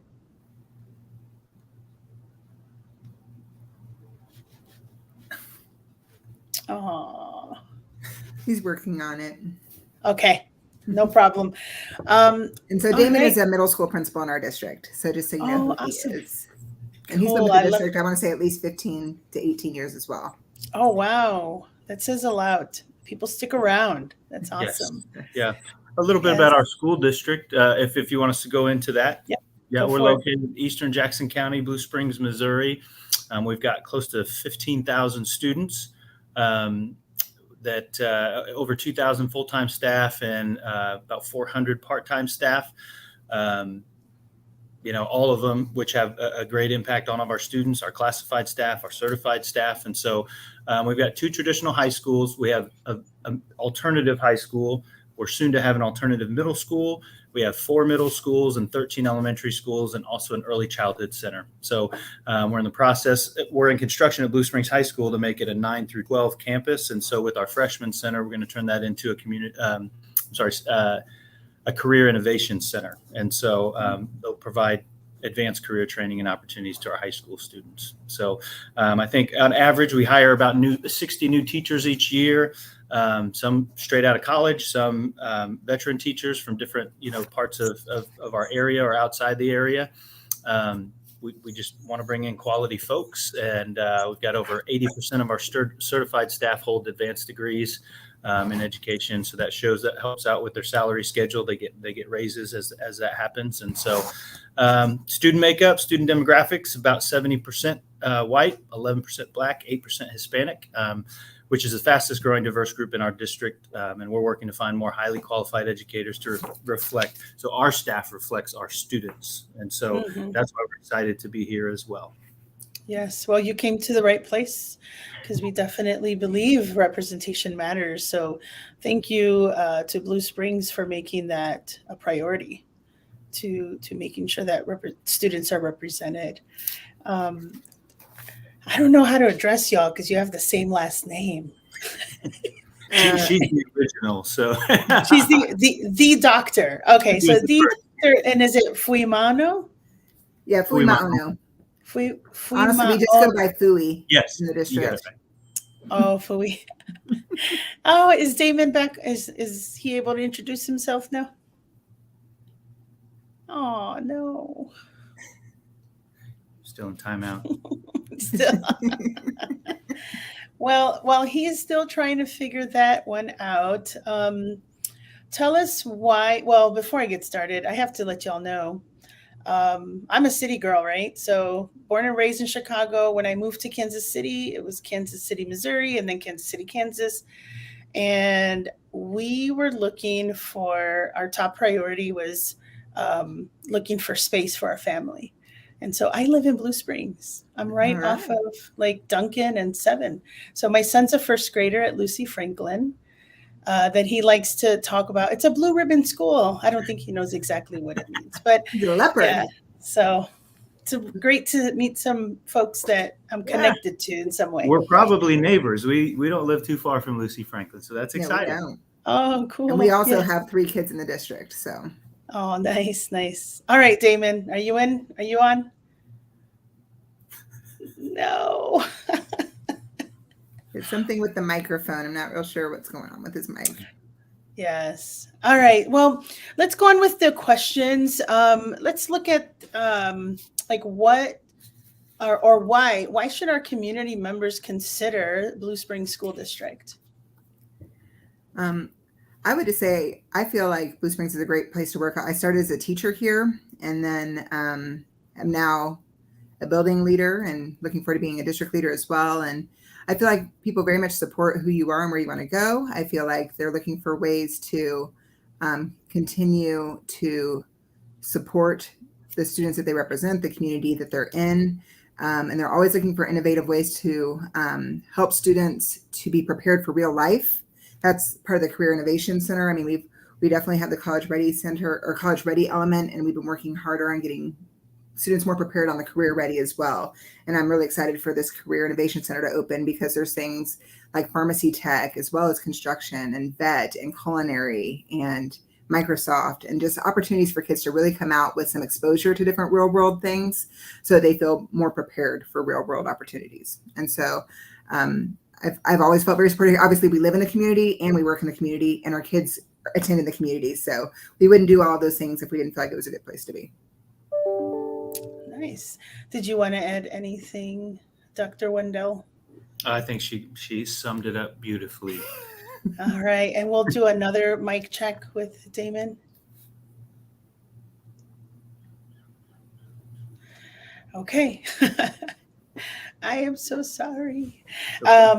Okay. So what kind of educator would you like to see apply for your positions or the openings that you have? I think that there are 2 things that boils down for me. And one is someone who's going to take care of kids. And that's going to be a passion of theirs, because that's a big umbrella of I'm going to do this for kids, or here's where I'm going to meet them, and have that perfect balance of grace and accountability and to push them. And so someone who's going to take care of kids and someone who's going to be a great teammate. And so, you spend more time with your colleagues than you do with your family sometimes. And so, as you grow in those relationships, not only just to be professional, but just to be someone that you enjoy being around. And so, I would boil it down to those 2 things for me: is someone who's going to take care of kids and then take care of each other. And if we can do that, we can teach you how to teach math, you know what I mean? Or we can teach you how to teach English or the curriculum side of it. So we can get you X's and O's if you have the heart for it. I also think that we talked about, we want our staff to reflect our student population. We want our students to see themselves in teaching positions and counseling positions and, administrative positions. We want them to look at someone that looks like them or sounds like them. And so that's always something that we look for too, is just to improve ourselves as a staff and be a staff that represents our student population. I like how you said that takes care of the kids and takes care of each other. It's kind of like that. Maslow's hierarchy it's in there, right? Yeah. After the food and it's awesome. All right. And I know you touched on a little bit of representation and how, it's important for students to see themselves reflected in different roles. What are the opportunities right now in Blue Springs School District? And if Damon wants to attempt to talk on that, just to do that mic check. If not, we'll pass it along again. Okay. All right. Go ahead. The other Dr. Fui, I'll let you start off with teaching. Yeah, and we can talk. You might have specifics on what positions we have available. As we talked about, we hire more than 60 new teachers, and so I can speak to like right now at Blue Springs High School, I'm looking for someone to teach physical science. I'm looking for someone to teach Spanish, and looking for, speech and debate coach. And so those are some just positions that we're looking for here at Blue Springs High School. But the district is always looking for qualified educators. Hire more than 60 new teachers a year, set to hire more than that in the future. And so all of that information is on our website, the application, the openings, and the process of how we can connect with potential candidates and teammates. And I can say, I know for sure they're also looking for elementary teachers, music, lots of high school teaching, like he was talking about, middle school teachers, math, science, social studies, English, you name it. Special education is also always a high need area for instructors that we're kind of looking for. So that would be another something I would speak to as far as our teaching staff. But I think it's also so important to realize that for schools to truly work, it's so much more than teachers. It is truly every person, from the bus driver that greets them in the morning, to the lunch lady that feeds them in the middle of the day, to the secretary, to the nurse. It takes a true village of people, and every single person is important, because without all of those people, kids don't have the appropriate network of support. So those are our teaching things that are available, but there's also support staff and paras. But I'm going to see if Damon's able to talk, because I know he tried it on his phone. Can you hear me now? Yes. Okay. Oh goodness.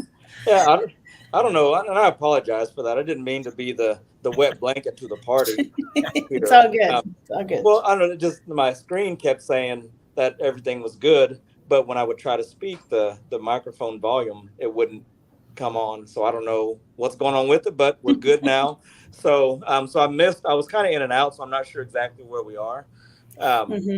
We were talking about positions available.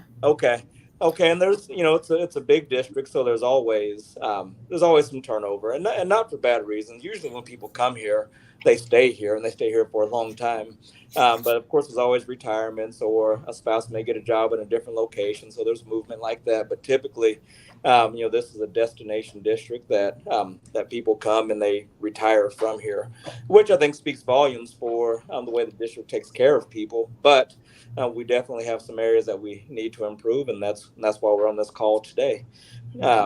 So as far as openings, specifically at Delta Woods, we just had an ELA opening come open today, which was kind of a surprise. An opening for a good reason, because one of our ELA teachers got a job as a librarian at the elementary level, which was something that she had her eye on for a few years. So that worked out for her, but now we have a spot. So so definitely excited to be on this call to see what kind of potential leads or what kind of information we can give to let people know that we're definitely a district that's looking to make our employees be able to be more reflective of the kids that we serve.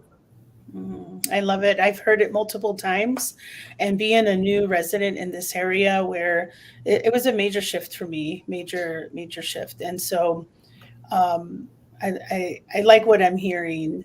So for those listening, I know that we talked about some of the positions that are open and maybe some of your core values. Is there anything else y'all would like to share before we close out? And if you don't mind, as you're sharing or closing out, talk about where they could apply, how they could apply, so that our Director of Digital Experience can make sure to share those links. Yeah, I would just say that, we're excited just to be on this platform with you today.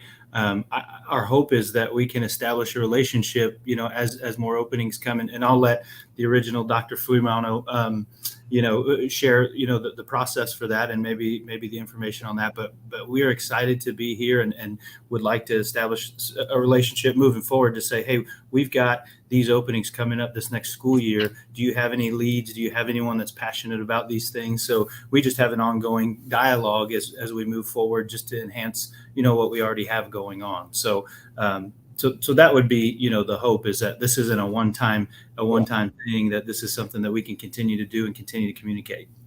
Absolutely. I love it.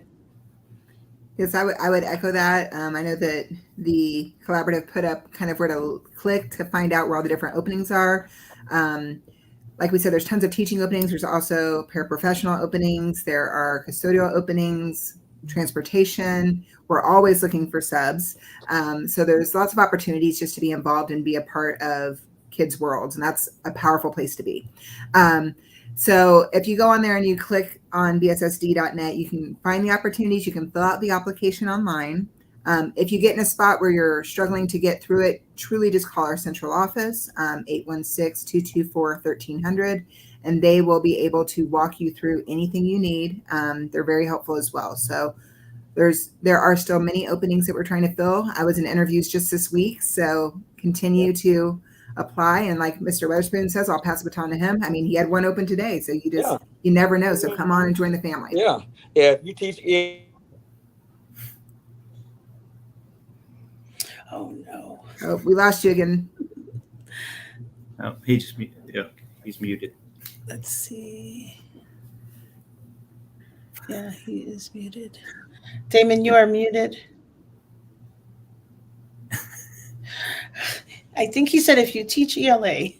Because the ELA position is open. Absolutely.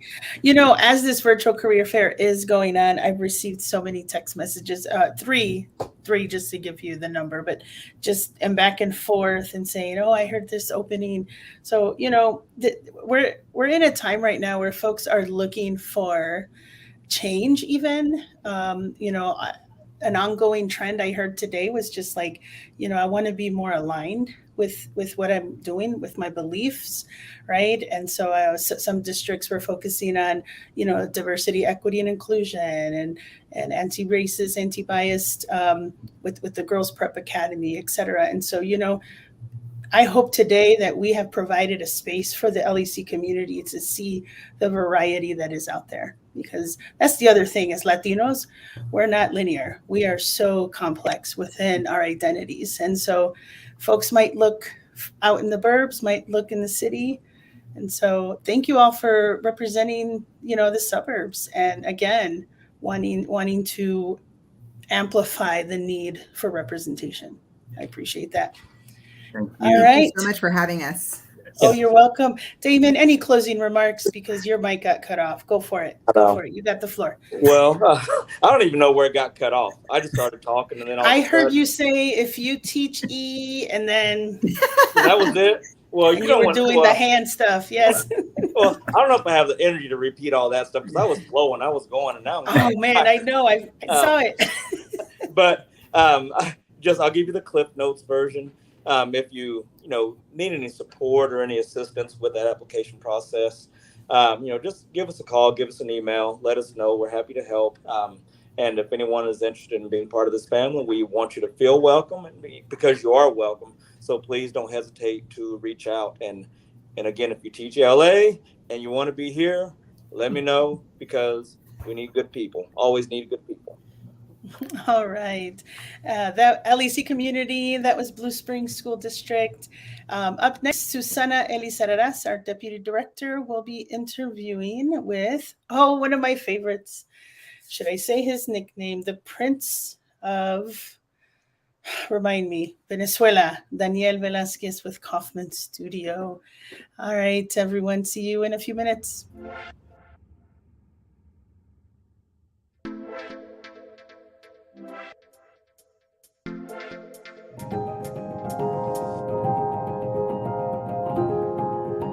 Hi, I'm Edgar Valesios, founder of the Latinx Education Collaborative.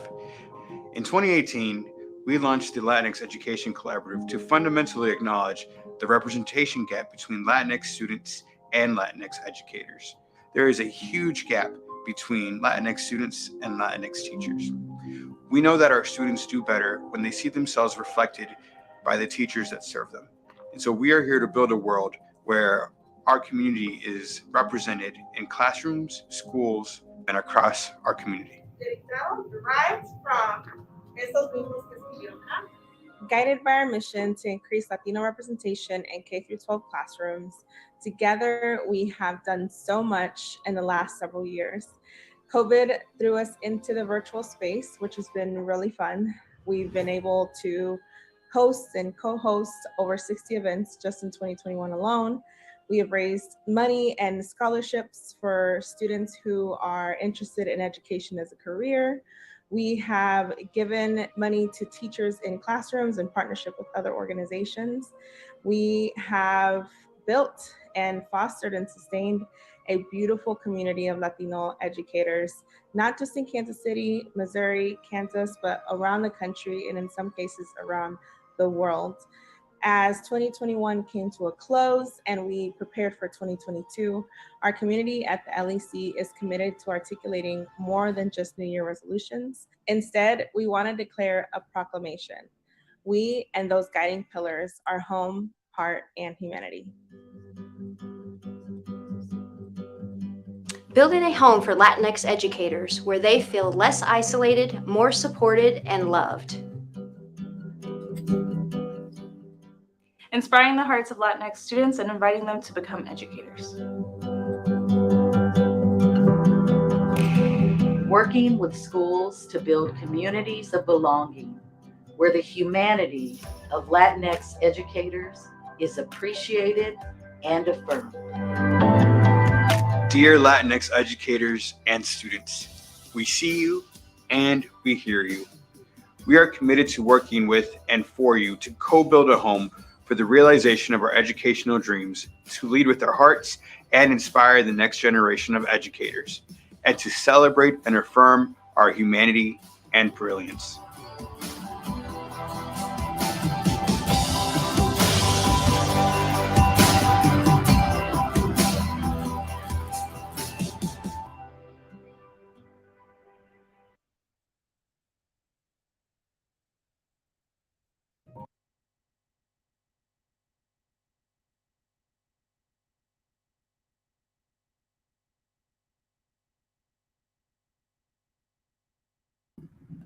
Good afternoon again, LEC community. Thanks for being with us for our 2022 Virtual Career Fair. We've heard from some amazing organizations around the city and around the country today.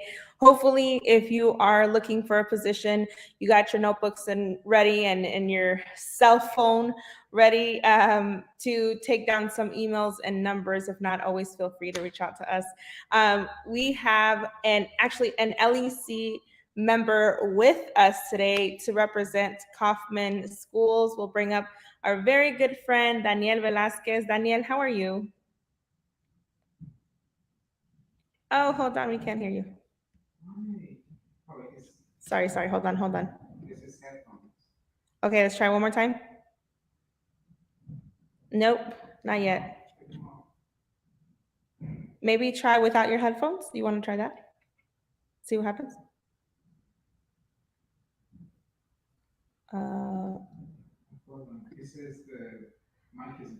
Oh, yep. You got to plug your headphones back in, it looks like. Hold on. Nope, can't hear you. Are you using Google Chrome by chance? Huh. Okay.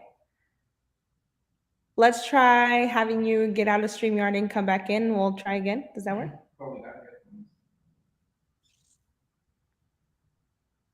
Interesting. Okay. Sorry, y'all, tech issues, but that's okay. We are unfortunately kind of used to that. The last few years being in the virtual space, they just pop up every once in a while, and technology is amazing. But I am amazed at what goes on in the background for technology, like live streams and laptops and computers.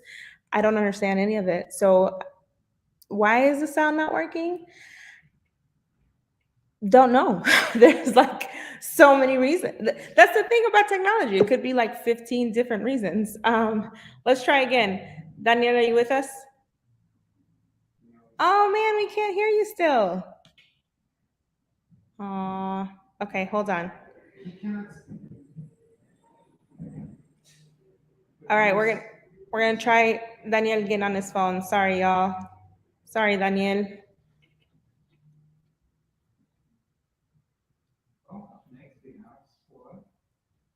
Yes, and while we wait, I'll continue to talk about how technology is not my thing.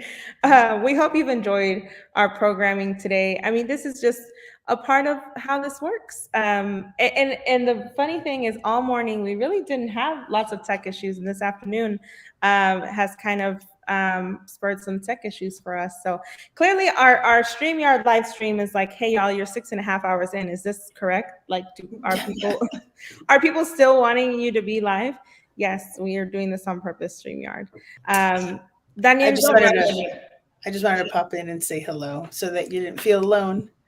You know me, I'll just talk to the wall. Yeah. There he is. Hey Daniel, let's try this. Hello, can you hear me? We can. Yay. Hi Daniel. Oh, hello. Nice to see everyone. How are you, Susana? I'm sorry that you're needing to make adjustments. That's okay. I don't mind at all.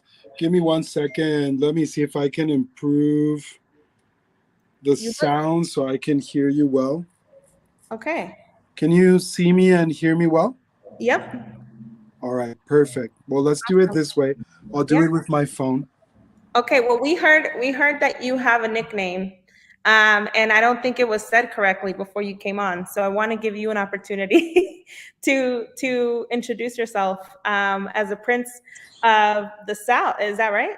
Prince of South America. Yes, we were working together in a conference with the LEC, and I logged into a platform so we could send messages to each other during the conference, and I still don't know how it happened to this day. My screen name showed up as the Prince of South America. Even if it was self-anointed, I think it's very appropriate. People may not know me or know that there's royalty in South America, but there you go. Now we know. I don't know. know. Full disclosure, I've never used Prince of South America as a screen name in any circumstance. But I mean, it was there.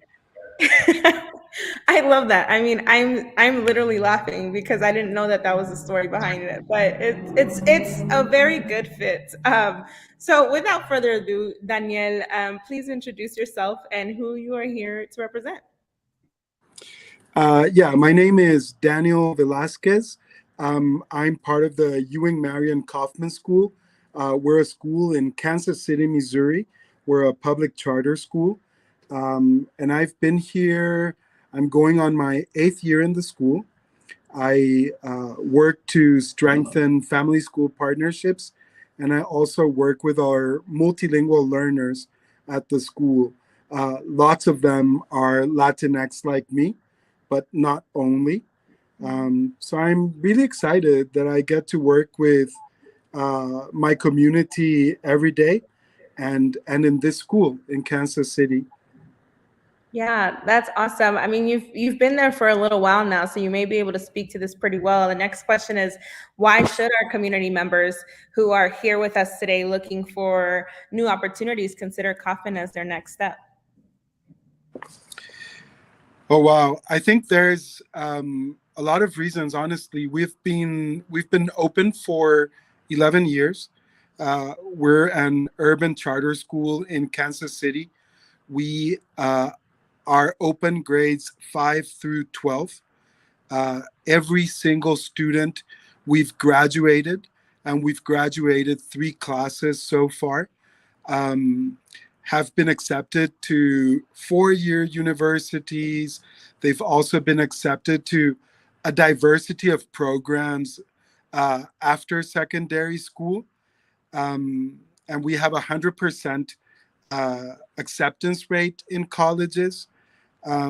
We also know that not every student necessarily wants to go to college, but our mission is to prepare students academically to have all the options available to them. I think that's a fact that we're really happy about. What else? 70% of our students are, or will be, I guess, first-generation college students. We have a very diverse student body. Most of our students are Black and brown like me. This is a free public charter school in Kansas City. Anyone who lives in the Kansas City, Missouri public school district can attend and come with us. A student entering in 5th grade will receive support through 12th grade. including the support of social workers and college counselors. We work with our students until they have a career, which I think is also something really neat that we're able to do for our students. I guess I'm also really excited about our school and how we've responded to the pandemic. We had a really strong virtual instruction model with over 90% of our students enrolled in virtual instruction. I think the pandemic has forced us to really consider and reconsider and continue to consider what are the needs of our students beyond the academic. Just in these last 6 months of return to in-person instruction, we've been able to open our first community garden in partnership with Kansas City Community Garden. We've been able to open our first food pantry in partnership and with a collaboration of harvesters. We're starting our first family volunteer program at the school, so we can increase the spaces that our families are part of and feel they belong to. I just think overall it's a time with a lot of challenges for education, as we know, but I think a lot of opportunity and possibilities as well. I think we're in a position to think of the needs of our community and be more responsive to them. And we don't have all the answers by any means, but I think we're continuing to work to get better. We're really reflective about what we do.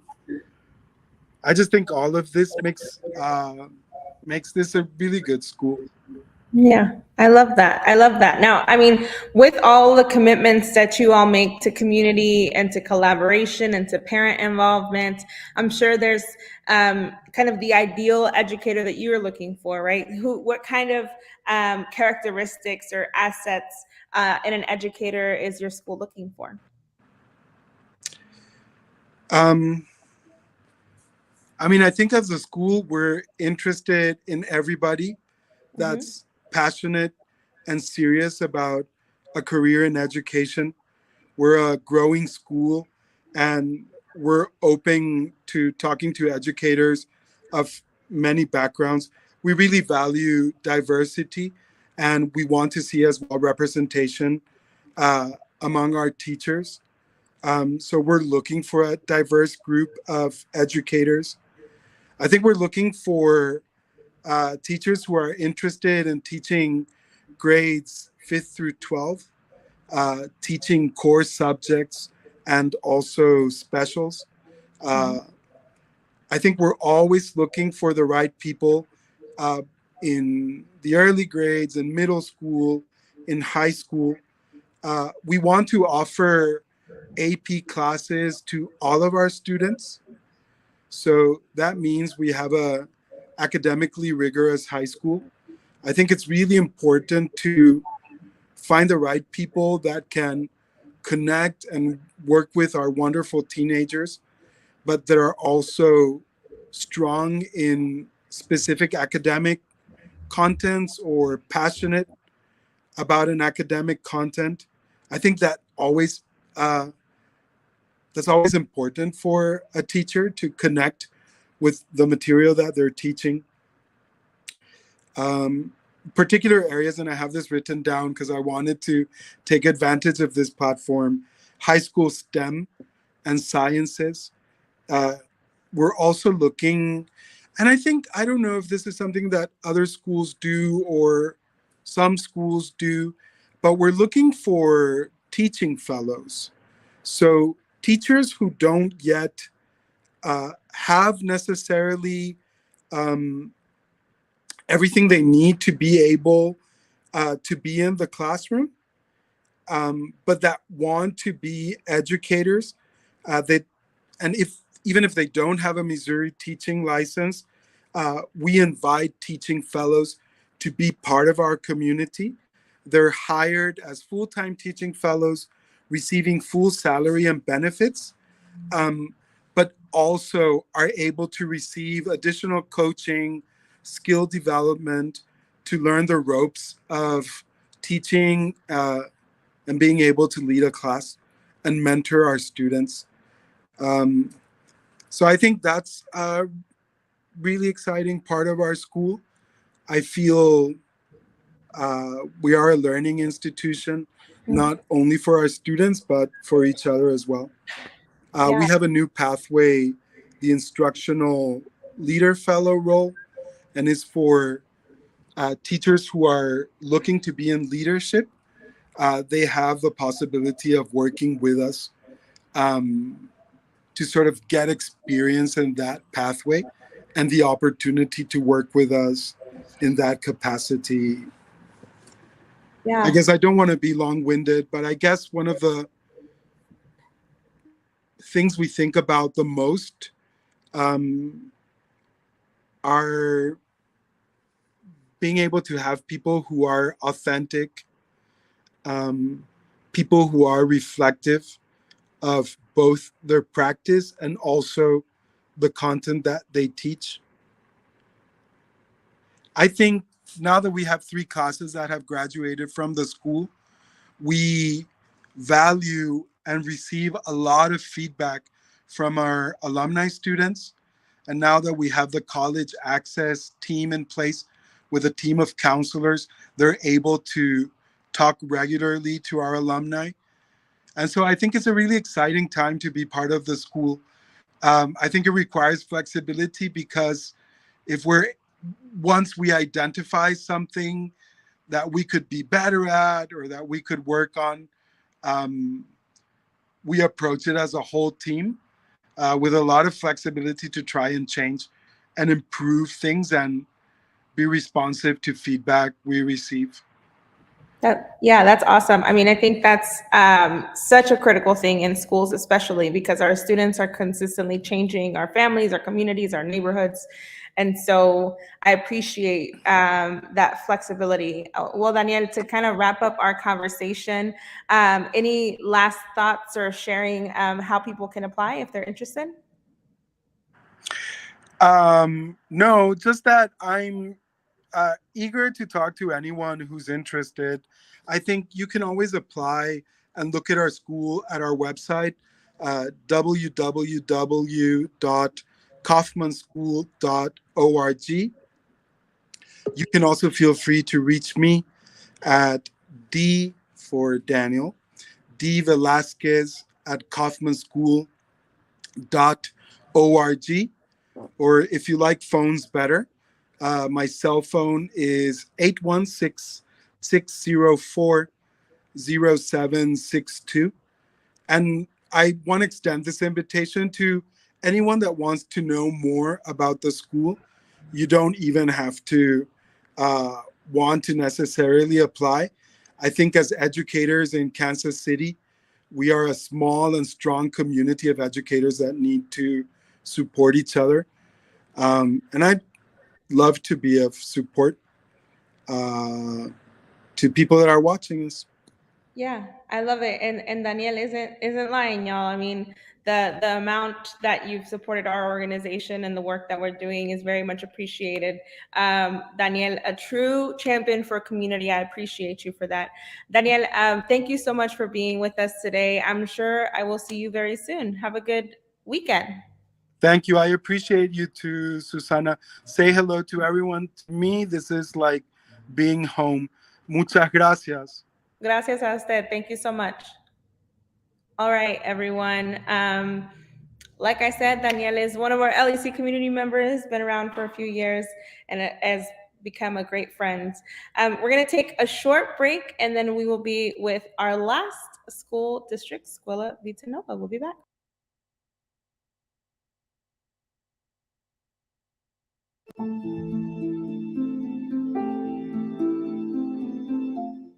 El por qué, bueno, hay muchos porqués, pero más que nada es para tener la representación de nuestra comunidad. En Tulsa, la comunidad Latinx, hispana está creciendo muy rápido, muy rápido. Y si tú volteas a ver en todos lados las mesas donde se toman las decisiones, no hay nuestra gente, no hay personas que se ven como nosotros, no hay personas que hablen nuestro idioma ahí. Entonces, eso es una de las grandes motivaciones. Y otra, el que vean que sí se puede, sí se puede. Va a costar trabajo, vamos a sudar, pero sí se puede. Y es lo que, como lo principal que quiero hacer, que vean las otras mamás, papás, inmigrantes de primera generación, aunque nos mastiquemos el inglés como nos lo mastiquemos, podemos estar ahí representando y podemos estar ahí siendo la voz de nuestro pueblo. Bueno, creo que por la experiencia que tuve trabajando en diferentes organizaciones y non-profits aquí en Tulsa desde que llegamos, fue lo que creamos comunidad. Yo siempre he dicho, no puedes hacer nada solo. No se puede hacer nada solo. Siempre tienes que, dependes y otras personas dependen de ti, y más como inmigrante, para poder salir adelante. Entonces, todos estos trabajos que he venido realizando y no ayuda de los jefes, ayuda de la comunidad a la que serví. De todas estas, a mí me vas a escuchar mucho repetir las palabras mamás y papás porque son con los que he trabajado directamente con ellos, y gracias a todos ellos, como decimos, ¿no? Cuando vendes Tupperware, que pasas la voz, así como, ya viste, cuidado, anda corriendo, ya viste, cuidado, anda, que se quiere meter acá que al board, todo esto. Fue así como se creó esta comunidad, y todos teníamos el objetivo en común, que era simplemente la representación. ¿De qué estoy orgullosa? Ay, de muchas cosas.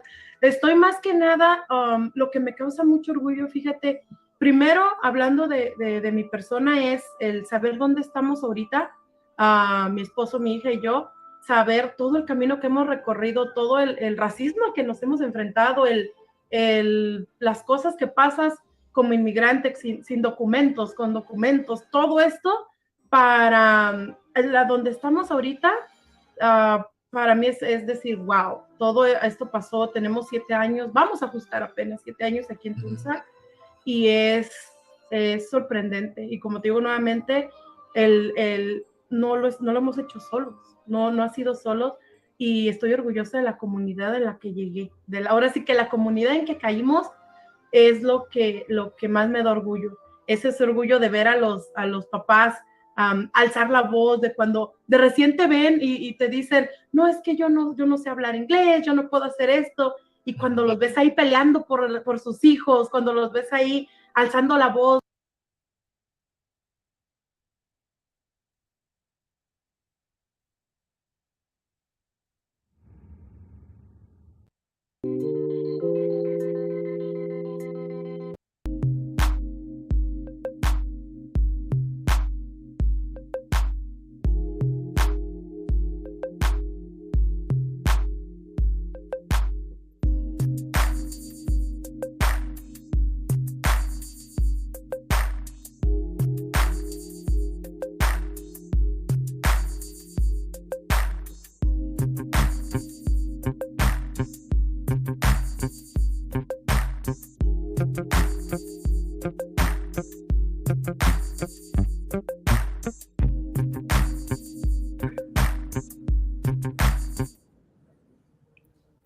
All right. Good afternoon, LEC community. Thanks for joining us for our 2022 virtual career fair. I'm excited to announce our last slot for the day, a very close partner of the Latinx Education Collaborative, and actually right down the street from our new offices. I'm really grateful to have with us here today, Rodney Padilla. Rodney, how are you? I am good. How are you, Susanna? Good. It's very nice to meet you. Thank you for being with us today. If you don't mind introducing yourself and a little bit about SVN. Okay. Now, I just wanted to give everybody a heads up that Miss Thurston, one of our school principals, will be joining us. She's having some technical difficulties, so she may join us here in the meantime. Okay, But appreciate it. my name is Rodney Padilla. I am an ESL teacher at SVN, School of Vita Nuova, and I have been at SVN for quite some time now. I think this is my 15th year, my 22nd year in education, my 15th year here at SVN. And SVN is a charter school located in the Northeast Kansas City community. We are a school of about 400 students. We have a very diverse population. We serve students in grades K through 8, and there's a lot of great things that we're going to be talking about, but we do serve all of our students. We don't have any buses, so all of our students pretty much live in the community that we serve within a 5-mile radius. So we're very fortunate to have students from within the actual community, physical community, and I think that helps us with establishing a community and family feel amongst our students, amongst our teachers, with our parents. So that's really exciting to be at a school where we can say that. Yeah, yes. And I know firsthand, our team knows firsthand how diverse School of Vita Nova really is, for sure. We have the opportunity to be in and out talking to students about becoming teachers, and I definitely appreciate the partnership. So aside from the diversity and the family feel that you mentioned, why should one of our community members consider SVN as their next step? Okay. Well, I apologize for the Miss Thurston, you're our okay, principal, just please. came in. I'm gonna let her introduce Yeah, herself real of quick, course. and we're Yes, just gonna share some screen time. that's perfect. Sorry, I was having some technical difficulties. You're okay. Hi, Miss Thurston. How are you? I'm great. It's just a crazy Friday here. Yes, luckily you're on the last leg of it, I think. So we were just going on to the question, why should someone consider SVN as the next part of their journey? I think that SVN should consider SVN as the next step to their journeys, because this is a great place to learn, grow, and collaborate. Yeah, I love that. I love that. We've heard the word collaboration all day long, but as I mentioned earlier, I can definitely attest to SVN's commitment to collaboration. We collaborate quite a bit with SVN, and it's always a very collaborative and excited space. The staff is always pretty excited to see us. Ms. Thurston, I know I did not give you the opportunity to introduce yourself, so if you'd like to go ahead and introduce yourself and tell us what you do at SVN. Sure. I'm the K4 principal, and I have been here for 10 years. I've had the opportunity to have lots of different roles here. I've been a classroom teacher and an instructional coach, an assistant principal, now a principal. And so I've just loved getting to work with families and teachers in lots of different capacities. So I'm just excited to share about our school and welcome people to come and check it out. Yeah, I appreciate that. Thank you so much. Our next question is, what would make an educator a good fit for the SVN culture?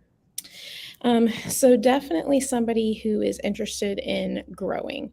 If you like things to stay the same and you love your routine and it just so always, this is not the place for you. But if you want to grow and learn and you like trying new things and you like doing things in an innovative way, kind of that other piece that we talked about, the collaboration piece, if you like learning from others and being stretched, then it definitely is the place for you. We have 2 instructional coaches that work with teachers, and so we're constantly giving feedback and talking about how to refine our craft and do things better, looking at data and figuring out how we need to refine our craft and do things better. So we're constantly evolving and changing, and also looking for professional development for each person and what they need in their journey. So if you're looking to continue to grow and learn and get better at what you're doing, then we're doing lots of those things to make that happen. Yeah, I love that. I love that. Now, I'm sure you all have some openings and opportunities for either this summer or this upcoming fall. Is there kind of some higher need positions that you'd like to put a pub in for? Yes, and I think they were on our slides too. But we are looking for a 5th grade teacher. Or do you have those? We do, There yes. they are. Thank you so much. I think it's actually the last slide. Thank you, thank you, thank you. There it is. So we are looking for a 5th grade teacher with a math and science focus, also a 7th and 8th grade social studies teacher, and then a kindergarten through 8th grade special education teacher. Love it. Those I've kind of heard that a little bit of a trend today with the more specialized degrees and specialized teachers with the math and the science and social studies and special education. So definitely a lot of opportunity for that. We can go back a couple of slides. I know we missed out on some of that. You all are a Leader in Me school, right? And tell us a little bit about that. We are. So we believe that all children have the capacity to be a leader.